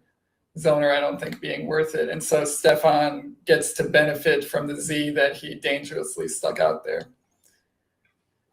This is a fun turn for Stefan. Equity says play Ilya and a ZA. Get rid of 2 of your 3 I's, score 32 points. But when you're winning by this margin, you're not going to open a triple, right? Or are you? So Stefan, again, not spending very much time here, maybe saving it up for mid and late game, but LAIR comes down very quickly on a turn that I thought, I would have thought about for a long time. And I think I actually would have played Ilya or at least Mair, MAIR, in that situation instead. Yeah, Ilya was very tempting, keeps a nice IMS leave. I couldn't say that Josh's play of Yorn really indicates any particular strength towards the bingo, at least any more than normal for him as somebody who knows a lot of words. So that would have been very tempting. I can't fault Lair, though. I think that's a perfectly fine play. And Stefan must have some plans here to time rush Josh because he has only taken 2 minutes off his clock to make his first 3 plays. either time rushing Josh or more likely is just trying not to get bogged down in these early turns to make sure you have your time to think late in the game. God, Josh, IOUVW altogether. Man, these racks are just rough for him. VROUW plays through the R in Yorn, but that does exactly the opposite of what he wants. Once again, it's a board closing play in a game where he's down over 100 points. Unwove plays through the in Yorn, but it takes away one of your most dangerous floaters and one of your best spots to try to bingo and catch back up.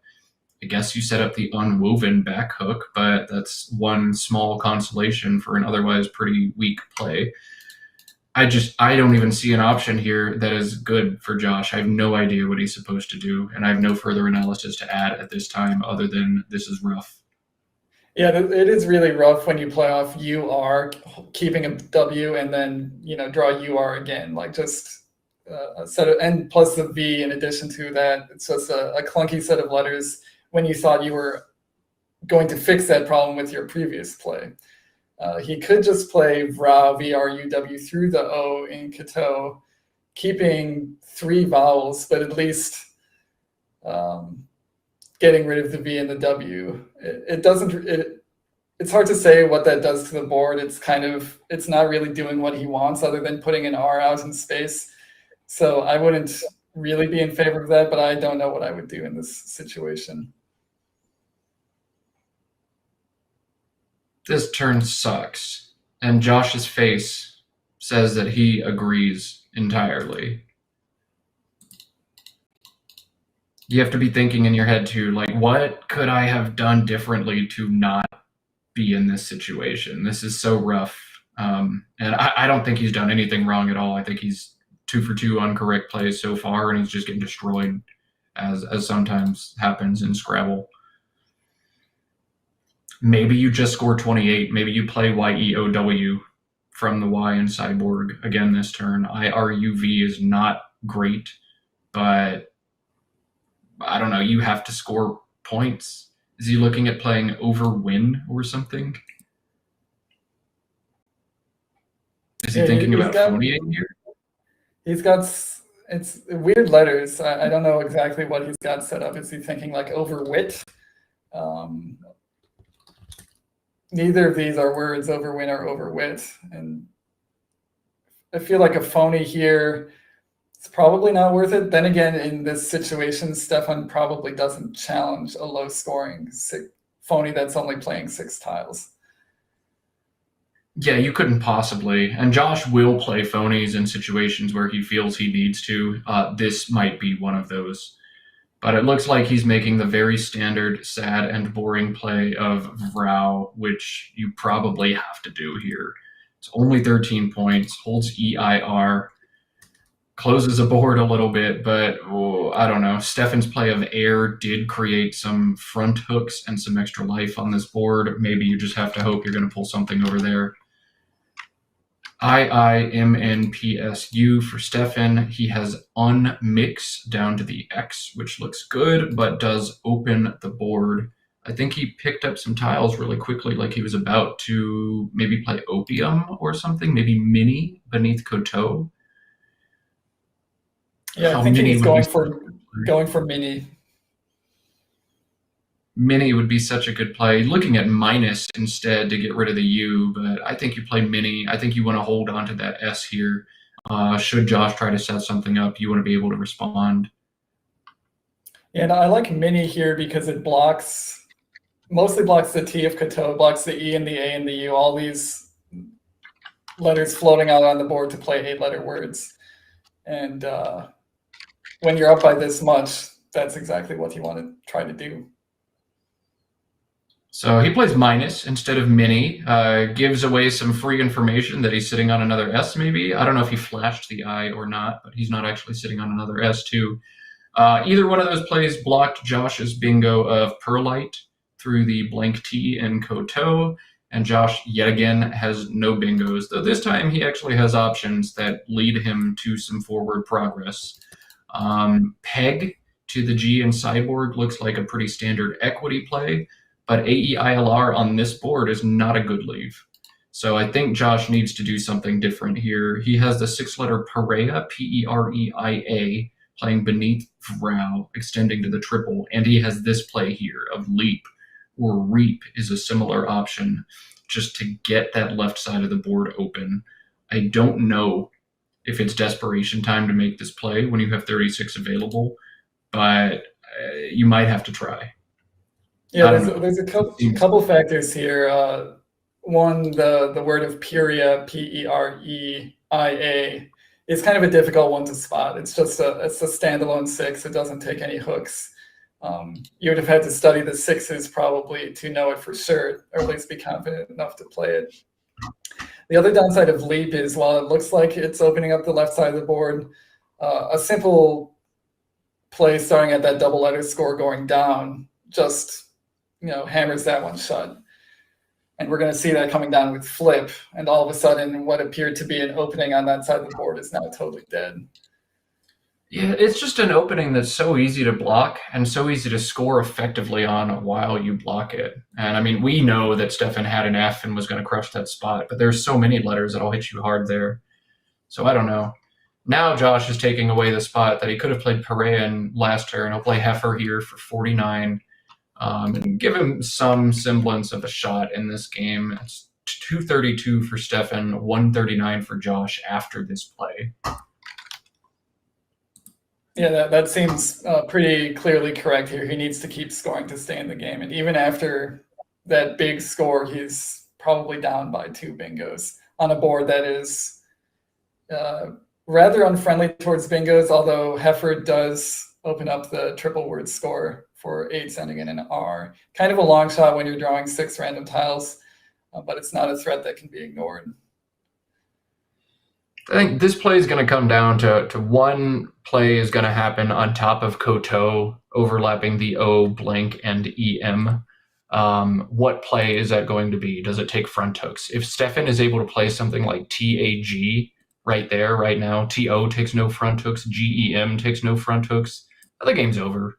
But if Stefan instead tries to score some points and plays HEM instead of GEM, well, now there's a T front hook. Now there's an A front hook. Now maybe there's a little bit of life in this game. But also, Stefan's going to be scoring so well with the play there that maybe he doesn't care. If he just dumps Hag on top of Koto, is that enough? Like, he'll live another bingo and probably more. So I don't know, how defensive do you want to be? Do you want to play something like Tag in that spot and just end the game and make sure nobody plays above row 7 the entire game? Or do you just score 31 and hold EITT? Yeah, that's well. I guess we'll get a clue into Stefan's mindset here on how defensive he's actually going to be. Because as you mentioned, you can close the spots above Koto very effectively right here, right now. Then the last place that could possibly lead to a Josh comeback is the far right column of the board with bingos ending in R. Well, I guess one other option which would take out those bingos ending in R would just be play EH above Heifer for 25 points. EH just basically kills that spot, and then the only bingo spots remaining on the board are ending with an O or ending with a T. Or I suppose starting with an O also, the O of Yorn. If I'm Stefan, even if Josh hits a bingo to the R this turn, I'm ahead. So I will leave it for one more turn. And if you pull a bingo after playing 6 tiles to an R, okay, fine. You can have it. But the play of Tag on top of Koto just so effectively ends this game that I really want to make that play. And I want to make it this turn before Josh gets any chance to open this board back up. EH makes sense. I just think Tag is better.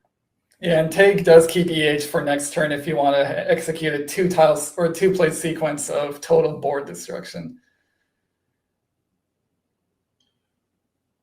I could see so many players playing Hag in the same spot, but HO has so many front hooks. The T, the R, the S, the O. No. Put a T there. Play TO and end the game. Got to capitalize on this opportunity when you can.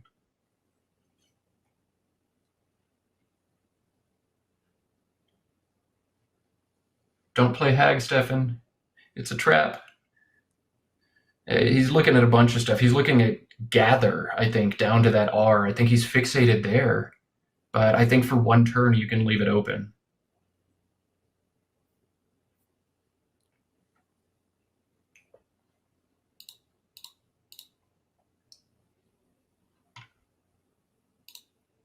Whoa. Okay.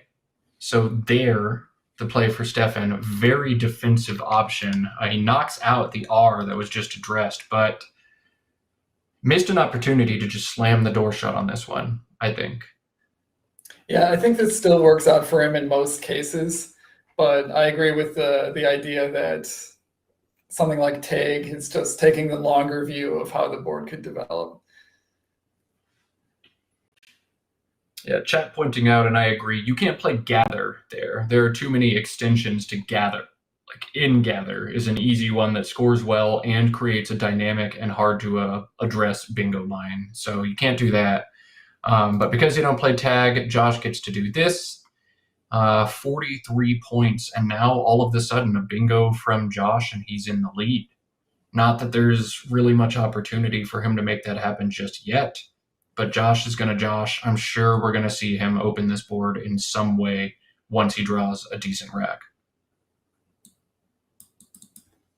Yeah, the rem spot takes a T front hook for trim. It does not take anything else. So that is a really marginal bingo line. And the JO, everybody knows that doesn't take anything in front. Although something like Dojo for Josh does sort of resurrect the board if he wants to do something like that. Yeah, Josh is going to find a way to open the board, but you want to make him sacrifice as much as possible, and you want to keep your rack as threatening as possible so that when he does open it, you thwack it closed. And a play like there, THEAR, man, GAT, it's not a good leave. You can end up in bad situations if Josh opens the board. You have to make sure your rack stays flexible here if you're Stefan. You know, luckily Stefan drew some ease, drew relatively synergistic stuff. At this point, with the board so closed, he probably should just be trying to take points where he can get them. He does have trim. He could try to do something like Tav. That sort of kills that bingo line. There's no room to bingo making tabs because there's only 6 spots there. So if you wanted to continue the theme of defense, that would be one way to do it. Yeah, I don't know if I like Tav. I don't like my opponent being able to play a 6-tile play of exposing 4 floaters and opening the board and scoring well in the process. If my opponent wants to open this board, they're going to have to make a trim play, and that's fine. You do that. I like this idea from Stefan. Get points and don't open anything.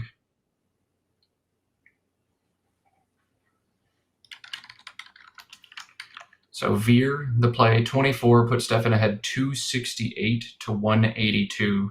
And Josh now has ADEIKNO. Veer's going to give him a very high scoring play. DEKARE plays to the RE, making DA and EWE for 35. If you're Josh, forget board dynamics for just one turn. I think you take 35 and figure this out next turn. Right, yeah, before that play became available, I was thinking something like Dojo just is called for at this point to make sure that the board doesn't get completely destroyed, and that at some point there'd be a way for you to score enough points for a comeback. But something like Decker is the type of play that you would be looking to make after you open the board. And so if you can make that play while the board is still closed, maybe you just do it now. I mean, Decker is so good. It holds an O as well. I guess you can't really play on top of it that well.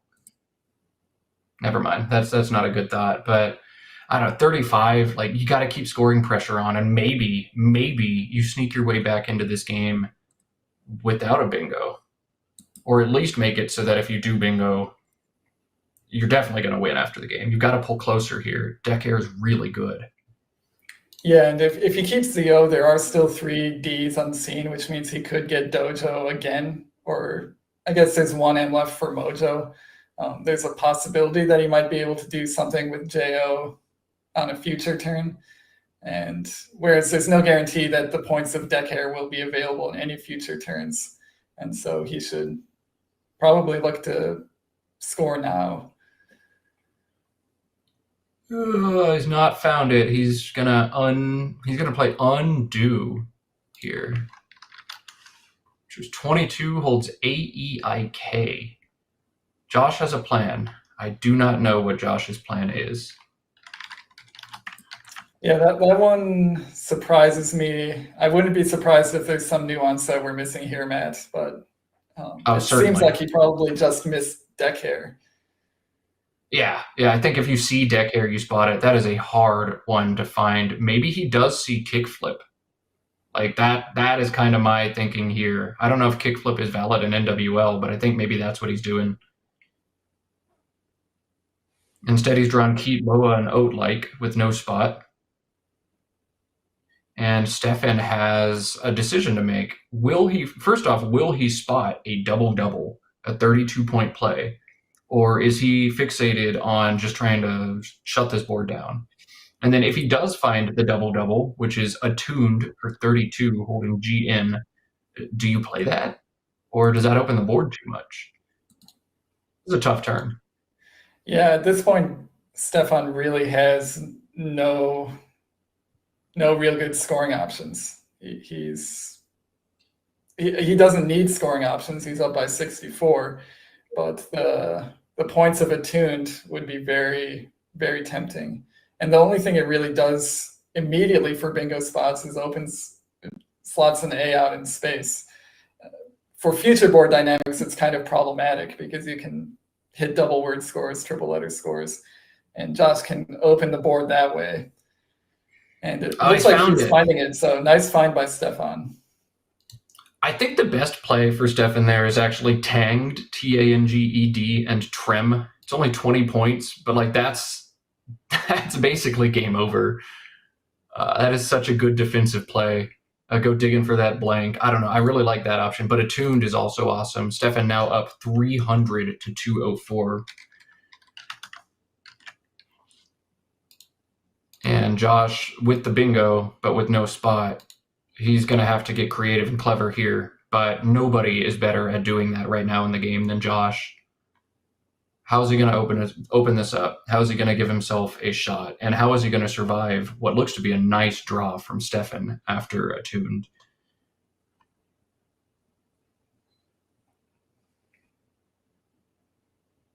Yeah, I'm trying to find, does Josh have any 5-letter words starting with a K that go all the way up to that double letter score? This is where Quackle comes in handy. Right. I don't see a way to put the K on the L1 double letter score. You can play Talkie, Talkie, if you want.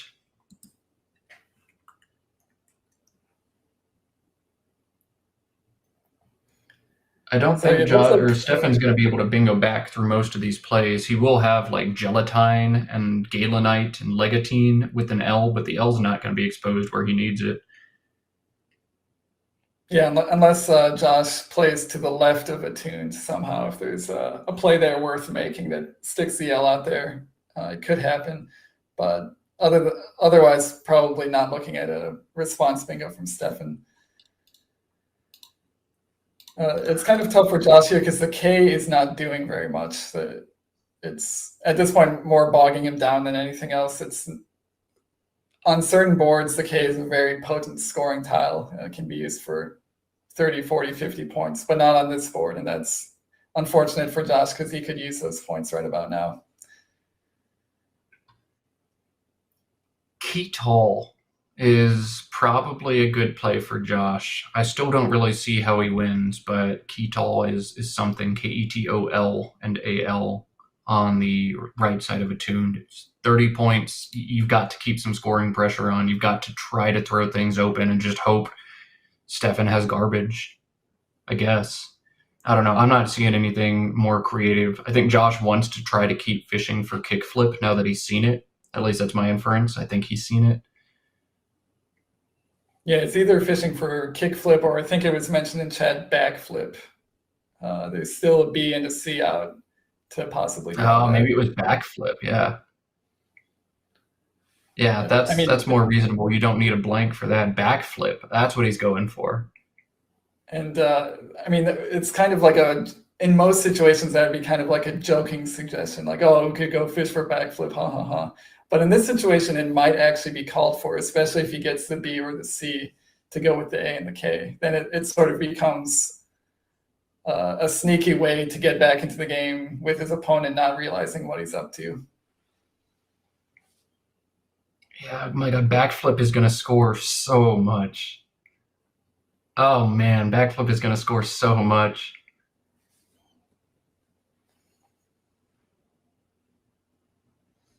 That's, what, 63? So it's a bingo score and it opens the board. Okay. Maybe a little bit of life yet, but how do you keep the A and the K and do anything reasonable at all this turn?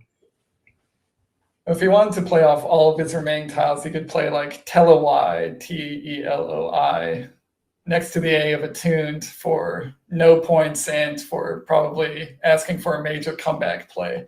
I don't think that's called for here. I suppose if he wanted to go all out for the backflip extension, that would be one way to do it.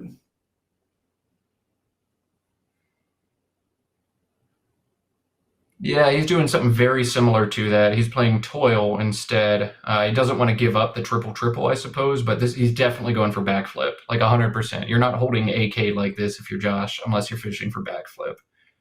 We'll see if he draws it. Yeah, this is the kind of creative play that we get used to from Josh. He's always thinking far outside the box. When he played Undo, it's like, all right, what is Josh doing? We know he has a plan. And then the combined forces of all of us and chat together figure out, oh, he's fishing for backflip. Let's see if he gets it. Where's that B? Where's that C? Where's that blank? Not on your rack. Ouch. Well, okay. AEGINT for Stefan did not get the L in the spot he needed. He has no available bingos, and he's going to have a kind of tricky turn. I don't know. Does he spot the front hook to TOILE that Josh just set up? Etoile? Etoile? I don't know how you say that word. I don't know how to speak French, but I think you just play eating and etoile here. Yeah, I definitely pronounce it etoile just for clarity when I'm speaking to other Scrabble players, so that they know what I'm talking about. Maybe Stefan whiffs it. I don't know that he would. Like, most players know that high prob bingo, but Stefan's thinking about so much. He's on stream. There's a lot going on, and he's probably more fixated on, am I going to miss a bingo through that T right now and look dumb? No, you're not, Stefan. You're not going to miss a bingo through the T, but are you going to miss the front hook, or are you going to punish it? The next question is, if you punish it, how? How do you punish it? Do you play GAE like he's looking at, or do you play eating?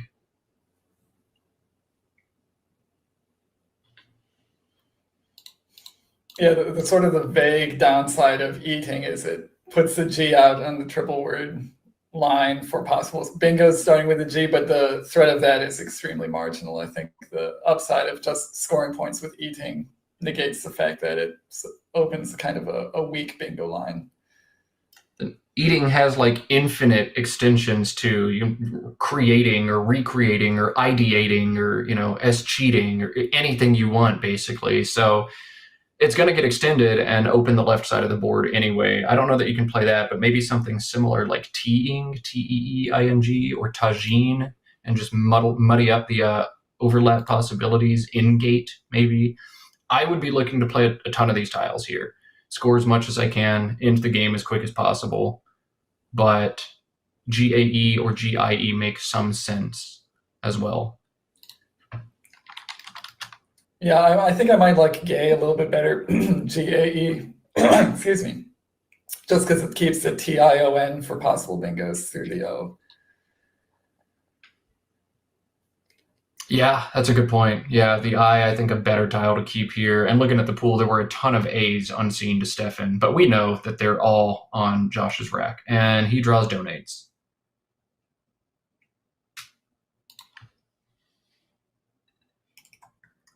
So Stefan will, if nothing else, have O donates through the O in toil, whatever that word is. And Josh is running out of time to try to find a B and a C to execute his backflip plan. I wonder if you need to abandon the plan at this point. I just don't know what else you can do to try to claw back into this game. Yeah, the problem now is even if he hits backflip, he's down by a lot. And this play is actually pretty nice for him. Keeps the dream alive, keeps the A and the K. Doesn't play off as many tiles as he wished, but scores an acceptable amount of points. And there's still an outside shot that he hits what he wants. It also appears to block O donates through the O. It does, indeed. And now Stefan has... I think he tried to play it and then realized he couldn't. Tough. I don't, and this is a problem with the play like GIE last turn, is if you don't draw bingo, or if you draw bingo with no spot, now you're going to keep fishing and you're not going to score. And Josh might be able to claw his way back in. I think in this one, the score differential is too much and it's not going to make that big of a difference. But yeah, this is why I like playing 5 or 6 tiles last turn instead of 3. AENT is a great leave, sure, but when you miss, that's how you lose the game.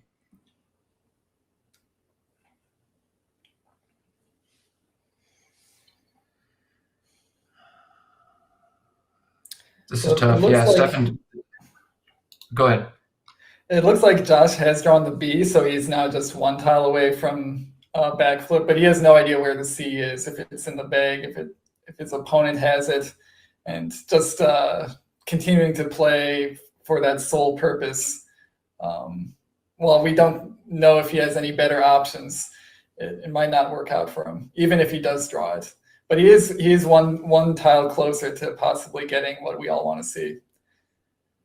Hey, this is what makes Josh and most extremely good top experts so good. Like 4 different times I've been like, all right, this game's over. And no, it's not. Like Josh is continuing to fight and kick and do everything he can and complicate this game.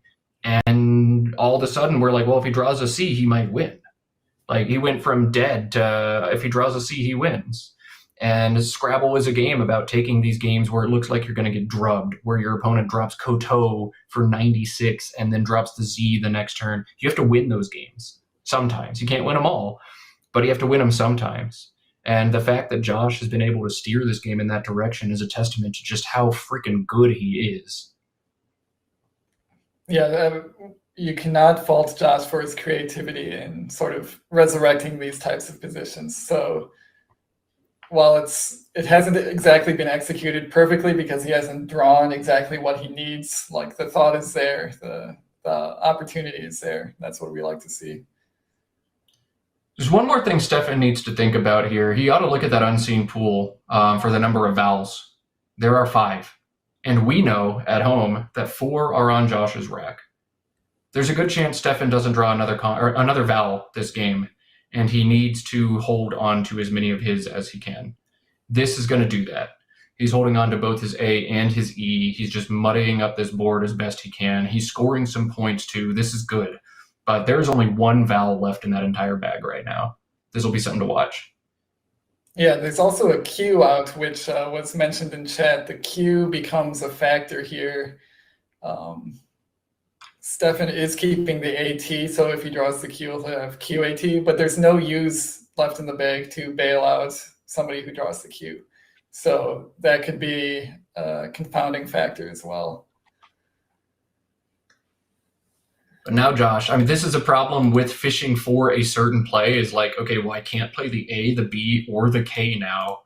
How do I do anything this turn without playing any of those off? I think maybe one possible plan is act like you drew the Q and exchange here. Just exchange like EIIN and go for max turnover, max, try to get the C. It's reasonable to see someone exchange in this situation. You're not raising any suspicion of I'm fishing for something nuts. You just look like you're throwing the Q back in a game where there's no Q spot. But what else can you do with EIIN on your rack? There's like no scoring options. Joe, just play JOE. Yeah, I was going to Then you suggest draw one tile. you're only drawing one tile, one chance at the C, or I suppose the blank, although the blank C would make backflip score 9 points less, which could be a major factor in how close it gets you to actually winning the game. Chat points out Stefan did go in and find the last vowel as soon as I talked about it. So it would be very ironic if Josh throws 3 vowels back into the bag right now, but that has to be exactly what he's thinking about. There's just not much else he can do to make this position confusing and complicated anymore. There are ways to open the board, but if we're committed to backflip as our way back into this game, there's not much left to do. Maybe I think he's going to play bike flip. I legitimately think he's going to play bike flip right now. Yeah, it's the kind of situation where Stefan really would have to figure out if it's worth it to challenge, because bike flip still leaves Josh down by a good score, and it actually would give back tonnage for a bingo for Stefan. So he probably would just let it stay. Yeah, just let it stay and play tonnage or negaton and win the game. Josh is hurting here. If I'm Josh, I see Stefan tracking the tiles right now. I know he's utterly lost, and I'm going to try to just rush him as fast as I can. I've already plunked an E, and I'll figure the rest of this out later on his turn. I think you have to go fast. If Stefan hasn't tracked this game right with the garbage unseen, the complete lack of vowels in the pool right now, there's only 3 vowels unseen. You got to go fast, I think, here. Induce a mistake.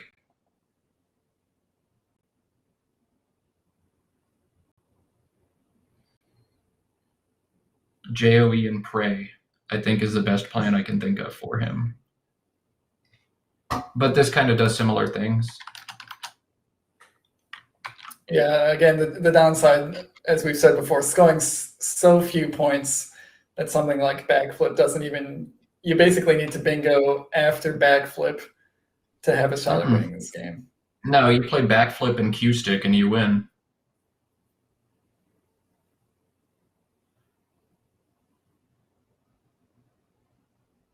But you need both of those to happen, and he's missed the C again. Yeah, and the Q is still kind of lurking in there. Somebody's going to have to deal with that when the time comes. If I'm Stefan, I definitely don't play off the A and the T. I need those for QAT at least in the future. Absolutely. You cannot play your A, you cannot play your T, and really you shouldn't play any of your vowels at all, if possible.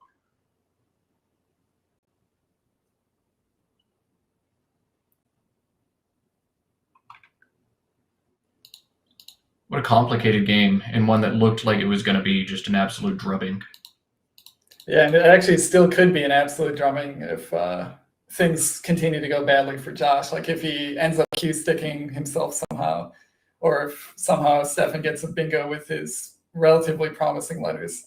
Could still be a blowout, but this has been a really low-scoring game. I would say the typical NWL game, or at least the typical NWL game from the perspective of NWL doubters.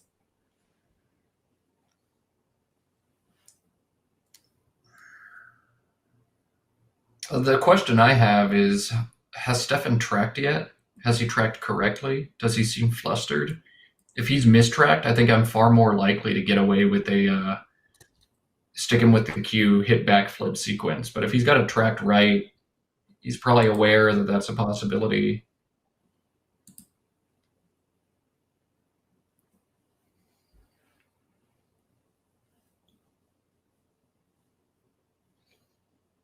I have no idea what Stefan's going to do. Like, I'm looking at every play, and they all open the board. It's like, at this point, just don't open the board, and you win.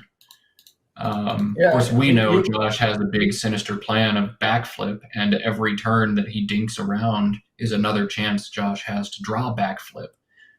But I'd be inclined to just plunk one tile, drop an N somewhere, play AIN and NE for 9, and just kind of keep going. Yeah, I was thinking possibly just doing Y, E, and Joe like we were suggesting for Josh last turn. Does play one of your remaining vowels, but at least keeps QAT. Scores a little bit. You go up by 100 with that play. I love this. Another idea. Yeah, 3 points for go. You do play off your vowel, which is going to be scary. Stefan, please don't draw the C. Keep this interesting. Don't draw the C. I want backflip to happen. Oh, he drew the C! Stefan, come on! Okay, well, this has been fun. Thanks for sitting with us for 15 minutes to see if Josh draws backflip. He still has a blank he can draw. Yeah, the dream is mostly dead. There is a blank out for one more attempt at drawing it, but the score is such that it probably won't matter if it comes down. Josh, I think, is just going to play aim and me now for 21, plunk the M. And I mean, he doesn't want to play mini tiles now. He wants to dodge the Q. I think Stefan doesn't have the Q, certainly, after GO. You don't play that if you have the Q. So you don't want to play much. You don't want to draw the Q, but you do want to draw the C. You need to score aim and me, I think, is the only thing to do. And with 2 minutes on your clock, you just have to play that.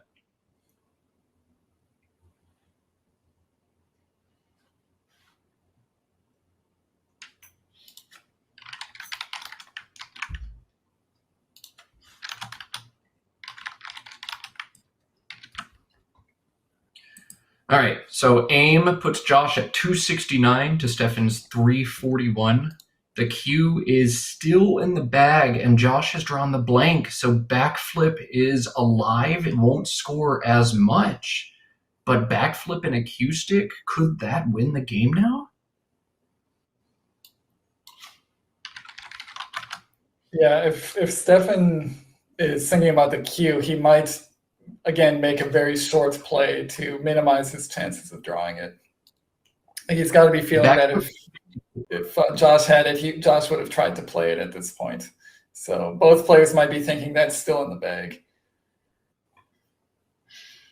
Backflip is 54 with a blank, as opposed to the 63 you would score without it. That's not going to be enough, but backflip and a Q stick with a good outplay, maybe there's a chance.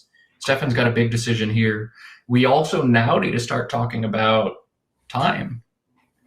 One of these players is probably going to go over if this game gets nuts.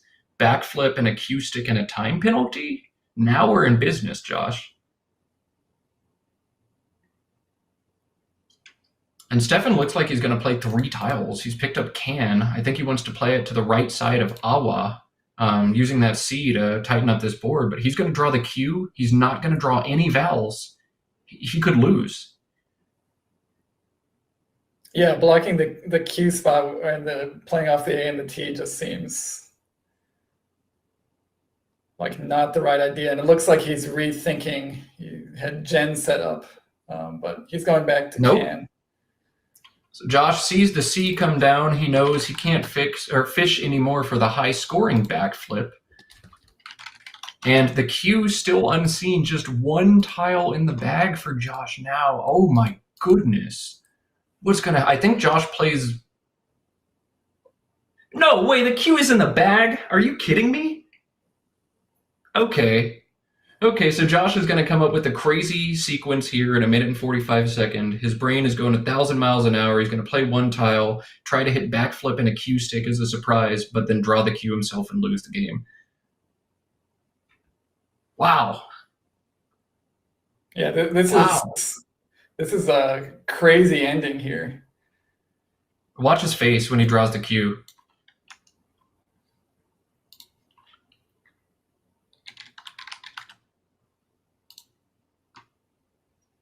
Here it comes. Watch his face. Scrabble TV. It was just a little bit, but it was there. Yeah, the eyebrows, the asymmetrical eyebrows. Ugh.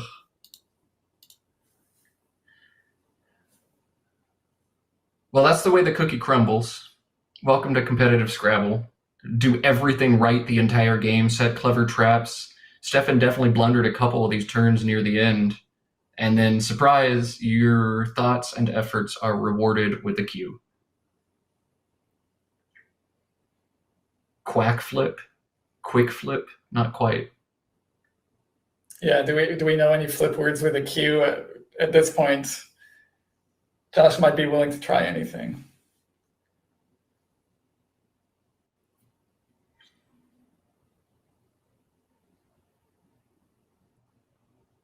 Stefan's got to be like, what are you doing? What are you doing? I would love to have overhead mic for this one, like when Josh reveals the plan that he's had in mind since the very beginning.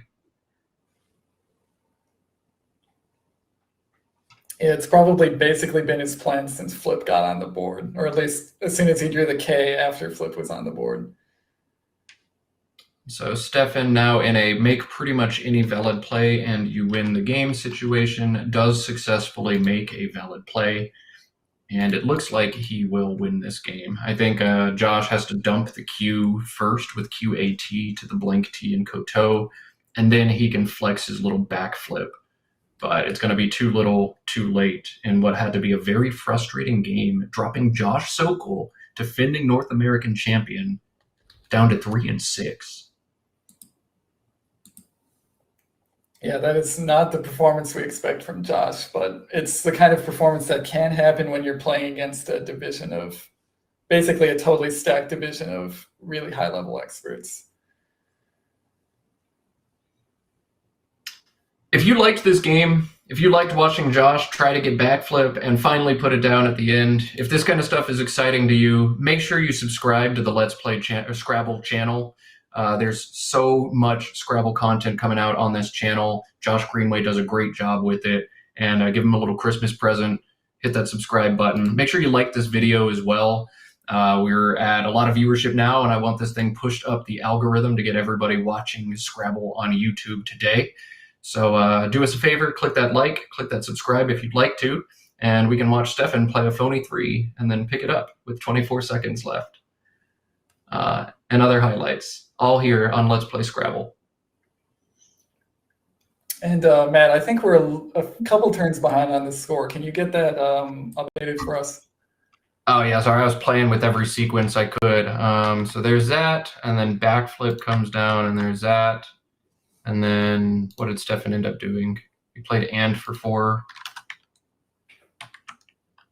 And then Josh goes out with cheese.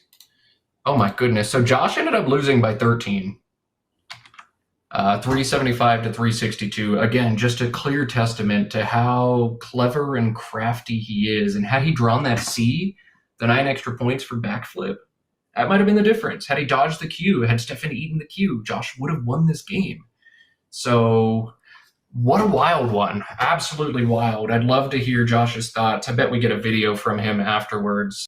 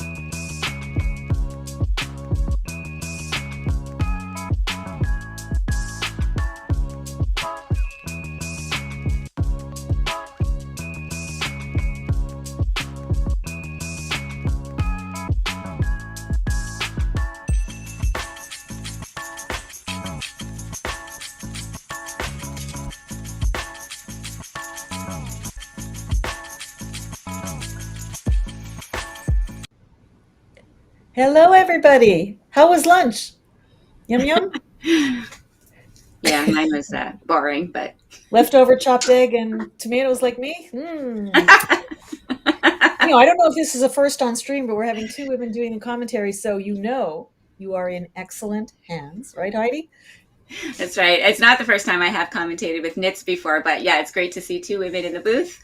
And yeah, I'm sure we're going to have fun. And it's the first time I'm commentating with you, so that's great. I'm very excited about that. So we are down to the last two. We are very blessed to be able to commentate the last two. Right now, we are going to show you what we call NWL, which is the North American Dictionary, and we have a barn burner. We have two people in first place at 12-3. These are conceivably going to be one of our winners. I think that's how it's going to go. Andy can actually clinch pretty much based on a cum difference of almost double of what John Shreve has. So we're going to show you Andy Huang versus John Shreve. If Andy wins, I think almost certainly that means he's going to win the tournament. And if John wins, then we're going to see what's going to happen, because somebody in the 3 and 4 are going to now be at 11 and they can come up to 12. And anyhow, it's all very, very, very exciting. And we're here to take you through every step of the way. Yeah, looking forward to it. We'll see how far away we are from starting. But in the meantime, I'll give you an update. I have till 15th game. So Rob Rubinski won his last game against Charles Reinecke, as we saw. And he is now in first place at 12-3. He is the only one at 12-3. Thomas Reinecke is at 11-4, but he has almost 500, 450 or so more points than does Rob. So that's very, very close, because cum is extremely important. Are they playing each other next? 1 versus 3? No, they're not playing each other next. Then Josh Sokol is at 10-5. So 12-3, 11-4, 10-5, 3 at 10-5. Josh has the highest cum at 834. Erickson Smith at 781, and Frank Francelon is out of it because he's only got 332. We're going to go to preview the match now in WoW. Heidi, why don't you go ahead and do that? Okay, so we have Andy and John here in career head-to-head, 1 versus 4 in John's favor. So Andy's going to be looking to win this one. I mean, of course, he's going to want to win anyway, but maybe just that extra incentive there. Looks like I'm sorry, I have a hard time here. Oh, this is their last 5 matches, so I guess the last one was here. And John narrowly winning that one by just 6 points. So. Wow. Oh, wow. Yeah, exactly. So and this a low should be scoring game too. A real defensive slugfest. Okay, we're ready to go. We have Andy on the left, and we've got John on the right. We've got 2 different generations, clearly, of Scrabble players. Since I belong to the one on the right, you belong on the one on the left. Oh, no, not quite, but I wish. You earned those gray hairs? Yeah, I did. But yeah, it's great to see the range of everything, the diversity in our little Scrabble community here. Young and old, God, like yeah. 8 to 80. You're not washed up. You're not washed up when you hit 50 or 60, even 70. I mean, you're no. There's no reason why you can't play well. Exactly. Hi, Nana. Nice to see you. She was saying hello to us. Nice. So Andy's first, and he's got that dreaded YI I talked about in the previous game this morning. So he doesn't have anything particularly nice to play. Let's have a look. Kiwi seems to be the obvious one. Oops. Sorry. Or Wiki. Would you play Wiki or Kiwi? Oh. I probably play Wiki. I don't know. There's no difference, but. Well, I think it's harder to hook, to go underneath Kiwi from the left if you have a bingo. Oh, is it? Okay. Yeah, sure. Because the K only takes the A and the I. The W takes the O and E, which is and on top it takes more letters as well, the A and the E and the O. So little subtle things like this make a difference. Exactly. So I'm sorry, I'm trying to catch up here. I had some weird. Sure, I'll talk while you do that. I know you're doing the annotation this time around, for which I'm very grateful. Now I've got to switch my dictionaries because I am. Yes.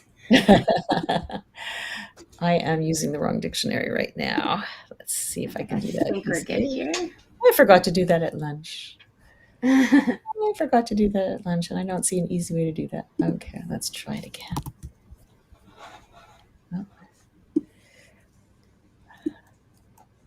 Well, obviously there's two R's, there's two L's. I'd rather have two L's than two R's, frankly, personally, but is that right? I find two L's much easier to go together than two R's. But that's probably true. Yeah. I might have, so in that case, I might have considered fairy because it would have tripled the Y, but I can understand his desire not to leave LLR on his rack. I think that might be a good sacrifice. Right. I'm going to restart my Quackle because I do not know how to switch the dictionary. Okay, settings, there we go. And we'll be with you in a second, guys, as we just get settled in for the afternoon. Yeah, I'm kind of worried that I might have, like, I mistyped the rack the first time and then it asked me a question. I don't know if I said yes or not, but you know, it's how sometimes like the tile distribution doesn't allow this. Do you want to? And I'm like, I don't know if I said yes, so I don't know what I have an extra. Okay, so we're gonna start the game here, and we'll try to attend to all of your questions if you guys have any. And yeah, I actually, Robin, it's so funny. I actually do see now that I will have a problem, so I'm gonna go back and fix the start a new game because otherwise it would give me an extra K. So. Okay, no problem. So you're going to go out and we'll get the score to you as soon as we have the score. So we're good. It is 20 each. And now Andy is looking obviously to, get rid of as many vowels as he can and get rid of the YI combination. You always, you kind of like to save an E, but this early in the game, there's no problem with playing off a couple of E's. The CA is very, very strong. I think that was a nice play on his part. Played very, very quickly, although we were a little bit distracted. He also had the possibility of Asia going to the right of fairly, but that would create an L hook and also a very juicy A, a triple letter in front of the A. So I think he chose well to take IE. He also could have played it to the right of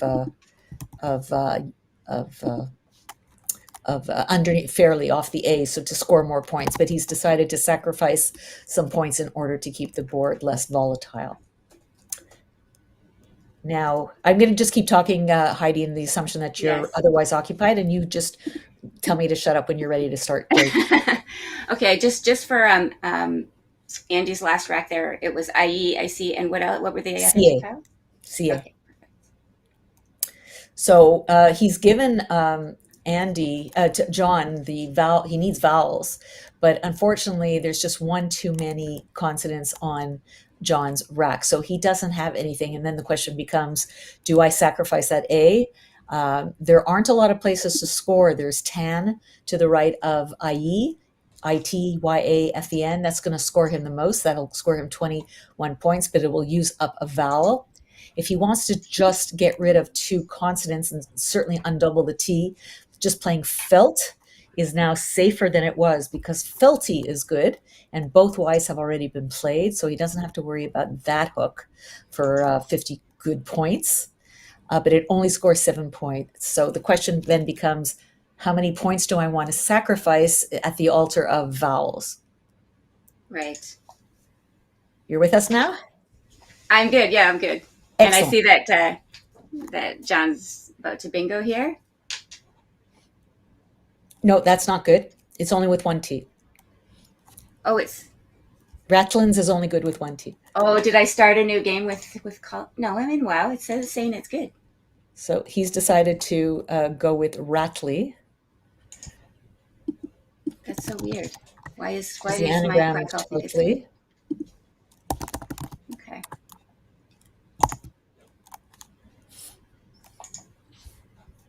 Well, my game just quit, so we're in the same boat. I know what's going on. I think we're having some ghost issues with Quackle now.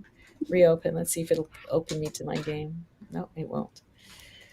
All right, I'm going to have to start over as well.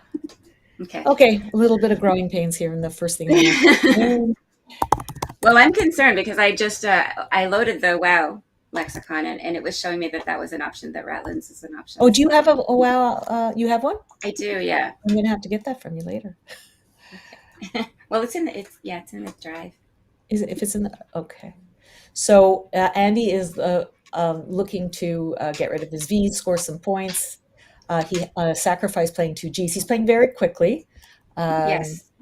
Not sure if that was necessarily the best play, but it's certainly a scoring play. Never want to leave 2 Gs on your rack, though. That is a huge problem. Okay, so the score should be very good. You've got the Vatic. Viatica was another possibility, opening up the triple, as well as Aviatic, which might have been but he's got 2 Gs, so I made a mistake. Never mind. Yeah, we'll get there, people. We'll get there. Oh, look at this. You got Mourners down very, very quickly. Wow. You did, yes. Nice play. Nice find. Okay. And that. Okay, so now we're up to date for me. The score is 110-7D3. Perfect, Heidi. You're doing great. Yeah. And Andy's paying the price of having oh, man. And sticking in the. I mean, this is to the advantage of the field that Andy doesn't win this game, obviously. Right. Yeah, and he'll still be in good shape even if he does lose this game. It'll just be more exciting for us, maybe, to see. Well, he's got a nice way to get rid of 2 of his eyes, and that's to play Genii through the ending Mourners and saving AGI. Do you normally see those words ending in II? Are you always on the lookout for them? Sure. When I have 3 eyes on my rack, I'm looking all words that have 2 eyes in them. I'm not. I mean, iridic. If I have 3, if I get lucky to get rid of it. Are you? Oh yeah, I tend to forget which ones are good, like which words have the II. I don't know them all, but yeah. Well, it's not a big list, so it would be something that might be worth studying. Although I don't know how you would generate, because otherwise you're just going to get all the words with 2 eyes. But right, you could do a very dangerous search. What's that? You could do a pattern search, right? I guess, that would be perfect. That would be perfect. Now, there's a very dangerous spot to the right of Mourners, which Andy, I know, is going to be very. So he's going to do Aggie, which doesn't get rid of the problem for the X, either Emu or Im, but at least it scores and is a distraction. Well, yeah, and if that X spot gets taken, now he has access to a triple that he can maybe use next turn. He could have done Aggie to the right of it and really gotten rid of it, which I think might have been a better choice. Of course, Baggy is good, and 2 Bs are still unseen. So sometimes it's just hard to get the triple thread out of the way. Just Yeah. Quite the clunky rack here for John. He does have that blank, but it's nice letters to go with it. And he's got a UX possibility as well, but he's decided just to. They're playing very quickly. Yes. Look for Andy. Look at that. Alrighty. That's an interesting choice there. Just playing Gad. Well, I think he realizes he can't really do anything. But I don't know. I'm going to have to take a second to look at the rack. GDUQX. What am I missing? Oh, I know I did it blind. 1, 2, 3, 4, 5, 6. And poor Andy here. Look at this rack still. 3 eyes. I know he left 2 on his rack, but he did draw another one. And yeah, there's something to say to have played, and also Emo. I forgot about Emo. Something to have used up the blank and played Gox. I think I might have done that because I'm saving the QU anyway. Right. Exactly. But I guess it can be hard in those situations to let go of them. Still, it's so many points to leave on the table, right? I know. And you know what, Heidi? It took me many, many, many, many years to stop holding on to stuff like that. And just no, really, it took a long, long time. Well, yeah, it is. It's hard to part. I'm still learning that lesson, I think. Yeah, it takes a long time. I mean, it used to be that blanks are only for bingos, and then you realize, well, bingos are simply just points. And if you can get 80 points for your blank, and it's not a bingo, it's still legitimate, Exactly. So Andy is, I don't know if he's at the point of having to pass. He's got audit and aged.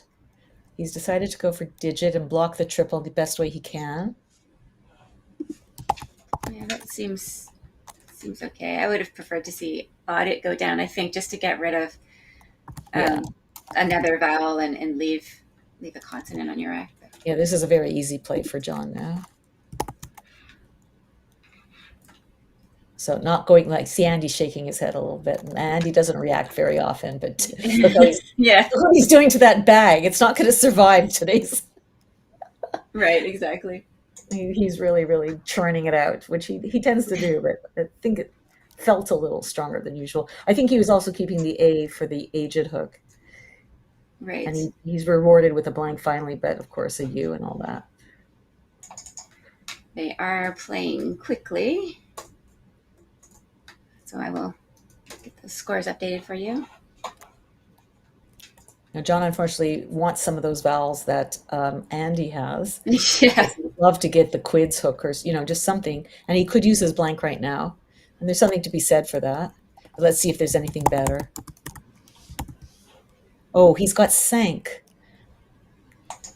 Well, it is on Andy's turn now, right? So, and he's that's what's coming up next. Yeah. I'm always looking ahead. He has Subtopia. He would have had Subtopia. I don't know if there's any other bingos. That's the first one I saw without looking anything up. Yeah, no bingos available here. Yeah, by Paris and Subtopia are the only two. So he's a bingo behind. He's got a blank. He can't play something like Upo and to the left of Mourners because he doesn't have an N, and there's 4 unseen. Yeah, he could just play Utopia down to the triple from the T and Radley. I think that would be nice, but I think that could be very nice. I mean, he is behind, so he will want to leave this board open, right? And he does have the blank now, so I think that's what I would do in this situation. Just make sure that there's still lines. And, if you're using up all your vowels and you're saving a B, which is not the best. I might consider doing pubis at 12A and really being a bit more. Oh yeah, yeah. Just to get rid of the U and the PUB combination. But Utopia is simulating very well. It's really between the two of those. And there's also Pious if you just want to say AB blank, right, which is very lovely. Right. Yeah, so it'll be interesting to see what he does choose to do here. Anything to block Sanks, anyway.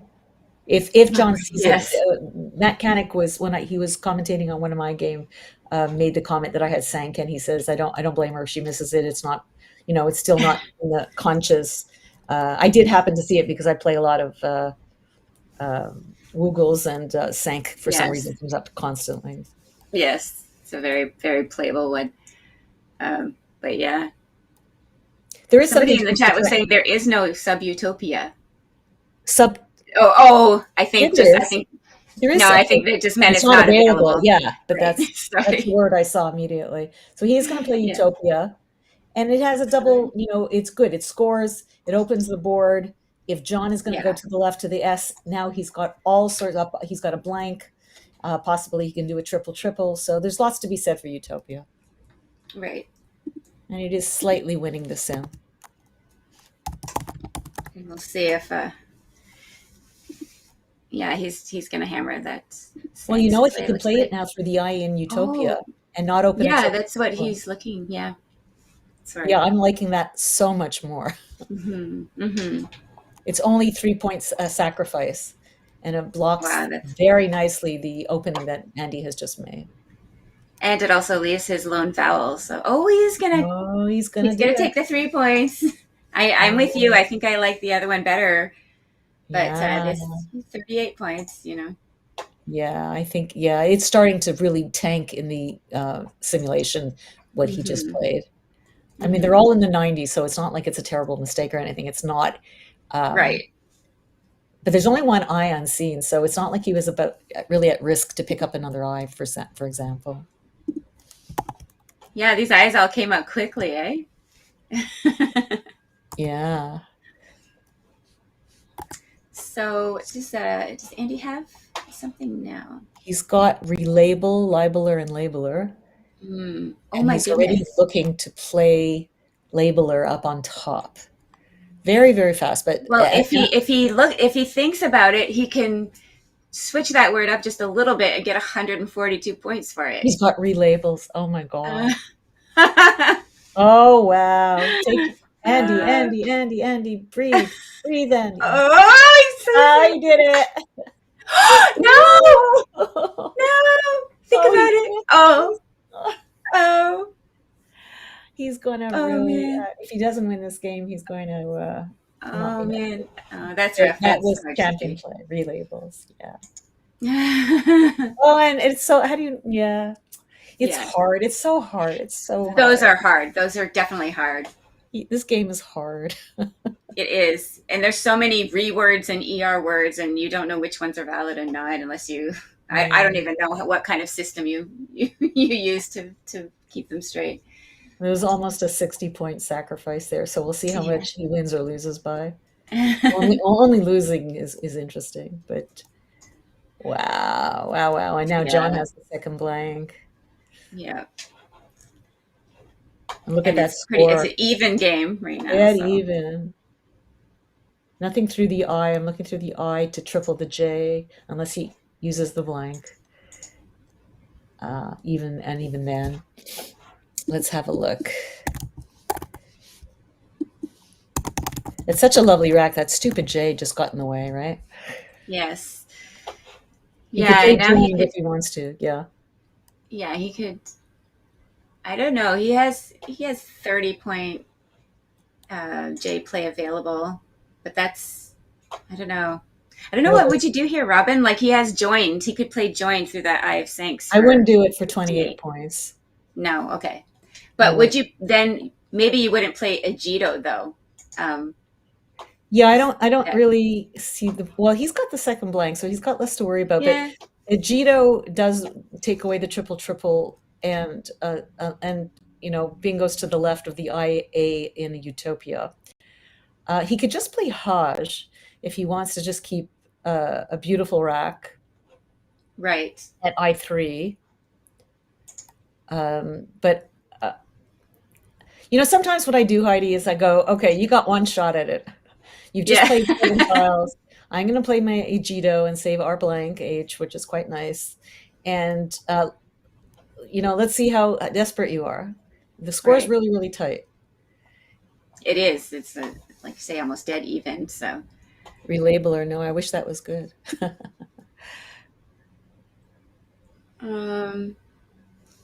Yeah. What could he do? What else could he do? I think Agito is winning the sim very, very nicely, followed by Haj.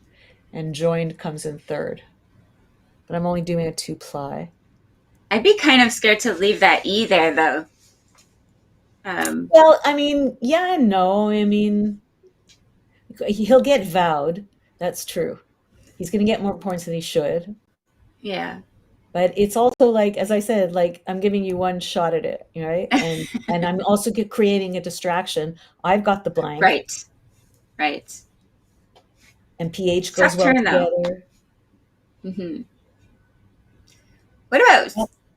I don't know if this. Well, yeah, no, never mind. I was going to say something like, what about just a play down from the C, like chod or something? I don't even know if that's a word, but it's not a word. That's not a good idea. You need to get rid of the J. No, he's to that rack balance. Good, nice. And he's thinking about triples.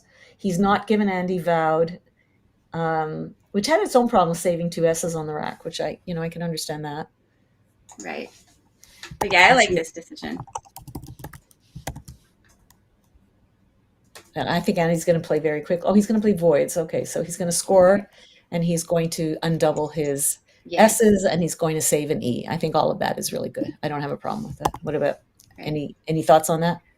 It looks good. I didn't have a chance to look at anything else. Andy playing so quickly there, but I don't know. Do you think this is telegraphing that you have an S, or is just like with that V on the triple letter, it becomes less? No, I think it's possible, of course, but I think because you're scoring so many points, it's just like, I need to Right. catch up. I need to get Right. ahead. Now, there were no triple triples through the C, so he didn't block anything for John. There's got to be, there's bingos off the P. Right. And where else can he play? Vatic doesn't take anything. So, and AE doesn't take anything. So he has to bingo off the A, I, or P. And the only thing he can do is open a triple by playing off the P, and he's going to have to stick an E there. There are 2 bingos there, peroxide and proteid. Yeah. So that's what he's kind of stuck with right now. Those are his 2 choices. So, So I scary. guess perioded, which is a very strange word. But if you know it, maybe it's putting the D there is better than putting the E No, in the I think you're component. thinking of periodid, not Yes. period, not perioded, like 2 E's. Periodid is 2 I's. No, perioded is showing up on my. No, then you put something in wrong. He's got 2 E's on his rack. Perioded. That's your, I don't know. Oh, is that in a WoW? Oh, Wow. that could be a WoW word. But I don't, really? Let me go check. Showing me that. Yeah. Oh, it's Collins. Oh, Yeah, okay. yeah. I think he didn't switch. Yeah. But I've loaded WoW, so it's telling me. Do we have it in the? WoW. Do I have WoW? Yeah. Yeah, WoW 24. Period. No, not good. It's not good. Then there's something wrong with my WoW. with the lexicon, even though I have it set on WoW. And I'm going to put it to CSW. And yeah, it's only in CSW. Okay. Yep. It's very strange. I'm using Ulu. Okay. So Well, sorry about that, Jonathan, guys. what's that? I'm just saying sorry about that. I don't know what is happening. I've definitely loaded the WoW lexicon, so it's bizarre to me. No worries, no worries. So John, if he does see the bingos, is going to be forced to open up a triple and put an E just below the double letter. But I think, you kind of have to do it. But I can understand that he's going to take a few minutes to look at this to see if he can find anything else. Yeah. Someone's asking what Ulu is used for. Ulu, I was going to type it in, but you can hear me. Ulu is used, is a wonderful dictionary app made by Seth Lipkin, and it gives you all sorts of different dictionaries and all sorts of different things that you can do. You can use it as a timer, as a word judge, and of course as a dictionary. And you can click on the words as they come up, and then it will give you a definition. So it's a very, very, I find it very helpful also to do spelling bee on the New York Times every day when I want to cheat a little bit at the end because I've had enough. So shout out to Seth there. Yeah, that's awesome. Absolutely. I think they are actually using the Ulu clock. So if John doesn't see the bingos, he's got co-ed as a very nice leave on his rack. Oh, there you go. He sees Protea. There you go. Now he just has to pull the trigger on his nerves. I don't know that there's much difference between peroxide and proteid. Right. I think they're quite similar. Proteid has the advantage of having vowel, vowel, consonant, vowel, whereas peroxide is vowel, consonant, vowel, which is a little bit easier to hook onto, to play with. So proteid it is, and that will be for 72 points, and he will take a bit of a comfortable lead of 54 points. So not that comfortable.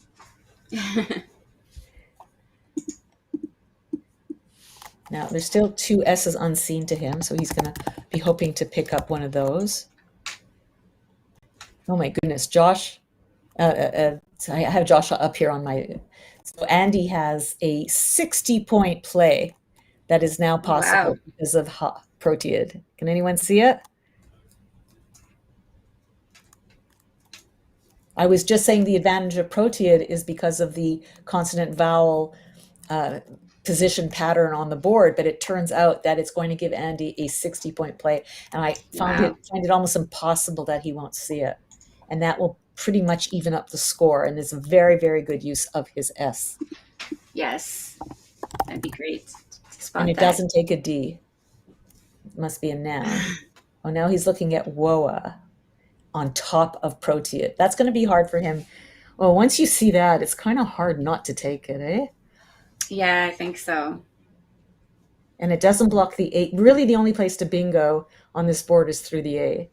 So it doesn't take away the ability to bingo through it, but it keeps two E's along with that A.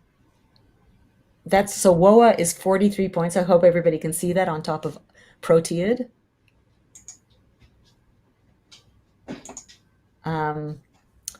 It's a 22-point sacrifice using the S.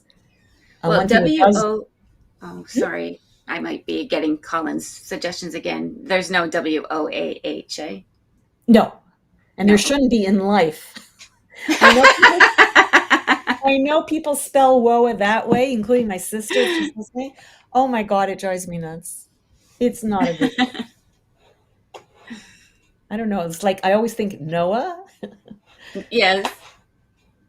Well, I guess it's an alternate spelling. Okay, that's fine. But I hate it. So the play he had underneath proteid was Hoss, as Will is showing here. Yeah. Oh, it takes an R. Yeah, that would have been nice to see. But yeah, it's very, very hard when you see a play like that. It scores so much and blocks the triple and does all these things. You're behind, but now you've caught up by 11, and he's keeping the S. Not that this is an S board, but it's never a bad tile to have. Right. Just too many of them. It's too. That was the problem. Oh no! You would have had the same issue with Hoss as well. Yes. Just one less vowel. Oh my goodness, that is a problem. Well, but look at John's rack. Same issue, in the opposite direction. So what do we have? Well, he's got a very lovely play through the I in Utopia. See what he's doing for people who aren't, you see, he's made a decision. He's seen a word, he's put it on his rack, and now he's locked into it.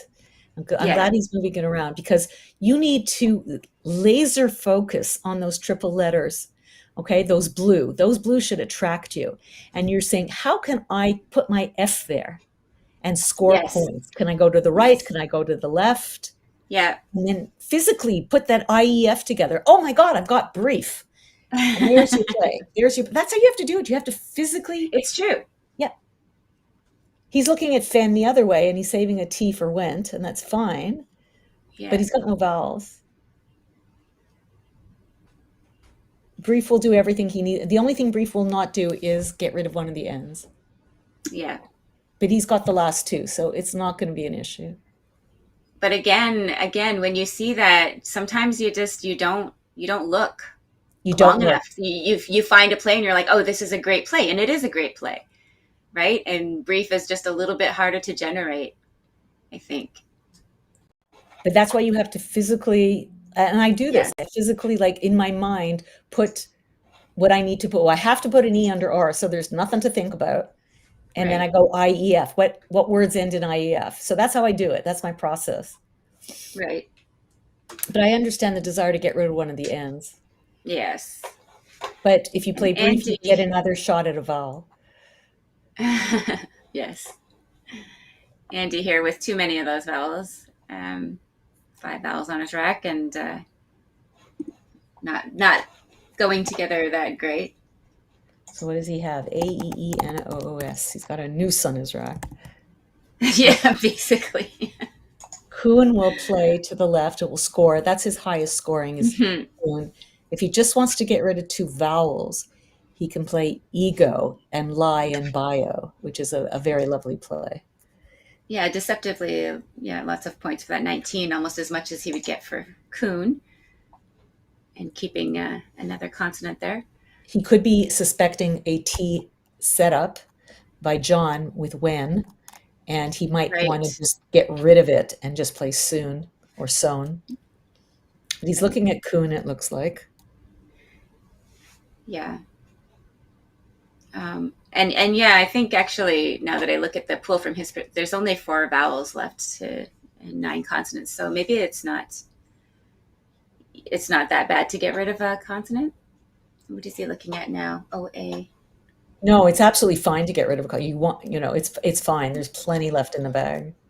Oak. He looks like he might be considering oak and oxo.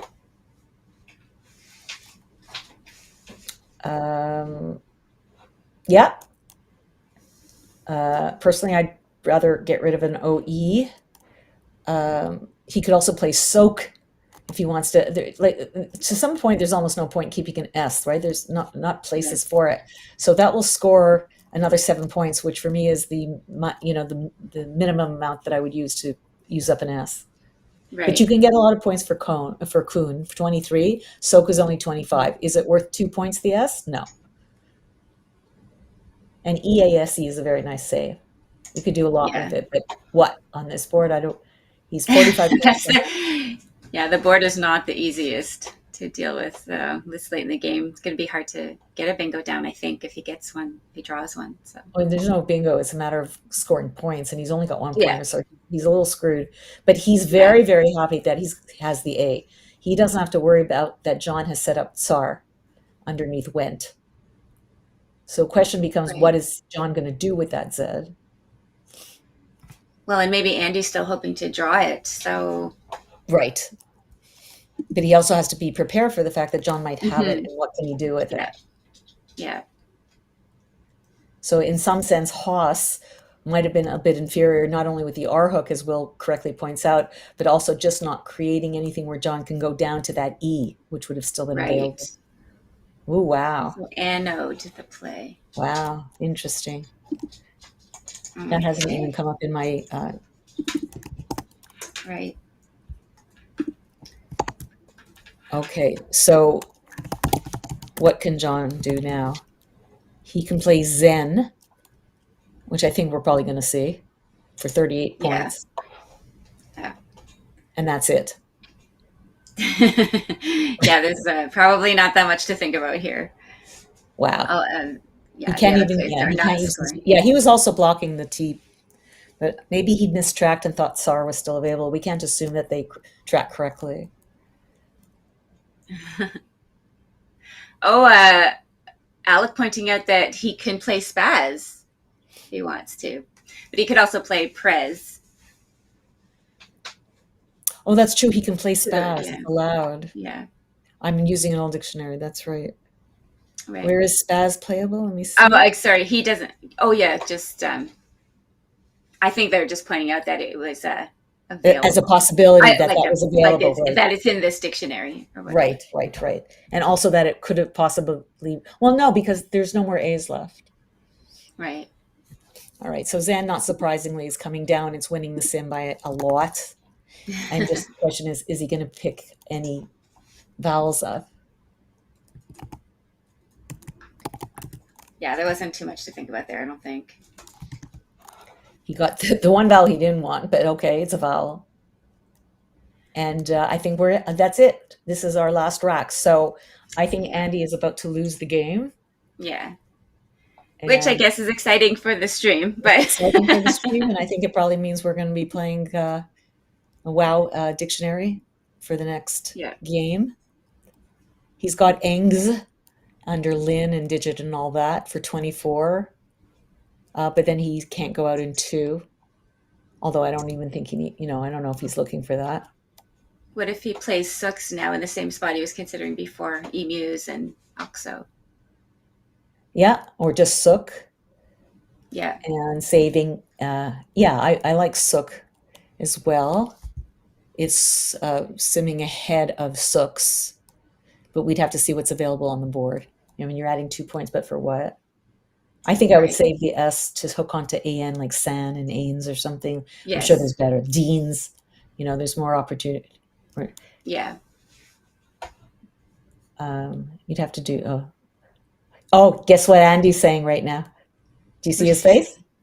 Yeah, I see, but I don't know. I missed what he was saying. I missed relabels. I can't believe it. Oh, okay. Oh, no. I can't read his. I can just tell from the way he just. Yeah. Oh, yeah. You see that? Yeah. Oh. And that would have won in the tournament, I think. Yeah, for sure. And it would have been such good content. Oh, just a second. The 60-point difference. And right now he is, He's a bit more than 60 points behind, but he's got 2 S's, and John has nothing. So that's painful. Yeah. Are we Oh, getting a it is. replay? And it's so distracting, Robin, right? When you see something Totally. like that in the game while you're trying to play the end game, I mean, he knows he's already lost, I guess, so maybe it's not that. But imagine if he actually had an end game to figure out here and then just notice how distracting that would be. We'll get a look at the clock in a second. We'll see how long he has to stew in his juices. That's just so distracting. It's just horrible. I feel for him. Yeah. Has that ever happened to you? To miss a triple? To notice it in game while you're trying to figure out a complicated end game. It's not necessarily triple. Like I cannot believe that I didn't take 3 at more seconds, and just unbelievably stupid. Unbelievable. Yeah, that you got to spend. I don't think so, but yeah, you've got. I'm sure I've similar plays where I missed this, but yeah, it is so hard to overcome that you just want to mourn the loss for a while, right? Or self-flagellate. Exactly, that's what you want to do. You want to self-flagellate. And I don't know how it's going to affect him for the next game too, because this wasn't. Having just watched the Jays lose last night when they had 3 on base and 1 out. Yes. So it's the same thing. Like, how is that going to affect you in the next game? And are you going to be like, I could have won the World Series. I could have won the tournament just by taking 3 more seconds or 10 more seconds and realizing that Labeler has an anagram. And it fit. Unbelievably, it fit on top of digit, So I really feel for him. It happens to everybody. I hope he doesn't, self-flagellate, as you beautifully put it, for too long.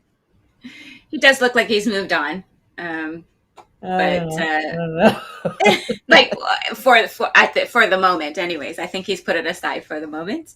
Well, he knows he wants to play Sammy Sosa underneath wins and anodes. That would be cute. Yeah, you're right. I mean, Andy's a doctor. So Andy has I don't know what kind, but I'm sure he's done ER rotations and all that. And you really do learn how to just kind of like, I have to move on now. I cannot just think about it. Yeah, exactly. You got to have nerves of steel, right, to do that kind of work. Yeah, and everybody goes through it. So, and it changes you as a person. But hopefully he's such a sweet man. I don't think he's been too affected compared to some doctors I know. But just thinking like I wonder what he's gonna do, and why.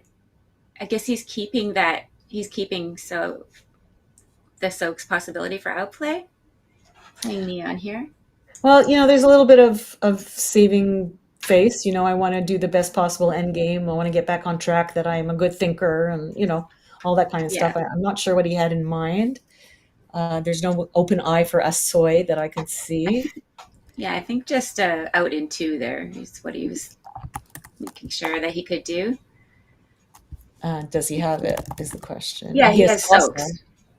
Oh, he saved himself the Soaks. Okay, yes, very nice. Yes. So that's a very nice sequence that he did. Very pretty. Okay, no problem. And there's really not much John could do about it other than just to stick an O on Oxo, and which is not the worst, actually. He'll save a lot of. You have to think about that. He could just he could just play op and and PI. I might do that. Yeah, I think Andy should have played Soaks first, honestly, and then he would have had. I totally agree with you. It was a mistake as well. Yeah. Oh, but he didn't block it, so here we go. No, he's not looking. He's got 7 minutes, but he's won the game and he knows it. He's not going to be able to catch up with Andy on spread. So, and I think even blocking Soaks was not going to help him very much either. So, right. Oh, there was also ovoids. He could have played bop and ovoids. I would have scored a bit more. And Andy very nicely plays his. I can't believe I just quit Quackle, but that's okay. We're at the end of the game. I do that all the time. I don't know why. Yeah, it's easy to do that, I think, with the way it is. Oh, you know what? 365. I didn't do it. It quit. It's a little volatile. I think I need a new. I think I need more RAM. Are we going to overhead mic now? Go for it. Let's do that. Yeah. Labelers, relabels. Oh, sorry, Andy. Well, Oh.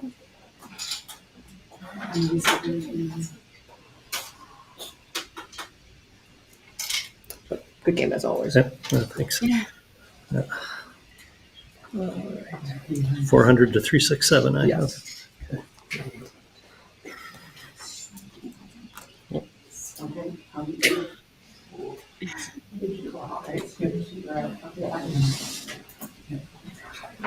Just processing, I guess. what was the final score? Was it a difference of 60? 365 to 400. You would have won. Yeah. Oh, that's hard. But I know Andy. Look at you can't get over it. Look at this. Sure, yeah. Yeah, and he's still in great shape. So just have to shake that off and go into his next game. Yeah, I think Andy has the equanimity to do it. He's got the maturity. Yeah, for sure. Very mature. John is red. I think John was red the whole time, so I don't think he's reacting to what's going on. Let's see if We're we gonna play. take a break soon. We're gonna pick up the final match. We're not 100% sure what we're gonna do next. It depends what's happening in the other tournament as well. What did you think of that game, Heidi? What's your? Oh, it was a good game, and they were playing so fast at the beginning, right? I don't know. I think that was maybe an issue with Indy just getting plays down very, very quickly and not taking the time there. But also, even if he saw relabels at whatever it was, relabels at the start, he might not have played it because it's hard to know if it's valid and you don't want to lose a turn. And, there's all kinds of reasons why, even if he saw it, he might not play it. No, he saw it during the middle of the game and he knew that he blew Yeah. it. So he knew it. Yeah. He just played too quickly, and I am not exactly sure why. I don't know if John is known to be a slow player and he wanted to fast play him a little bit. I don't we would have to ask him why it is he played so quickly. But, once you see a lovely overlap, he was already seeing a 4-letter, overlap on. So you're thinking, oh, I'm doing great, right? I found a bingo through the A and I'm overlapping 3 other words and, anyhow, I hope he can shake it off. Yeah, and like you say, he will. He's very, very even keeled. He might be even a bit ferocious. Like, you don't want to play a really good team that's lost 2 games in a row, right? You don't want to be that third team that so I think Andy's going to be there. I don't think we have any. I'm going to take a quick look to see if we have any. You take a look to see if we have any standings updates for the other. And I'm going to do a little bit of plugging. Let's see. So just to remind everybody that this stream comes courtesy of Let's Play Scrabble. I think you know that there's been an explosion in the number of streams, and that is because Josh has made himself available to try to grow the game online, for which we will be eternally grateful. Just to remind you to hit the like button, to subscribe for a measly $5 a month if you can handle it. It will be very, very helpful.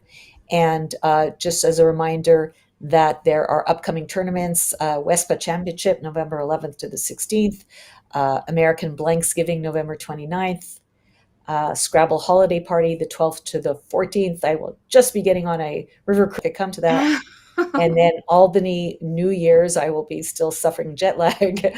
But hopefully I'll do some commentary.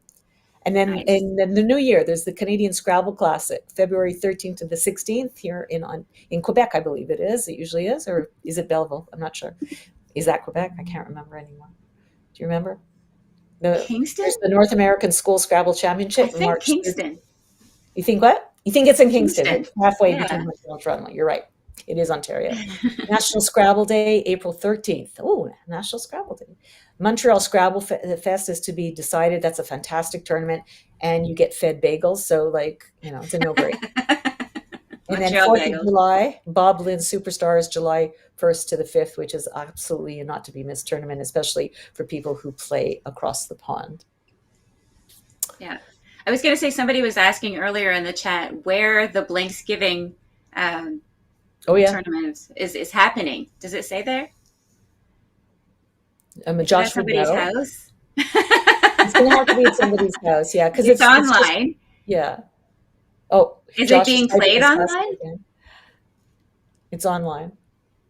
We don't know who's playing. We don't know the format. Okay. So but it should be fun.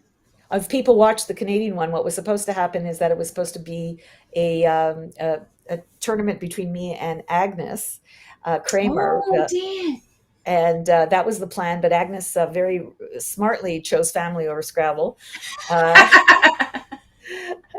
So she wasn't available. And then Josh came up. So this is what I love about Josh, is he's always coming up with these great ideas. And he came up with the idea of doing Max Panich against 3 other players rated lower than him. And if Max won every single game, he would do the final game himself against all 3 players. Which you think would be an advantage for the 3 players, but I think it's too many cooks. But it didn't work out that. Max finally lost a game. I think he lost the 5th game. So he did really, really well, or the 4th game. So he did very well. And I think it was just what I like about it is the fact that Josh is thinking about new things for us to do. So if you have a format that you would like to see done, you might as well put it in the chat box, and it might there you go. Stir up some creative juices. You want to take us to the break, Heidi? Yeah, I guess we'll have that final match, assuming that we're sticking with WoW to see what happens after Andy's loss here. And don't go anywhere. You're watching Let's Play Scrabble. See you soon.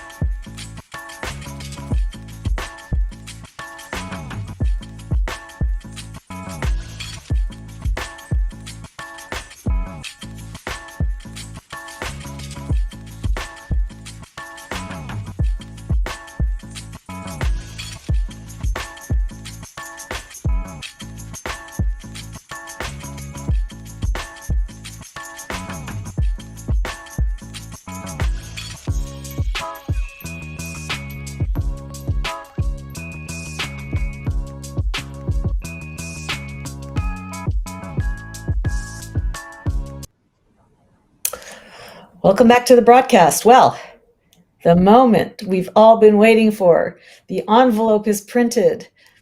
We're going to tell you who we're going to play. We're going to continue with this dictionary. And who we're going to see, Heidi? Who's playing? We're going to stick with Andy and John. We have to see what happens after last run. Oh, no. Okay. Heidi, you got to put on your now? microphone, so I'm going to talk instead.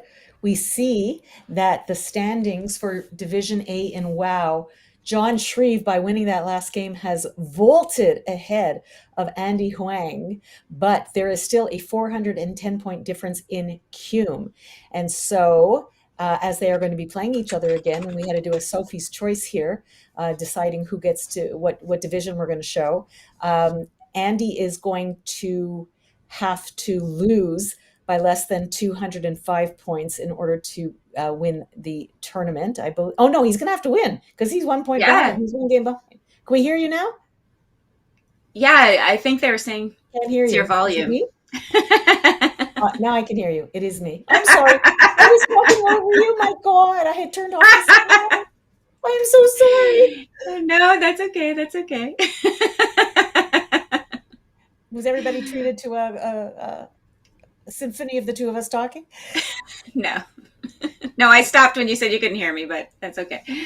So I actually, I didn't realize that John was taking the lead with that last game. So now Andy suddenly has to win. Right. And Andy has to win because he's ahead, right? And in CSW, we have a situation where we have 2 people at 12 and 4. Thomas Renke is tied with Rob Rubinski, but Thomas has a 650 point Cume difference. So this is a situation where Rob absolutely has to win. He cannot, whoever wins the game is going to win the tournament.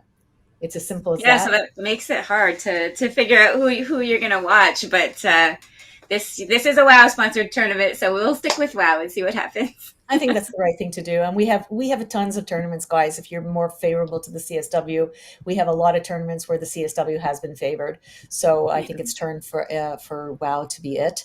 The game is getting ready as we're talking. I don't even know the prize fund. Does anybody know anything about what's going on with that? I don't think it was. Well, I know that WGPO donated $5,000 to the prize fund, so I think they're playing for $1,000. The winner. That's a lot of money. That's in American. So for us Canadians, first in each. That's almost $1,500. And you know how sad that is? That's almost $1,500. Yeah, Canadians are a little bit in mourning today already, and never mind talking about the dollar.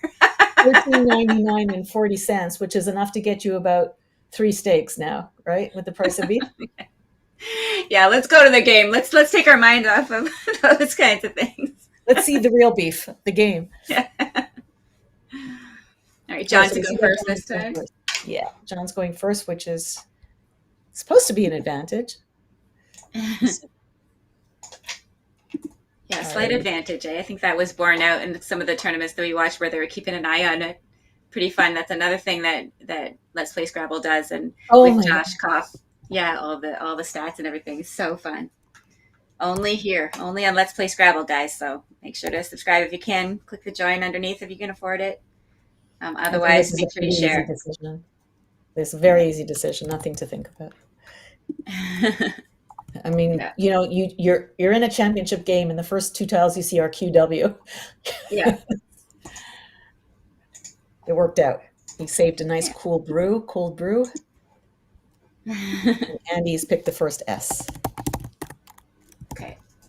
Let me get cut up here. How many times do you think people start with this word in Scrabble? How many times do you think this has happened? What, the QI? Yeah. Far too many. Now he's picked up barware. That's the first thing that I see. There's probably more. Or perhaps not. On draw bar is the other one. So he's gonna. It's highly unlikely he's gonna be able to play it. Well, let's look at what Andy has. Come on. Yeah. Let's give Andy a chance here. What is he going to do with his tiles? You didn't see anything exciting in there, so you just looked at John's rack, right? Well, because I'm drawn to the bingos. I have a nickname around that, so I gotta live up to it. There's something to be said for playing just OY on top of the I Yeah. because, yeah, and it doesn't give too much away, but Right. it will still give the bingo, but he'll now have to open up a triple if he knows barware because he'll be able Right. to play the B over the Y. It's hard in Right. this situation. Like I might consider playing gyros or argosy, probably Fancy. gyros. Yeah, gyros looks better than Argosy just because you wouldn't be slotting that A beside the double letter there. Yeah, I agree with you. But OI looks best here, I think.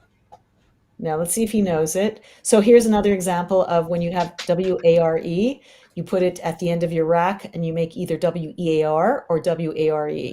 That's just a natural suffix that you should be doing all the time, and then you'll find it immediately. That comes He from looks like he study. wants to play bear paw. You're right. Oh my God, he's doing it too. Nice. Beautiful. Oh, well, it I is a love that. delicious Danish, but unfortunately, it is not a good word. No, bear paw is a good word. I put in the wrong tiles. Oh, you're right. You're right.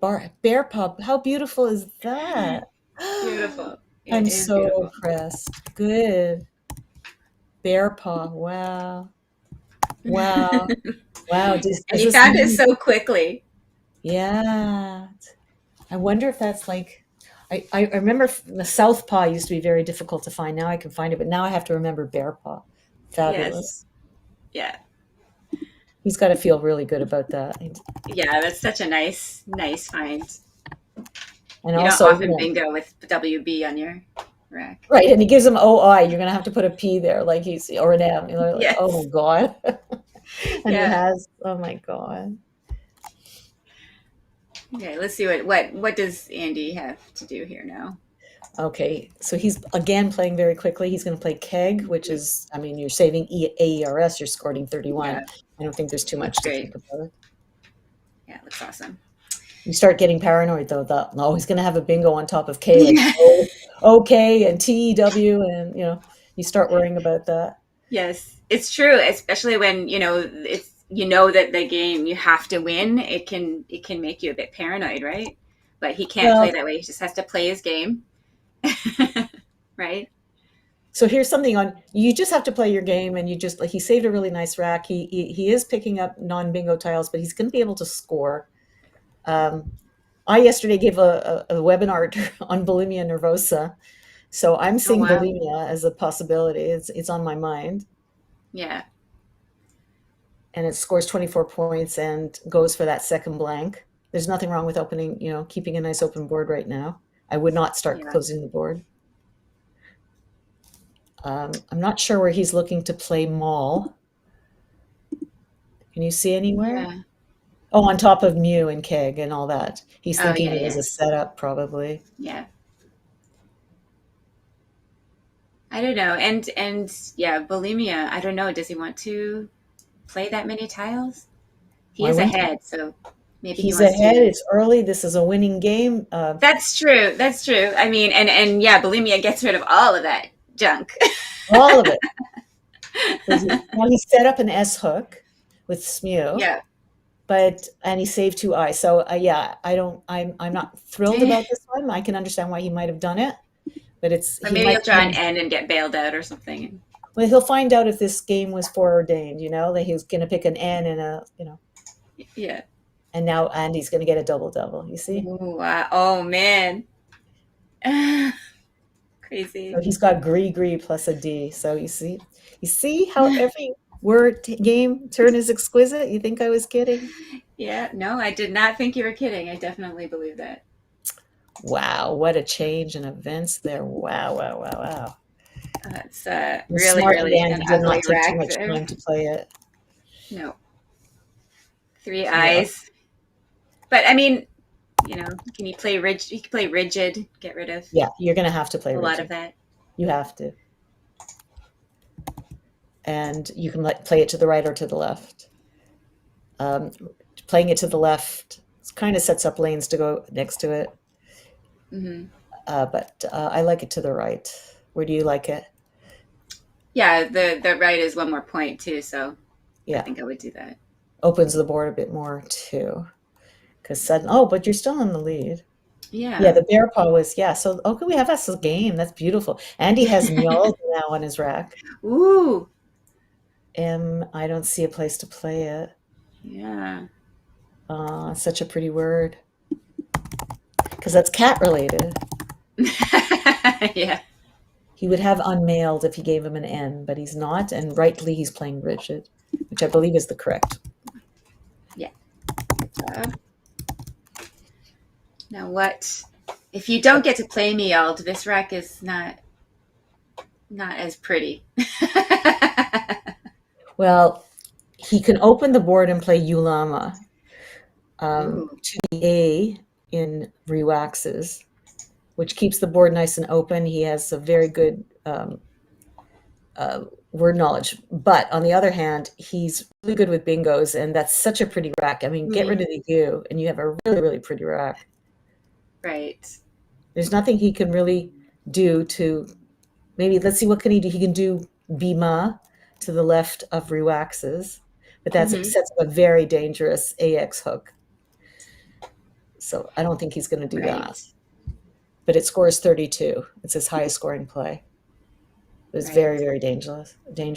And in fact, John has a G. But yes. I don't think he. Ulama, I like. What does anybody? I'm not seeing anything in the chat. Yeah, Here's he Andy. likes it too. He agrees Very with nice. you. Very nice. Good job, Andy. Okay.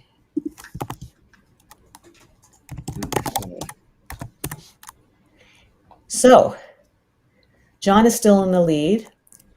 I'm not seeing necessarily anything, through the L that would allow him to double two big tiles, and that block the board at the same time. So this is a turn that he's gonna have to think about. He's only 2 points ahead now. Right. Yes, he got Bilgy. I missed that Bilgy. I was going to say, or he could play. Not that he of course he would play Bilgy, but he could also play Donald Trump's favorite word, bigly. Yeah, he'd lose a few points, a lot.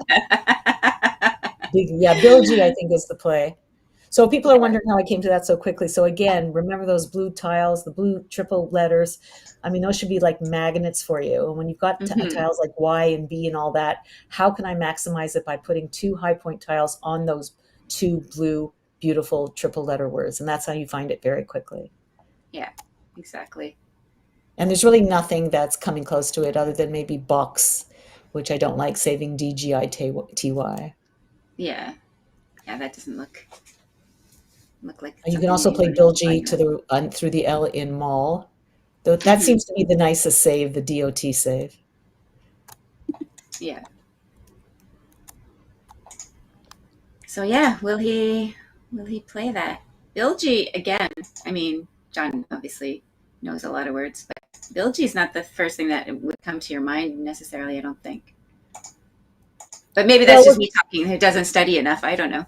It wouldn't come to mind as a word that you would use in everyday life, right? I would never find that word. I would never use it. I mean, is it a sail is very bilgy? I mean, I'm not even sure what it means, but by doing my method of honing in on those blue tiles and wanting to stick Y on it, it comes to you very quickly.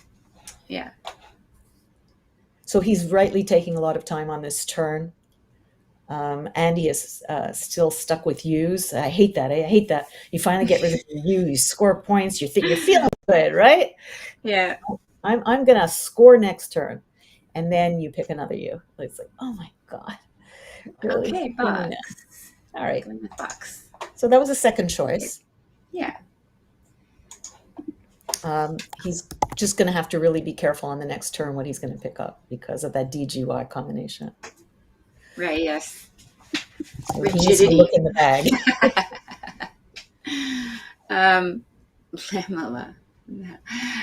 Looking at chat there. Some funny stuff going on in there. Lamala. But so I see that every time I see a rack with FUL on it, I wonder if I can make full words.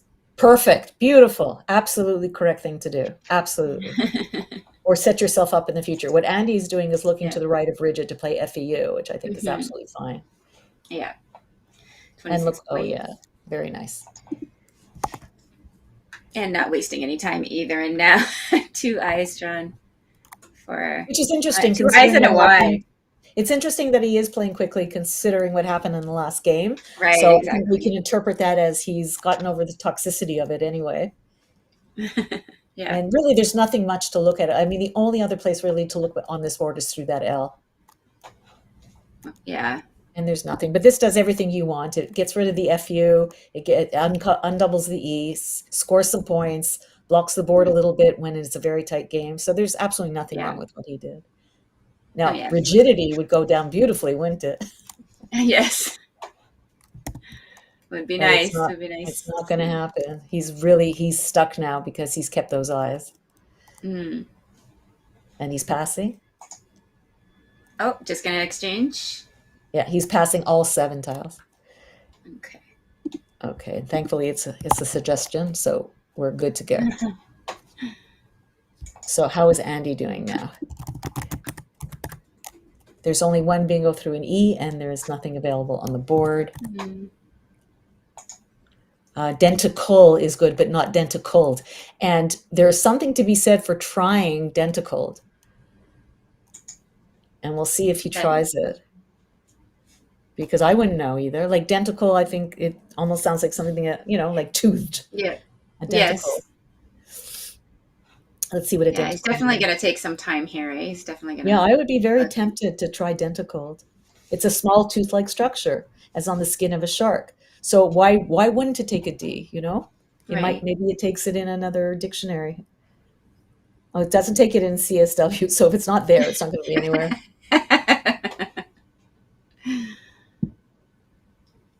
Oh, but it's so tempting, huh? Yeah, I mean, he's looking at it. He's looking at it. Yeah, he is. Oh, it would be such a difficult one to challenge. Oh my God, that's exciting. He's looking at it. It's very difficult to challenge. What would you do if you're John there and he's dropped Denticold and you're going to lose your turn if it's good? Like, do you think in game that you would challenge? Well, because I have studied the 9s for so many years, I'd have to ask. No, and I say that this is how my process. Like, have I ever seen it? And then the answer would be, I don't know. Yeah. Maybe. Awesome. I think it's a really plausible phony. Yeah. And the question is, so we have to consider the psychology of what's going on with Andy. Mm-hmm. He's missed a triple in the previous one. He's going for it. Oh no, he's not going for it. And now he might be, it's not like he missed a bingo in the last game, but he's, right. He's not going for it. This is tough. I think if this was the time to do it, this is the time to do it. Because your opponent is just to pass 7 tiles, random tiles, and you're tied in the game. So you'll just be 1 beat behind. So if you're going to do it now. Yeah, but he is not. He just does not. And these racks are so difficult when you're super close to a bingo and you've decided you're not going to try a phony or whatever. Well, I will tell what do you do? He's looking at cabin, which I think is a stunning, lovely play to score a lot of points. Yeah. But he could also play uniced for 3 more points, saving the same LT. Mm-hmm. And, getting rid of that bingo threat with the U. But, oh my God, would I have done identical? Probably. So hard to know. He's not sure what to do. This is exquisite. I love it. The psychology of double challenge too is just so weird. Like, I don't know. Some people are more likely to challenge because they're like, you're just going to take advantage of the fact that it's so hard to challenge and double challenge unless you're 100% sure, right? So then maybe you expect people to phony more and you have to look at his face. I don't know. Look at him. He doesn't know what to do. I know. Sim is suggesting just cab as a very strong play. Yeah. And saving DEILNT. No, he's going to play cab. He's going to go for it. I think that's correct. Cabinet. He's playing cabinet. Oh, not cabinet. Oh, I might have played cabinet. for the Which few extra points. cabinet is the more normal word, I think, to see. Yeah, I understand, but LT I think is a bit more synchronous than DL, but we'll see what happens. All of it is good. It's all good. Yeah. Oh, he's looking at humanoid. How pretty is that? Ooh. I think that's the only bingo, yeah. Well, it would have been interesting if Andy had somehow given an M on a phony if he would let it go, but we're not going to have to think about that. He cannot triple the H both ways. Doesn't have an E. So it might be worth holding on to the H if he can't use it. Oh, he's looking now to come down to from the left of cabinet, of course. Yes, yeah. That is the correct play to look for. Yeah. But he doesn't have it. He doesn't have it. The best he has is audio, which you wouldn't think to put the A you in could just front of play that trip. how for Yeah, of course. how or hod, which he looks like he's considering. You have to consider, so there's 19 vowels and 31 consonants. I think it would be very foolish to play 4 vowels right now. Yeah. I would just consider, I would get rid of the U. I would probably play hun. So now, yeah, that's what he's looking at now. That's a lot of points, 31 points for that. So, yeah. Yeah, it's a little bit dangerous. You are setting stuff up, but he is going to play hun. Yeah. And Andy's drawn the Z. We're not getting a bingo fest this. We're getting a game where we have to think. Yeah. Now he's not picked up anything that he can use to the left or the right of that NE. So. Yeah, no Z bombs. Just Ide, E-I-D-E, which might be a little scary to play, leaving a Z on your rack with not as many vowels left as you might like. Right. So what comes next? Oh my God, unisize. How do you like that? No, for 16 points, no.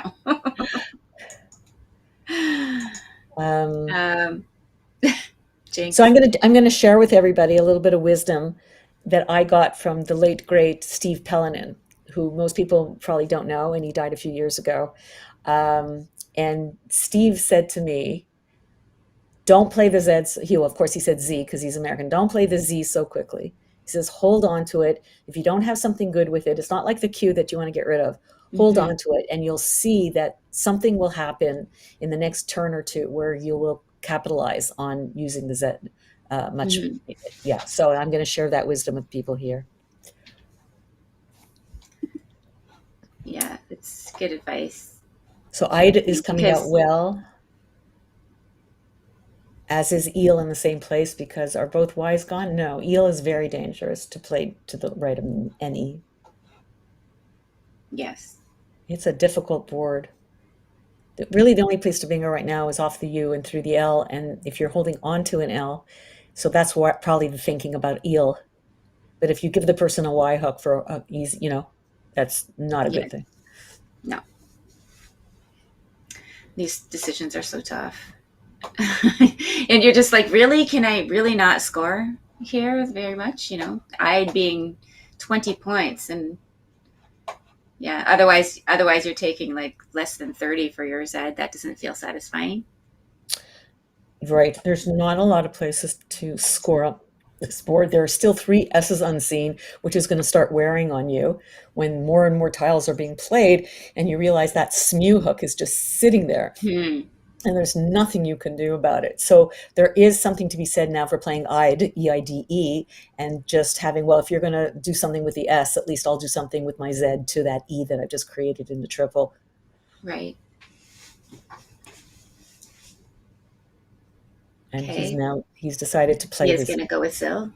Yeah. So I think in this case, Steve Pellenin's, not Steve Pellenin, oh my God, from Florida. I'll think Steve Palatnik. I think his advice stands. Yeah. Do you know him? Who? His name was Steve Palatnik. I think he was before your time, possibly. Oh, yeah. No, I don't know that name. But yeah, I don't know about this play, Robin. Setting that Z up right beside the double just gives, especially without a points. Yeah. I don't. He just picked the D, so he could do like does and stuff, which is going to be very dangerous unto its own self. So I'm not sure what he was thinking. Don't be afraid to hold on to the Z. It's a lovely tile, and you'd be shocked how well you could do something with it if you can't do anything. So he's going to play Derek, which is lovely. Interesting. It is not necessarily the best play. He's using up his A. That would have gone next to the Z. Yeah, I'm a little bit surprised at that. I think I would have tried to play something from the beside the Z there, but I don't know. Something to be said for taking out that triple, I guess. It's 35 points. No, there's nothing wrong with Derek. It's 35 points. It scores very well, but Andy is doing something extremely volatile. Oh my God. But you know what? It goes in both directions, right? Yeah, that's for sure. I give him a lot of credit. Interesting. For that one. Content. All right, how are we on score? So we're going to update the scores for you soon. Right now, I have John at 234 and Andy at 244. Let me see if you have the same thing. Yeah, 234, 244. Is that what you said? Perfect. 234, 244. Perfect. Yeah. So without even thinking, I see the top at the top, but then you also have the N for dozen. Yeah, wow. Yeah, and the top scores 40 points now that I put it into Quackle. And it's hard to give up the N and save a G on your rack, but it's so many points. I think that might have been unnecessarily volatile from Andy. Yeah.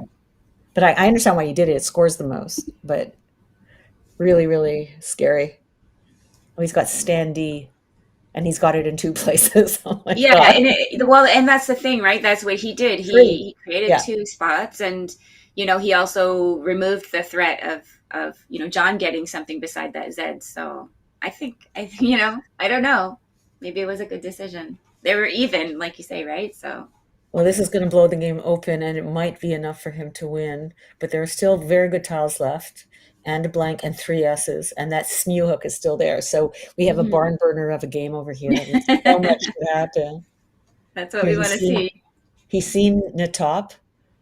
Yeah, that's his biggest scoring. And Andy is going to he's going to get 40 for that. And he's going to get 92, however. Yeah. So that's a big, big score. I mean, that was a really good pick. But he created people have said to me, you got so lucky you did this. And I said, well, I created the volatility, That's it. And I was lucky, yes, that I picked up the tiles I needed, but it was because, I set it up.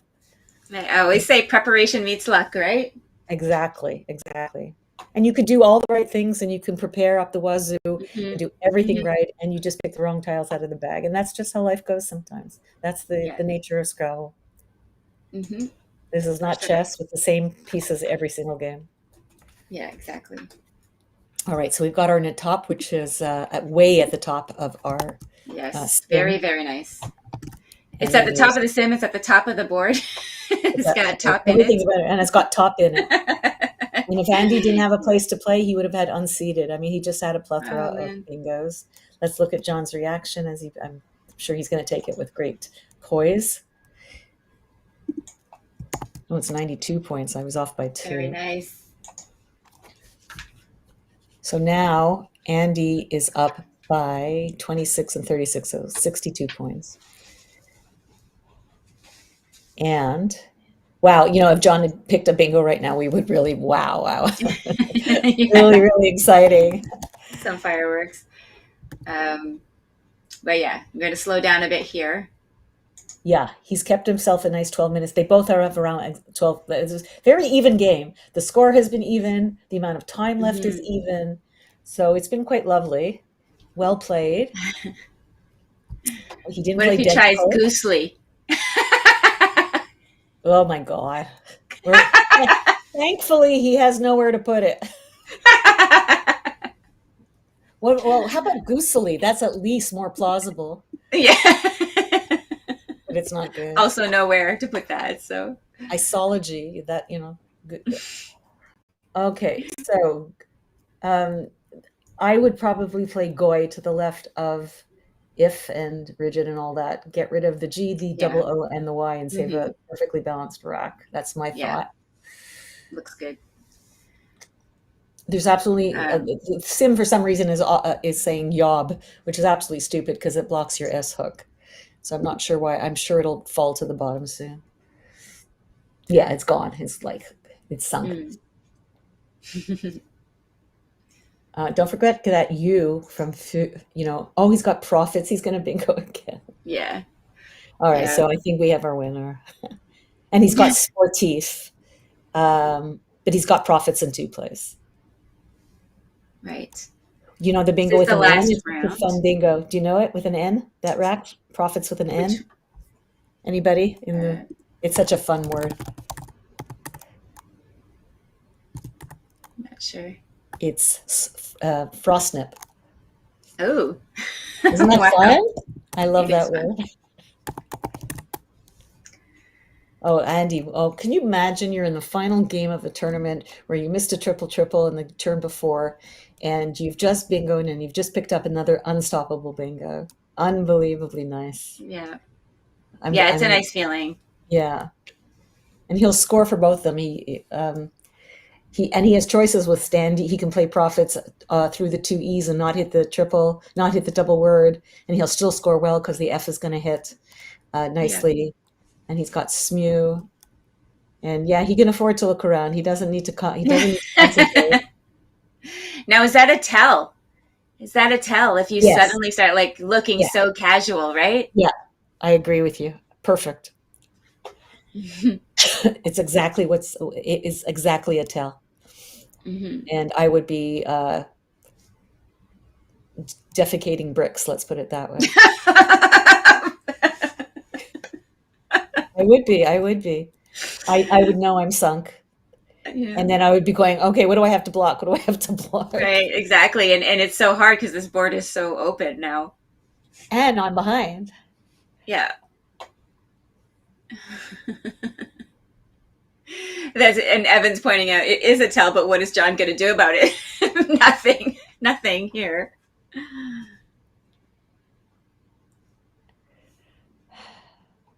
Yeah. I'm not sure what he's looking at. Oh, he's looking at ugly. Don't ask me. I don't know why. I don't know when he's doing it too. It's wow. Okay. I definitely need to hear a comment after the game about what that's about. It doesn't sim terribly. There's a lot of cons. Like you say, there's always a reason, right? There's always a reason that people choose the place that they do. This is I have to do the math. This is worth the most by far. 76, 76, and 82. So this is worth 82. There's nothing to think about. John is taking it very well. In my game of Quackle, as I put it up, I come up immediately with Testoon as the next bingo, which is also playable, but I'm sure that's not what he's going to pick up. Oh, look what John picked up. Yeah, well. Yeah. I really don't know what he was thinking. I think he was looking, see what's left, VVJNNRTTH. I think he was really afraid he was going to pick into that. And unfortunately, he went into all the vowels. So that's very unfortunate. And Andy's going to have a mittful. But he got No, he doesn't either. Look, he could have he could have done He didn't much get the worse blank, there. though. He didn't get the blank. True, yeah. But there's enough that I think there's 7 left that he can pass. He can exchange. And I think he's thinking about it, but he better keep one of those vowels. Yeah. Yeah. I'd probably keep an O, which you don't really. It looks like he's considering changing OOOEI, maybe? What I see on my screen is everything except ES. But I think he needs to save a third vowel, another vowel. Oh, yeah. And I guess it has to be an O because you don't want to pick up a second I. Right. But he's passing, I believe. Okay. The sim had the exchange being, they're all very, very close. Yeah. He has to pick the blank now, but he may not. We'll see. Oh, he does, but with the J and the V. Uh, Yeah. yeah, and Andy's has a very nice option here for 34 points on that triple. Yeah, you just have to remember that SH is a word, Mm-hmm. which isn't always the first thing that comes to mind. He's aware that John has passed. He's aware that there's an S and a blank unseen. So I would probably try to stick my V and play a word underneath in the top, which is really the best place to bingo, or maybe only. Mm. So even something like via, like who cares? Just block it. Right. Yeah, he just needs to win. He doesn't need to score a whole bunch of points. Yeah, he needs to block the board. He probably has enough to win anyhow, but for all he knows, the J and the V are still in the bag, and he'll pick them up, right? And then he's really screwed, which is why he's probably afraid to play off the two vowels. But yeah, even at this, like he's 120 points ahead right now. So is there anything that could cost him the game anyway at this point? Well, I will just remind people of 13 seconds that were left in the game against the Chiefs with the Bills, and they lost the game. So I think if you have the time to go through every single possible rack and what we played, yes, I think that's fine. But there is definitely the possibility of bingos available. And there you go. Just van. You don't even have to triple and that's exactly what he did. Okay. That was the right play.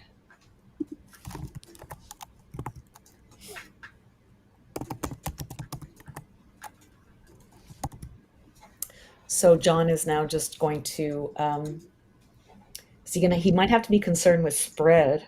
He only has 568. And I'm going to try to remember where people stand. So John is at 568, 13-3. He will finish second. Andy's going to win. He will finish second because the next two players behind him are at 11-5, and they cannot get 13. So they split the two games. He made Andy work for a second game, but the outcome is the same. Andy's going to win this tournament. Good job, Andy. Yeah. Really proud. Really wonderful. Did we get to see Annette Oberstadt play? I think we did, eh? During one of the games yesterday? I think so, yes. Yeah, yes. Great. We saw her on Friday. She had her Halloween swag out. But I was listening to her do commentary, and she was really, really great.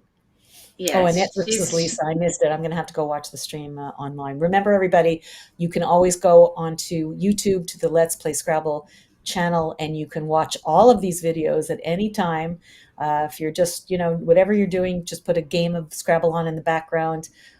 Passively learn Scrabble, actively learn Scrabble, but just try to imbue yourself in Scrabble and use the Let's Play Scrabble YouTube channel as a way to do it.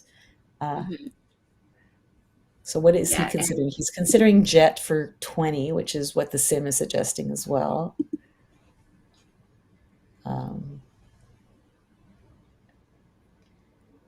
There are 4 tiles left in the bag. Right. Ideally, you want to play 3, but I'm not sure what he's doing, but okay. I guess he's trying to keep the eye open just in case. Yeah, maybe. It's too bad to pick the J and the V, but the J is the right one to get rid of. Yeah. Yeah, he needs to hope that something stays open for him, I guess. And I don't think that's going to happen, but this is now really just a matter of, saving a little bit of Q.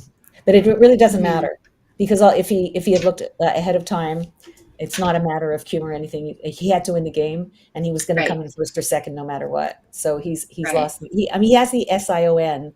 Oh no, he doesn't, because its I is too close. So I don't know what he was looking for, but that's okay.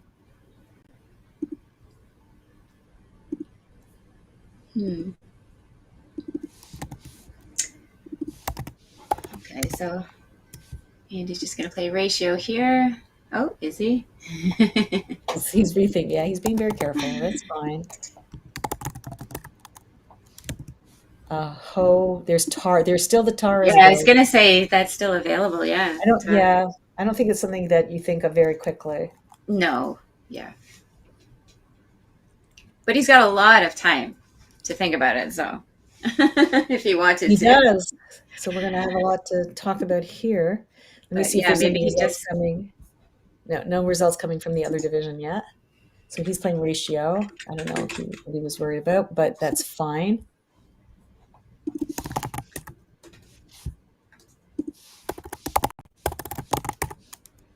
A little bit worrisome with the V still unsaved, but he did save 2 vowels, so that's fine. right. F zones and elevons are on his rack. And the only thing with an I is eversion and novelize. With the Y, there is nothing. And I'm not even going to look with the F. Yeah, nowhere else to play. That SMU hook stayed open almost the entire game. Very interesting. Yeah, until Van went down. So the best thing that the sim is coming up with right now is veneers, using the blank as an E just to play standees and veneers, just to get this game over with. That was its first shot, but then it wants to just play vein to the left of ratio using the blank. That's fine. Right. Doesn't matter. Yeah, it really doesn't. It's all academic at this point, I guess. And he has maybe that's what Andy was thinking too. Yeah. Yeah.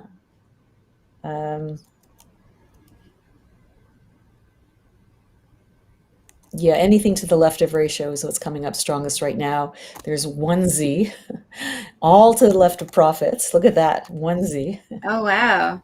Good luck finding that in real life. But yeah, that would be fun. Yeah, it's beautiful, but using the blank and as the S and yeah. or the I. Anything to the left of ratio makes sense, saving OES, and it's very easy to go out with that. Yeah. Yeah, I mean, 1Z just saves V, so that's... So it's really interesting. So Andy's play of Does, which was exceedingly volatile, ended up winning him the game because he picked it. Because you have to do that and pick the right tiles, and he did. And kudos to him for having the cojones to do that. I don't know.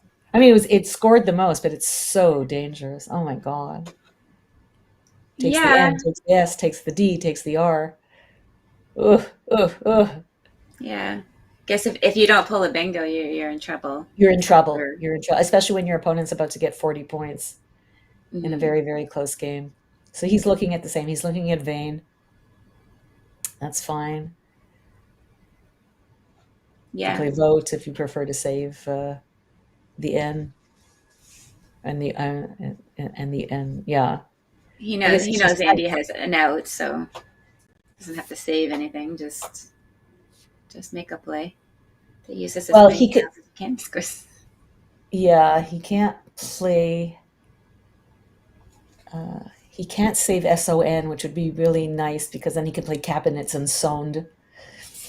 But he's not going to get another turn, right? So Andy's going to go out. Oh, is Andy going to go out? Does he have a hat? Wasn't even looking. Okay, so then it really doesn't matter what he plays.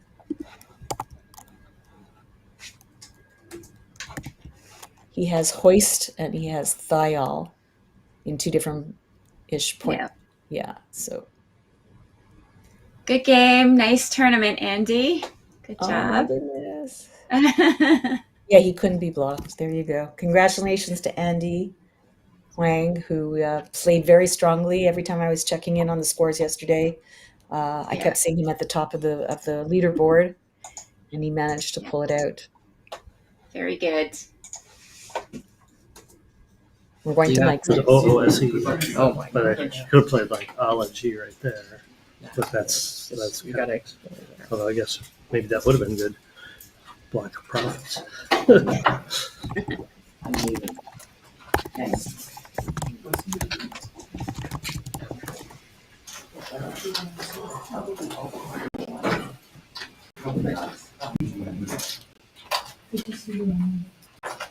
Well, congratulations. Well, thank you. You still beat me 3 out of the 4, so there's like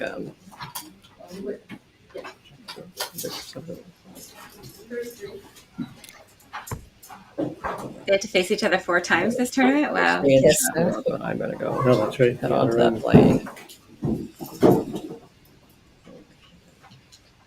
I was looking up words that they think they might have missed. Mhm. Oh, I think they're just entering the results. Oh, they're just entering it. There you go. Yeah. So definitely the triple Nope. All right, good. Well, womp of does and then I Sandy wonder if their claws the was. tournament, the game.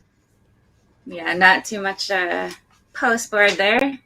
And they didn't seem to talk about too much. All right, so let's come back to us. I have a few things I want to say if I can find them. So this is the end of the tournament. I hope everybody really enjoyed yourself. What a perfect way to spend a fall weekend, especially if it's raining where you are. Is it raining where you are, Heidi? Not anymore, but it was certainly for quite a We had a while. miserable week here. So there's a bunch of people I want to thank as we're ending our broadcast. First and Well, foremost, before we do that, I wondered, do we have the standings for? I've asked Josh, and he's going to get Oh, it okay. to us. He's So going to get them. Okay. he's asked Sorry us to about that. chat. So before we get to that, we will, of course, try to get to the CSW results as soon as we can. And Heidi, if you can keep doing that while I do, thank you. Nothing is updated yet. So first and foremost, we want to thank you, the viewers, because without you, then this broadcast is meaningless.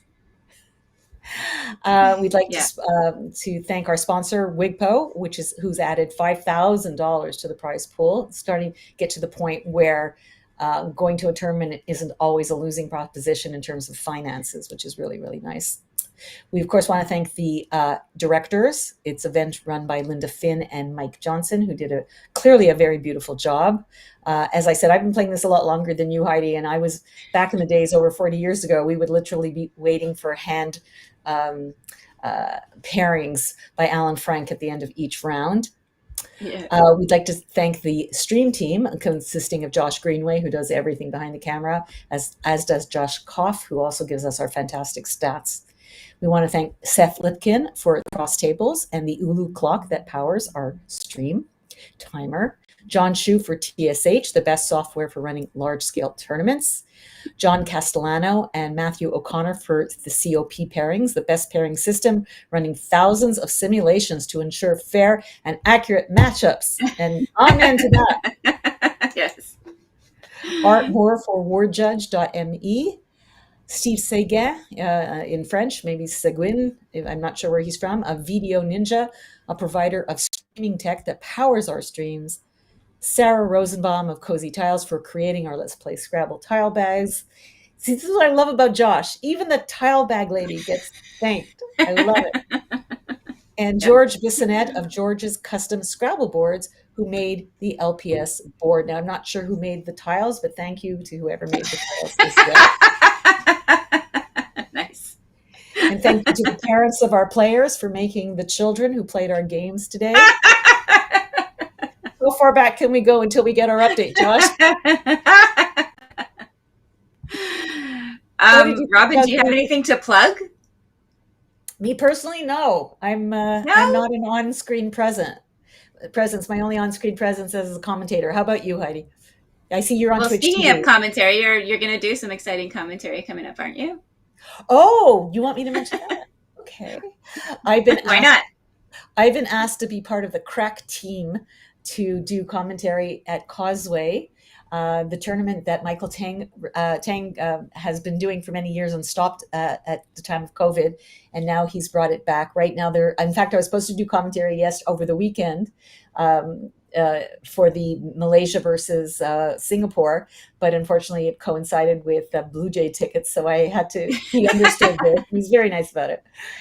But I've been invited to be part of the team that's going to do the top 3 premier games. We're going to have a world record 3 games going simultaneously, and the other 47 games from just the premier division are going to be simultaneously annotated and available to you. There's going to be over 1,800 games, I believe, available. Are you going to be part of that in any way, Heidi? No, I don't think so, but it's definitely something to mention, and it's good for Let's Play Scrabble to be to be working these things and streaming them for us all to watch. So there's just so much Scrabble available to us now. It's everywhere, and it's really exciting to see it. I think it's just going to grow even more, and I'm super excited about that. Well, Josh is Josh is starting to make a name for himself, and people are starting to invite him, which is good news for you and me, Heidi, because that means he might invite us to do commentary. And in fact, I am being flown to Bangkok, which is like super nice. So Josh has been invited to do Ghana, which is the World Championships, and he's been invited to do Bangkok, which is the Causeway. And Michael's hoping to get 500 people and to break several world records. He's going to have them coming from the World Records department to come and watch those games. So tremendous amount of Scrabble content coming up, and none of it is useful or usable unless you guys are watching. So we want you to know about it. We want you to come and join us. We want you to come join us as a player. We want you to come and join us as a contributor, $5 a month if you can afford it, so that more and more of these games are available to you. Tell us about Twitch TV, Heidi. Tell us about your channel. So I haven't been streaming that much lately. Like recently, I was streaming quite regularly before Twitch decided that they were going to, ban. It's not banning, but it's like they didn't like my Twitch name, Heroin to Birds. They were like, you're gonna have to change your name because we don't like the drug reference. But you were thinking more like a female hero, is that correct? Of course. And so, anyways, Twitch is not the greatest to deal with, so it took a very long time to get it resolved, and so now it's finally resolved. I'm slowly getting back into streaming. Right now I'm streaming every Sunday evening starting from 8:00 because StudyK does a little tournament online. It's Collins, but it's 4 games. It's fun. It's actually 5-point challenge, and it's super fun. So I try to do that every Sunday. And then, of course, I do my point of view streams when I can. So take my gear all to the tournament, set it all up, get somebody to remotely produce it. So that, it's fun. What is the origin of Heroin to Birds? What is that about? It's an anagram of my name. Of course. There's still no updates on CSW, so we're going to just keep talking a little bit longer. So mine has been bestowed. I mean, obviously, there's a lot. Heroin to Birds is great. Mine was born in a deli. If you don't, I love it. And considering I come from Montreal, I don't have a problem with it. So, Josh, if you can tell us how long you want us to keep talking, people can always look up the winner of CSW on stream by themselves if they want. Is there anything else I can plug? Let me take a look. Maybe another minute or two. You're going to have to deal with us. Okay. They are going to broadcast the awards, by the way, so people should be. Oh, thank you for letting us know that. Yeah. If we can engage with you guys, if you guys feel like talking to us a little bit, you can tell us where you're from and what your experience with Scrabble is. I also have a fun thing to ask Robin. It's this controversy about how to study words, right? And so one of my things is like, I really want to look at racks that don't have bingos in them, right? Like, because this is what you're doing over the board in the game, right? You're looking at letters and you're like trying to remember a few. So in the study programs that we use, it only gives you racks that have solutions. So of course, if somebody tells you there's a bingo there, you can often find it. But looking at a random rack and saying yes or no, there's something in there, I think that would be super valuable. So have you spoken to Cesar del Solar or to Seth and see if or to Michael Thielen in for Ziziva to see if they might incorporate that? That's a great idea. I haven't, but I've talked to a couple of people about it, but there's a lot of different ways to study. One of the more controversial things is there's a game where it shows you all the threes. There's 2 different games for 3s and 4s, but it shows you nonsense 3s, like it shows you phonies.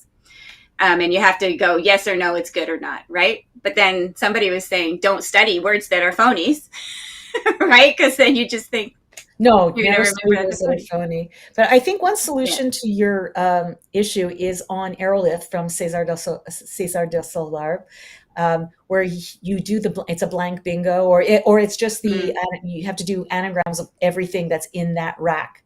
Right. And so you're going to find all the, it depends on which one you do, but you're going to have to find 7, 6, 5, 4, 3 based on which one you do. So I think that's great. Yeah.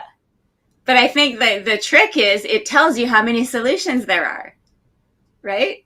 Okay, so we can ask Cesar to say solution not. Well, that's a bit like doing spelling bee. So do spelling bee. Oh, what's spelling bee? So that's the New York Times has a series that's not your ritual in the morning. I wonder how many people have the same ritual I do. Every morning you start with the Wordle. Actually, I do something called septal. So I do a 5, a 6, and a 7, and then I switch over to the New York Times, and then I do the strands, and then I do the connections, and then there's something called spelling bee. And well, you're retired, right, Robin? No. Oh, you're not? I'm self-employed, so I decide what time I get my first appointment in the morning. I'm not a morning person, so this is what I do. And so it gives you a letter in the middle that all of the words have to have that letter, and then it has 7 letters, right? And you can repeat them as many. So it's not good for Scrabble because you can repeat them as many times as you want. But I will tell you that it forces me to look up words. I'm going, I know this word. Is it a Scrabble word? And in fact, it's a way to study Scrabble through that. Right. So apparently we do have some news. The standings are not updated, but we can tell the winner. And the winner nope. And the winner is... We don't know. That's not telling us anything. Bated breath. Rob Ravinsky! Yay! Good job, Rob. Congratulations. You're getting it before I am. How is that? That's weird. I'm only getting 12-4. I know. We're getting it in the production track. Oh, he wrote it in. So Rob Rabinsky was in second place with a huge cum deficit, and he had to win the game in order to win, and that's what he did. And that kind of sucks when you have a spread of 16-58 and you're going to lose a tournament, but it is what it is. So I think we're done. Yeah. Have we talked about everything, Josh? Anything else you want us to bring up? Or people are going to stay for the award ceremony? I'm going to have to bow out. Here we go, yeah. Is that okay with you, Josh? There's a look at the award. Yes. Okay, so I think I've thanked everybody except my beautiful companion here, my co-commentator, Heidi. Thank you for making the afternoon such a delight. Yeah, thanks so much. Super fun commentating with you. First time for everything, and 2 women in the booth, and what more great freaking games. What more can you ask for, right? So, and an awesome audience. Thanks everybody for watching and being here. Stick around for the awards show. Until next time. Yeah, keep watching Let's Play Scrabble. Watching Let's Play Scrabble. Keep coming back. Tell your friends. Bye for now.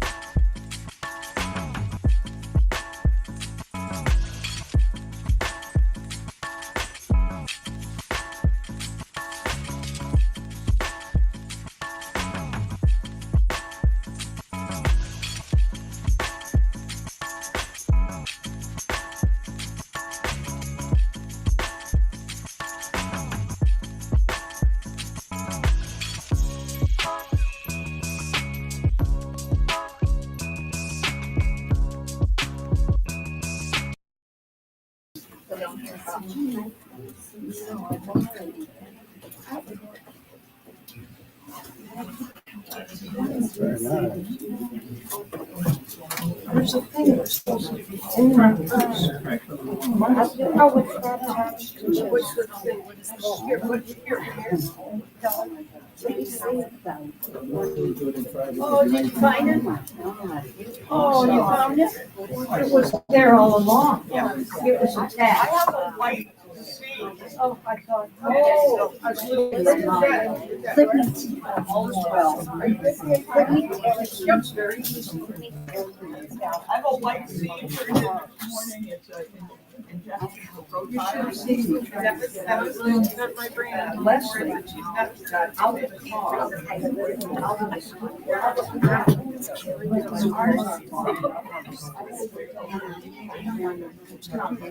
Well, I can double check. Last chance to enter number of letters in Midwest. Taken down and someone's going to help me with the okay.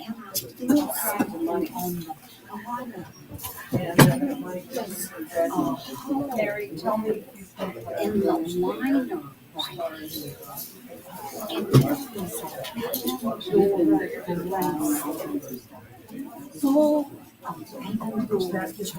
So how did it go? I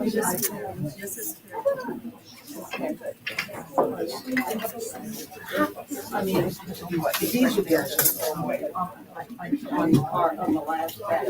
I felt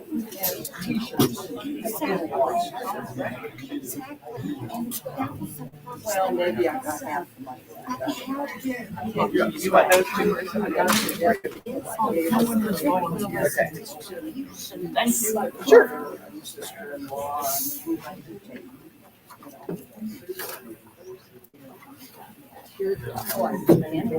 Any other high plays? See, Thank you. Thank you for coming. right now 75 is the highest play. That doesn't sound right. Oh, Those aren't high. The other highest play is 104. 104. And you said you're going to be like me, and wait, why would you emulate me? Oh, honey, I only make jumps because I make huge falls. I mean, I was over 1,000. I just bounced. That's what that's all about. Okay. Wait a minute, I have to see this. Very, very I love it.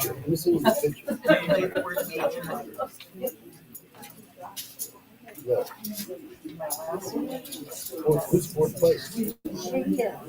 Oh. Oh. Now I have to sit in here.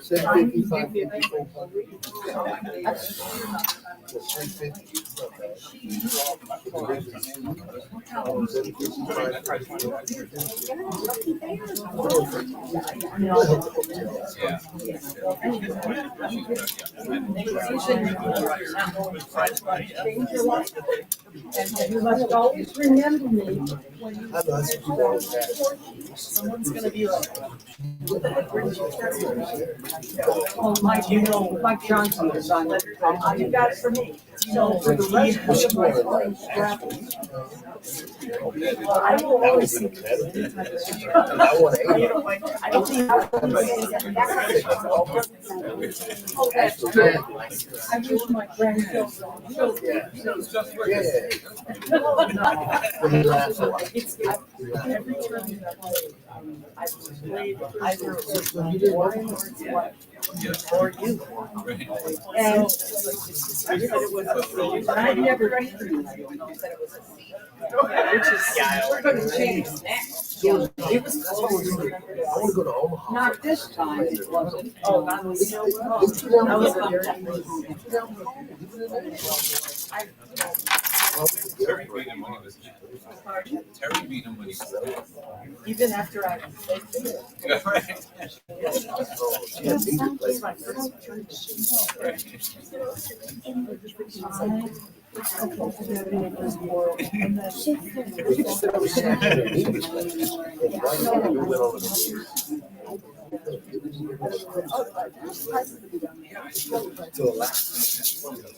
Oh,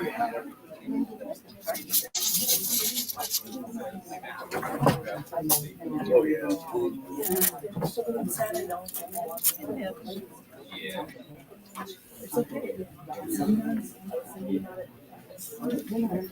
C is up online. So if you're checking out who won C, etc. We're still waiting for some games in Collins and A. We're still now just waiting for some You games must in have A. a woman on a good skipping rate because your skipping rate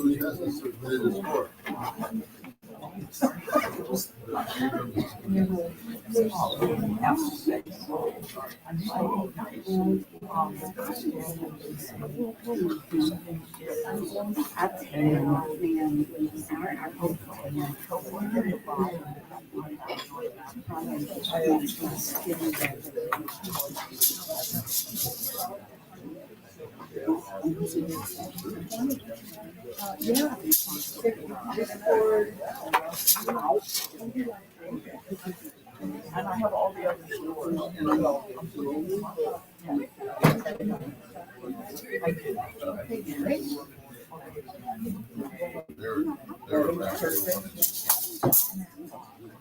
Okay, that's Warhol.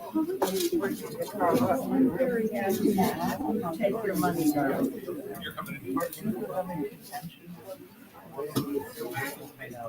Mary and I. Yes. You're gonna love them. I think we are. I wish I'd taken them home.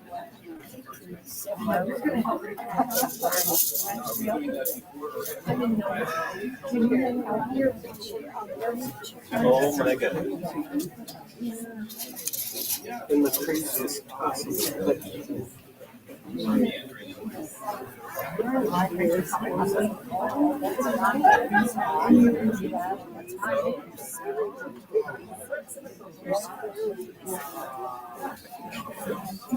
But I get the class credit. Well, I think I was down last year.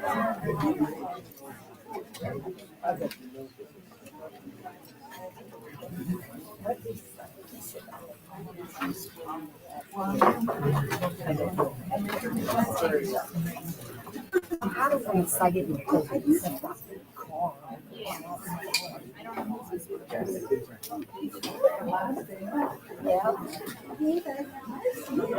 Oh, baby.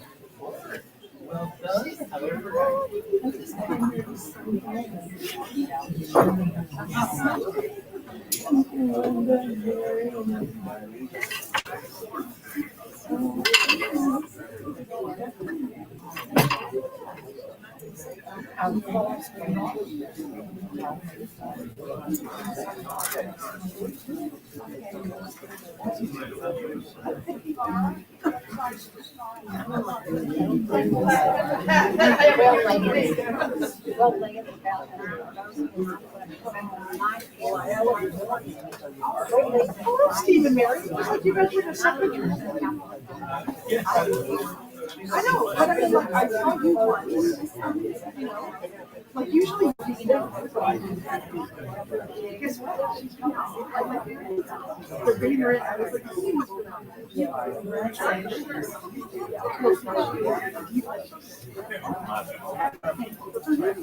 and Mary, your pop was good enough? Did you play your last game?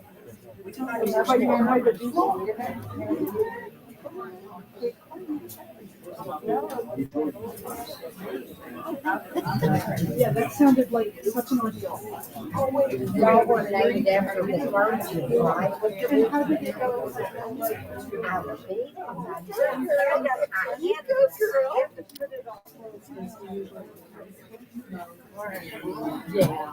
Yeah.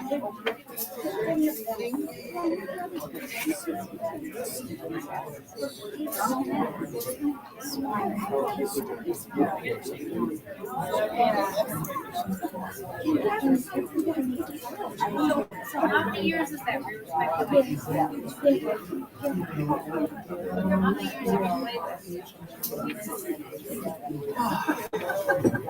60. I thought so. I thought that was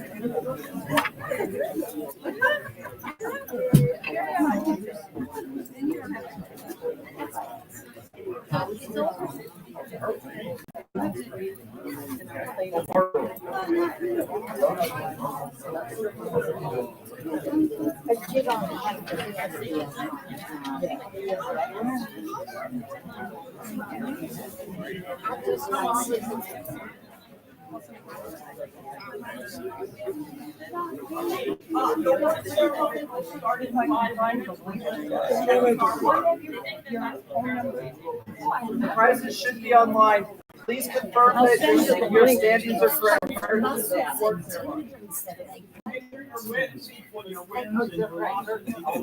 Well, they did it on my knee, and I couldn't. I don't want to hear about life points credit. We play a few games over. Oh, how much was it? 300? No, wow. I knew there was like 300, 200. Yeah, Paul.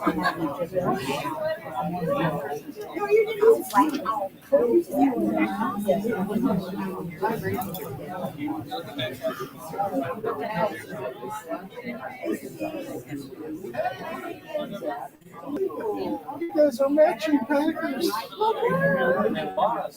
When you're actually playing in the tournament?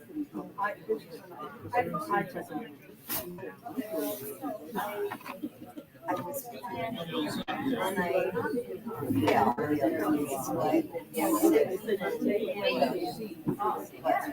I didn't know why.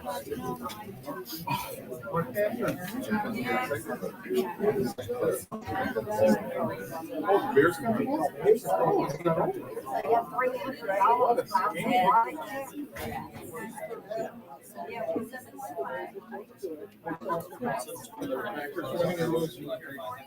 Packers lost.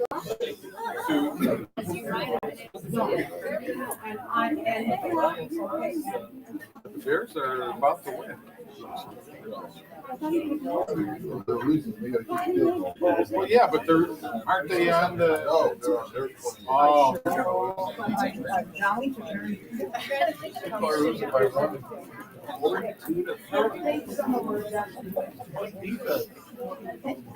Sorry, y'all came back right after. I told Carl I didn't look at all something more. I'm gonna snuggle. Just, I can buy a lot of cameras. So, do you ever want a free lesson? Remember?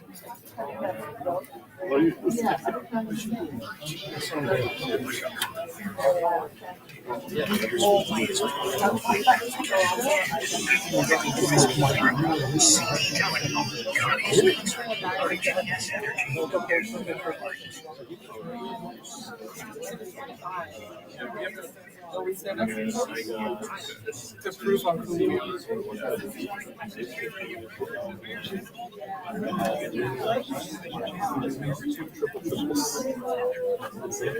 I'm guaranteed either 167 actually carries a lot more.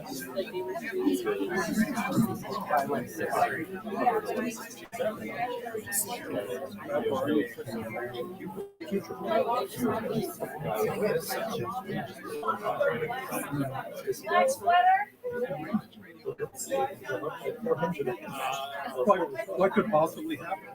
Why don't we put it here? We're going to move these guys and we're going to slide over here. This is dangerous. Yeah.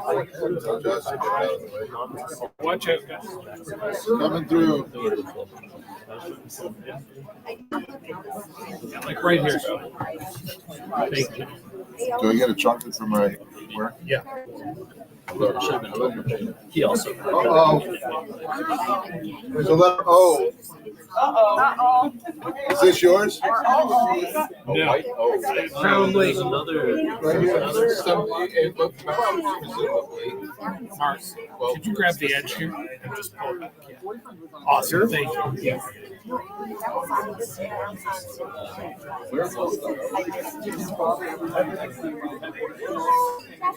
It's found right in this folder.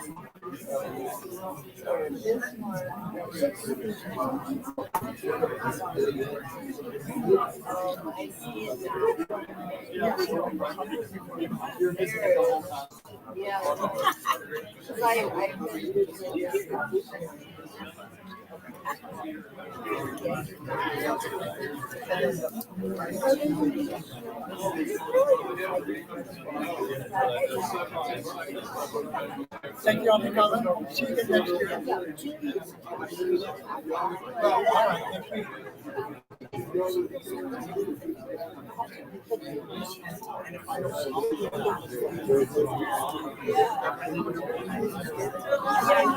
Okay, good afternoon, everybody. We're going to do the award ceremony. I'm so happy. There was someone who wanted to announce the California Open. Are they still here? Hi, I'm David Armstrong. I don't have a microphone. Can you hear me? No, just yell. Stand up. All right, so we're having a tournament in San Francisco for those who haven't been, called the California Open. It's in 6 weeks. I don't have the exact dates in front of me, but you can find it on Cross Table. And that's about it. If you have any questions, I can send big details.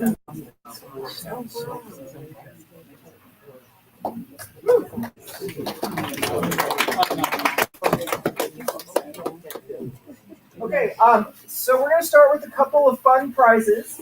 Our first fun prizes that we're going to have are going to be for the best costumes during the weekend. And Linda has picked the 2 favorite costumes, and those are for Kelsey and Brian Miller. So come on up.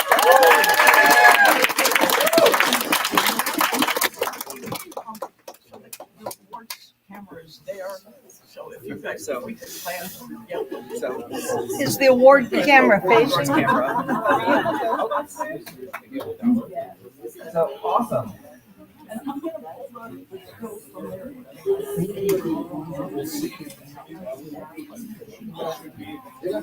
Okay, and we're now going to do some fun prizes.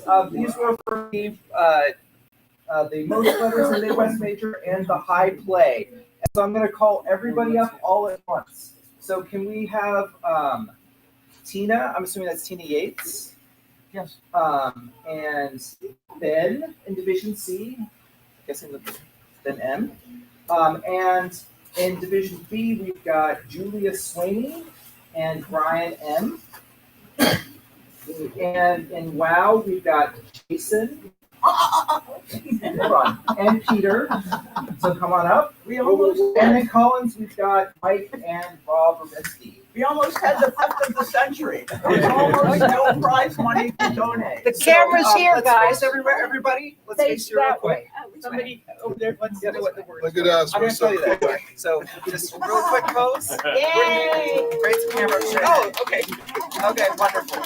So the winners the camera are in WOW C. Tina, stay up here to get your cash. So Tina, I'm nowhere and go and watch that cash. Tina got 7 letters in Midwest Major with erotism for 73. Very nice. That's a good one. And Ben had the high play of soakings for 104. Very nice. And in Division B, we had Julia Swaney with 7 letters in Midwest Major for majored. And Brian had Sandius for 131. I'm guessing that's a triple. Wow. Wow. In Division A, Jason had marinades, was for 7 letters.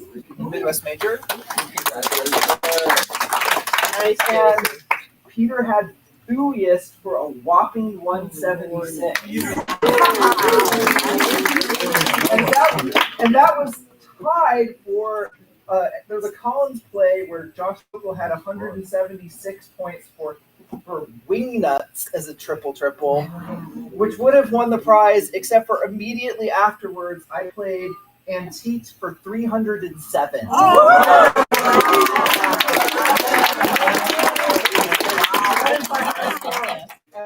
Yeah, still lost the game. And still lost the game. Oh, no! And also really impressive, we had 8 letters in Midwest Major with the 9, wordsmith, because he's a wordsmith.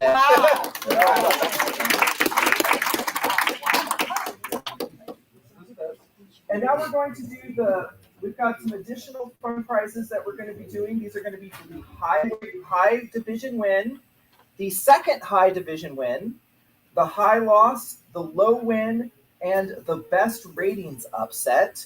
And there should be 2 prizes for the best ratings upsets as well. So I'm going to call people up all at once. So in Collins, can I have Josh, Charles, Chris, Glenn, and Andrea come on up? Come on. I don't know what I want. So Josh had the high win, which was in the game where I scored 3-0. Yeah, so face the cameras. Yes, this is for us. Right over here. So, yeah, so Josh had a 665. Wow. And Charles had a 638 as well. Well done. The high loss was Chris Light with a 541. Oh, wow. Grab one. And our low win was Glenn Housley with a 312 win. And he also had the best ratings upset with a win over Emily Brodeur, which is a rating difference of 913. Wow. And our second best rating upset was 816-point rating difference was just Andrea Hatch over Thomas Ranke. Well done. Wow. Good job, Andrea. Okay, on to Division C. Our Division C fun prize winners. Can I have Micah, Joseph, Marcy, Jackie, and Tina come on up.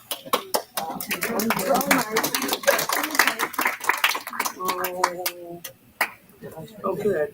Okay, so let's quickly look at the camera. Oh, come on in, Tina. Ready? Okay, smile. Okay, so our prize winners here in Division C for the high division win was Micah had a 611. In addition to that, we had Joseph had a 496 as well. Here you go. And our high loss was Micah with a 426 loss. And our low win was Marcy with a 292 win.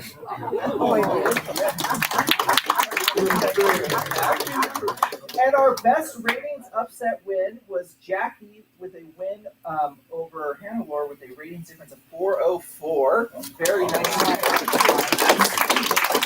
And the second best ratings upset was, this is cut off.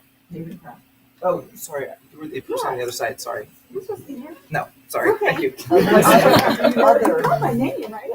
David Kraft. That's me.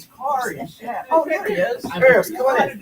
Sorry, this was cut over on the page. That's fine. So David Kraft had a win over Tina. So sorry about that. With a ratings difference of 401. So Turn and face the camera, David. Okay, awesome. Thank you, fun prize winners. Okay, on to Division B, our fun prizes. We have Hubert, Annie, Julia, Carl, Leslie, and Carol Gibbs come on up. Which Julia? Julia Swaney. Leslie is not here.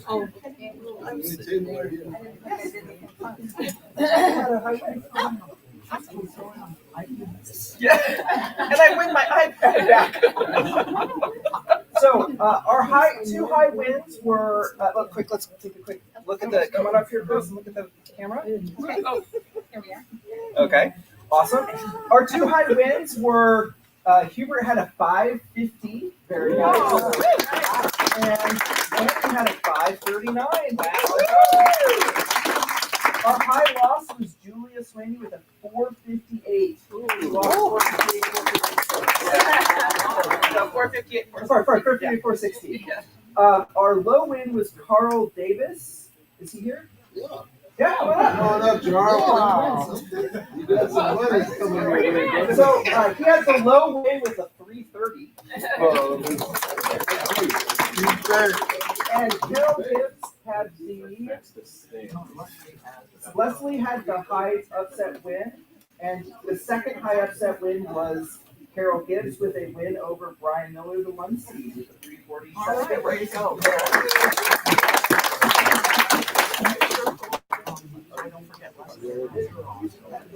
Okay, now on to Division A. Can we have David Grimmaud, Brian Chapita, and Annette, Keith, Io, and Sheik is not here.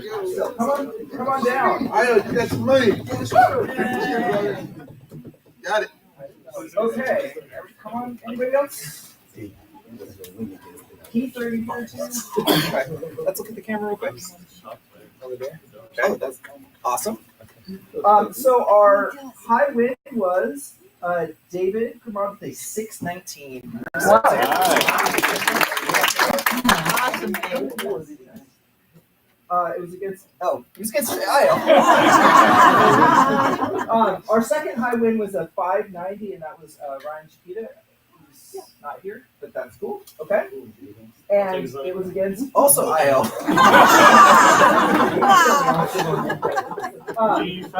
And our high loss was Annette with a 442 loss. I think she's also and Keith, are you here? Just not able to come up. He's gone. No, I think he's gone. Keith had the low win with a 332, and our best two ratings upsets was Io had a win over Vincent with a 442. 353 rating difference, nicely done. And Sheik had a win for the second best one over Vincent as well. Now, Picture. awesome. Did you guys get a picture? Did you get paid? David. Oh, okay. Did you get a picture? You got a picture? Did you guys face the camera?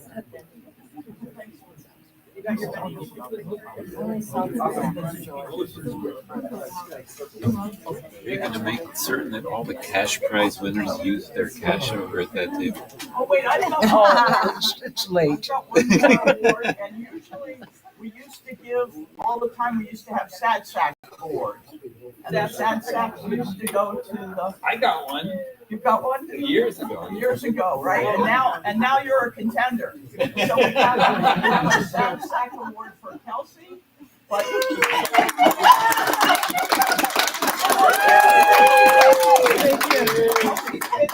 Two club sessions in her life, and she signed up for this tournament. So,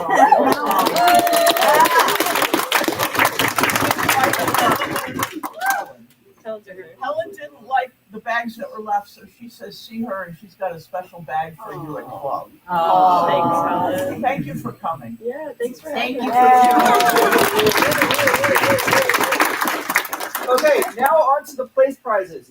If you're getting a place prize or a performance prize, those will be paid out from WGPO in the method that you filled out your form, whether you requested a check or via some other electronic payment. About 3/4 of you registered. I will be emailing you if I don't have how you want to be paid. Usually these take a couple weeks, so thank you for your patience. Awesome. So can I get for Division C? We're going to start with Division C. Can I get Bannon, Micah, Joe, Marcy, Tina, Gilbert, Jackie, and Ben M to come on down. Wow. What a crowd. Is this for real this time? Face For this real way. this time. So That's fair. close and we're doing well. Okay. Ready? Come on. Mannon, you hardly show up. Yeah. There we go. Excellent. Okay. Wonderful. Okay, so our prizes that we have is we have 3 performance prizes for the highest rating gain. Ben got the third one of $150. Where you at? Did Ben leave us? He was just here. So he got the third highest rating gain of plus 14. Jackie gained for the second best at 28 points, so it's going to be a $200 prize. Nice. And Gilbert Baker gained 46 rating points for the first prize, and that'll be $300. So yay for our performance. You're welcome, Gil. And we have 5 place prizes. In 5th is Tina, going in 7 plus 464. Marcy came in 4th, 11 and 6 plus 382. Joe came in 3rd with also 11 and 6 but plus 682. So and Micah, our second place finisher, ended up 12 and 5. And our winner, and also with the trophy, which is, did you already grab the trophy? No. Oh, where did you? Andy took his. Right? Division 3. Right here. Oh, yes, got it. Our Division 3 trophy winner is Mannon, going 12 and 5. Yay!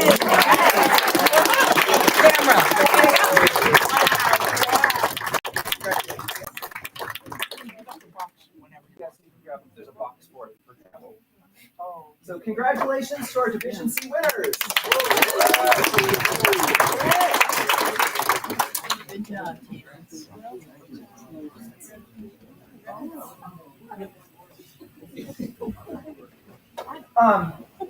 Okay, now on to Division B for our place prize winners for Division B. Can I get June, Joe, Robidoux, Joe Tura, Katya, Sam Hyman, Diane Weinerman, Michelle Davis, Carol Gibbs, and Mrs. Come on down. This was our big, gigantic super division.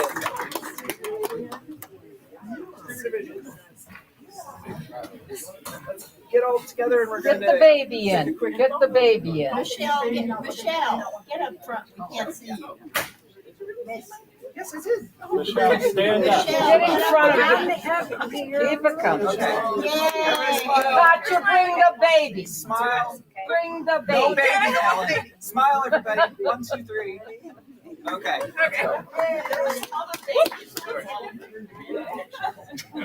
Okay, our 3 performance prize winners in Division B.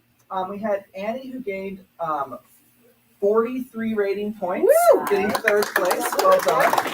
Carol Gibbs gained 47 rating points, getting 2nd.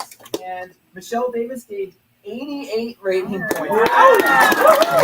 And was, I think, just out of the money otherwise, but plus 83 winning our top prizes. Carl. That's enough. So thank you for our performance prize winners. Our place prize winners, Diane got 6th place, going 11 and 6 plus 167. Sam is here. He got 5th place, and he also was 11 and 6, but a slightly better spread of plus 255. Excellent. Katya was 11 and 6 plus 600, and so just a slightly better Kim as well for 4th place. Excellent. And Joe Tura and Joe Robidoux both went 12 and 5, but Joe Tura was 12 and 5 plus 505 for 3rd, and Joe Robidoux was 12 and 5 plus 653 for 2nd. Congratulations. 700. Excellent. And our Division B champion. Yay! Go here. Going. Wow. 12-5 plus 807 is June.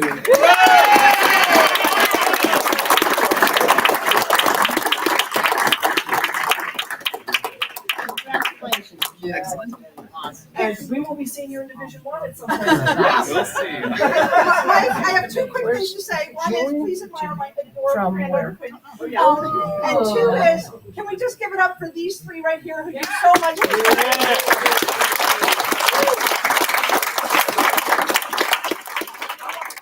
Words about Josh later, but Mike and I accept that applause. Okay, and we're going to do our Division A winners. So can I have Andy Huang, John Shreve, Peter Schwartzman, Jeff Bisbane, Steve Hartzman, David Armstrong, and Io. 1, 2, 3. He asked if you take it. I said yes. Okay. Everybody get a cool. Sorry, ready? Smile. Okay, awesome. So our three performance prize winners, you can turn around the other way if you'd like. Our three performance prize winners were Io gaining 39 rating points. $200. David Armstrong gaining 63 points of $300. Well done. Wow. And Steve Hartzman gaining 81 rating points of first place. And that's $400. Wow. Okay, our place prize winners are Jeff Bisbane coming in fourth with 11-6 plus 603, 450. Peter Schwartzman coming in third, 12-5 plus 944. Well done. We came down to the final game on stream. In second place is John Shreve, 13-4 plus 454. Wow. Well done.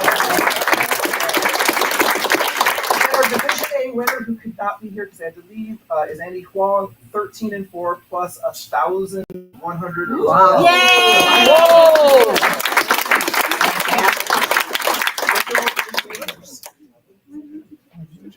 Good job, Steve. On to the Collins division. Right, I knew that. Are they fun? Rob, Thomas, Charles, and Josh Sokol, and Mark and Elise come on down. So,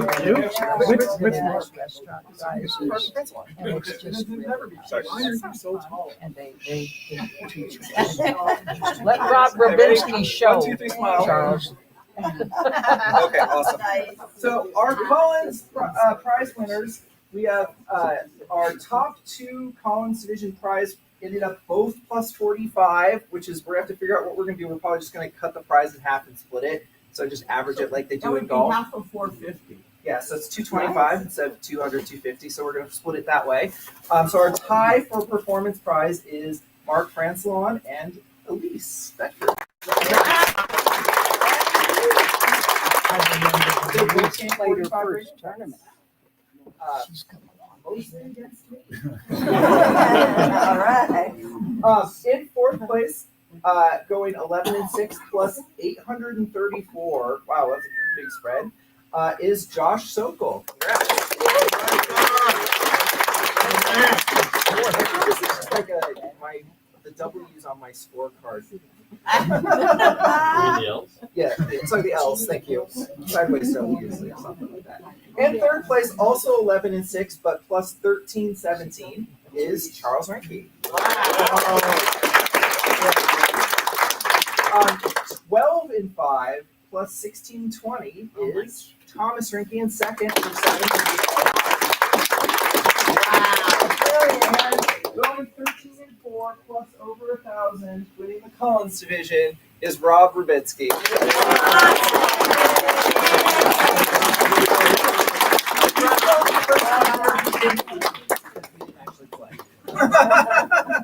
But thank you all all for congratulations. Linda has a couple of things she wants to say. Right, I do have a couple of things I want to say. First of all, I want to thank, we had some extra prizes in here, and I want to thank Helen and Mary, Helen Flores. Can you stand up for folks and thank Spend money. And Mary Warren for, Diane Weinderman for donating things so we could sell. And Helen, give me a rough approximation of what we raised. Well, we raised about $750. Let's guys. And maybe $8. I don't know. I can't add the Venmo and the cash. Oh, got it. Okay. But we raised some money. And I want to thank everybody that helped me in the tournament. I'm kind of limp, and everybody was like, "Can I help you? Can I run that up for you? Can I run that down for you?" So I want to thank. There's too numerous to mention, but Carlson gets a heads above because he was just so helpful. And lastly, I want to say a little bit about Josh being here because this is the first time we've been able to stream a Madison major. So this is our 4th Madison major, but we just haven't been major enough until today. And I really believe the future of Scrabble is in streaming. And what I want to thank Josh not only for doing it, but for bringing 150 pounds of gear, I think, with him on an airplane and a bus and getting to Madison. And he also volunteered his time. Thank you, Josh.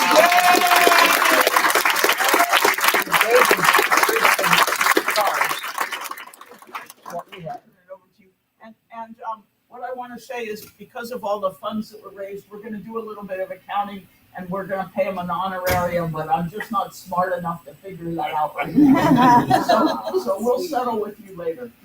Listen, thanks very much. Thanks everybody who appeared on the stream. I agree with Linda that one of the things we get to do this Scrabble thing, and it's so neat and it's so cool that I think an important part of what we need to be doing for the future is sharing it with other people. That's why we want to see these things streamed. And the reason I'm down here is not just because of that goal. It's because Linda helps me and my group, Let's Play Scrabble, with all the tournaments that we do. Linda's a really important part of our team. And I couldn't be happier to be here with all of you. So thanks very much. And she designed all the cards. You can settle with me on the basket later. Thank you. So thanks everyone for coming. I will send out a Google form with just your feedback. So it's very important to me what you liked and what you didn't like. So I did that last year. We'll do that again this year. Please email me with any comments. They can't wait until then. And I look forward to seeing you all next year. And Kelsey, please bring all your friends to the tournament now.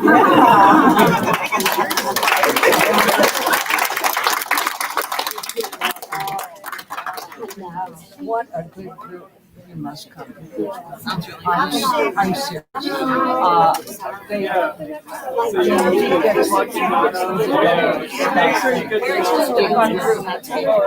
it's you go. See you, honey. It's you go to there's Peoria and there's Peoria and there's southwest. I want to get yours.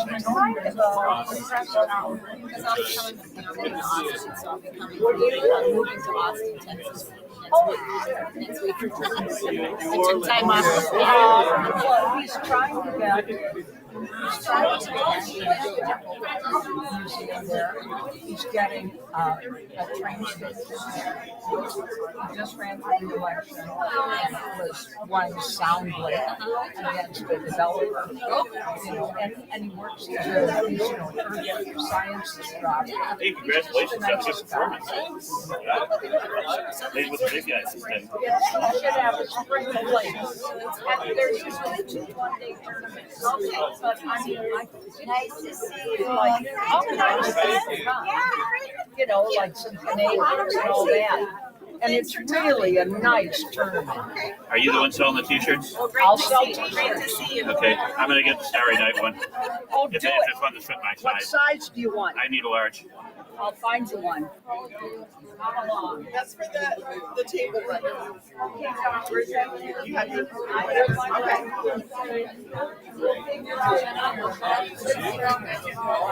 okay.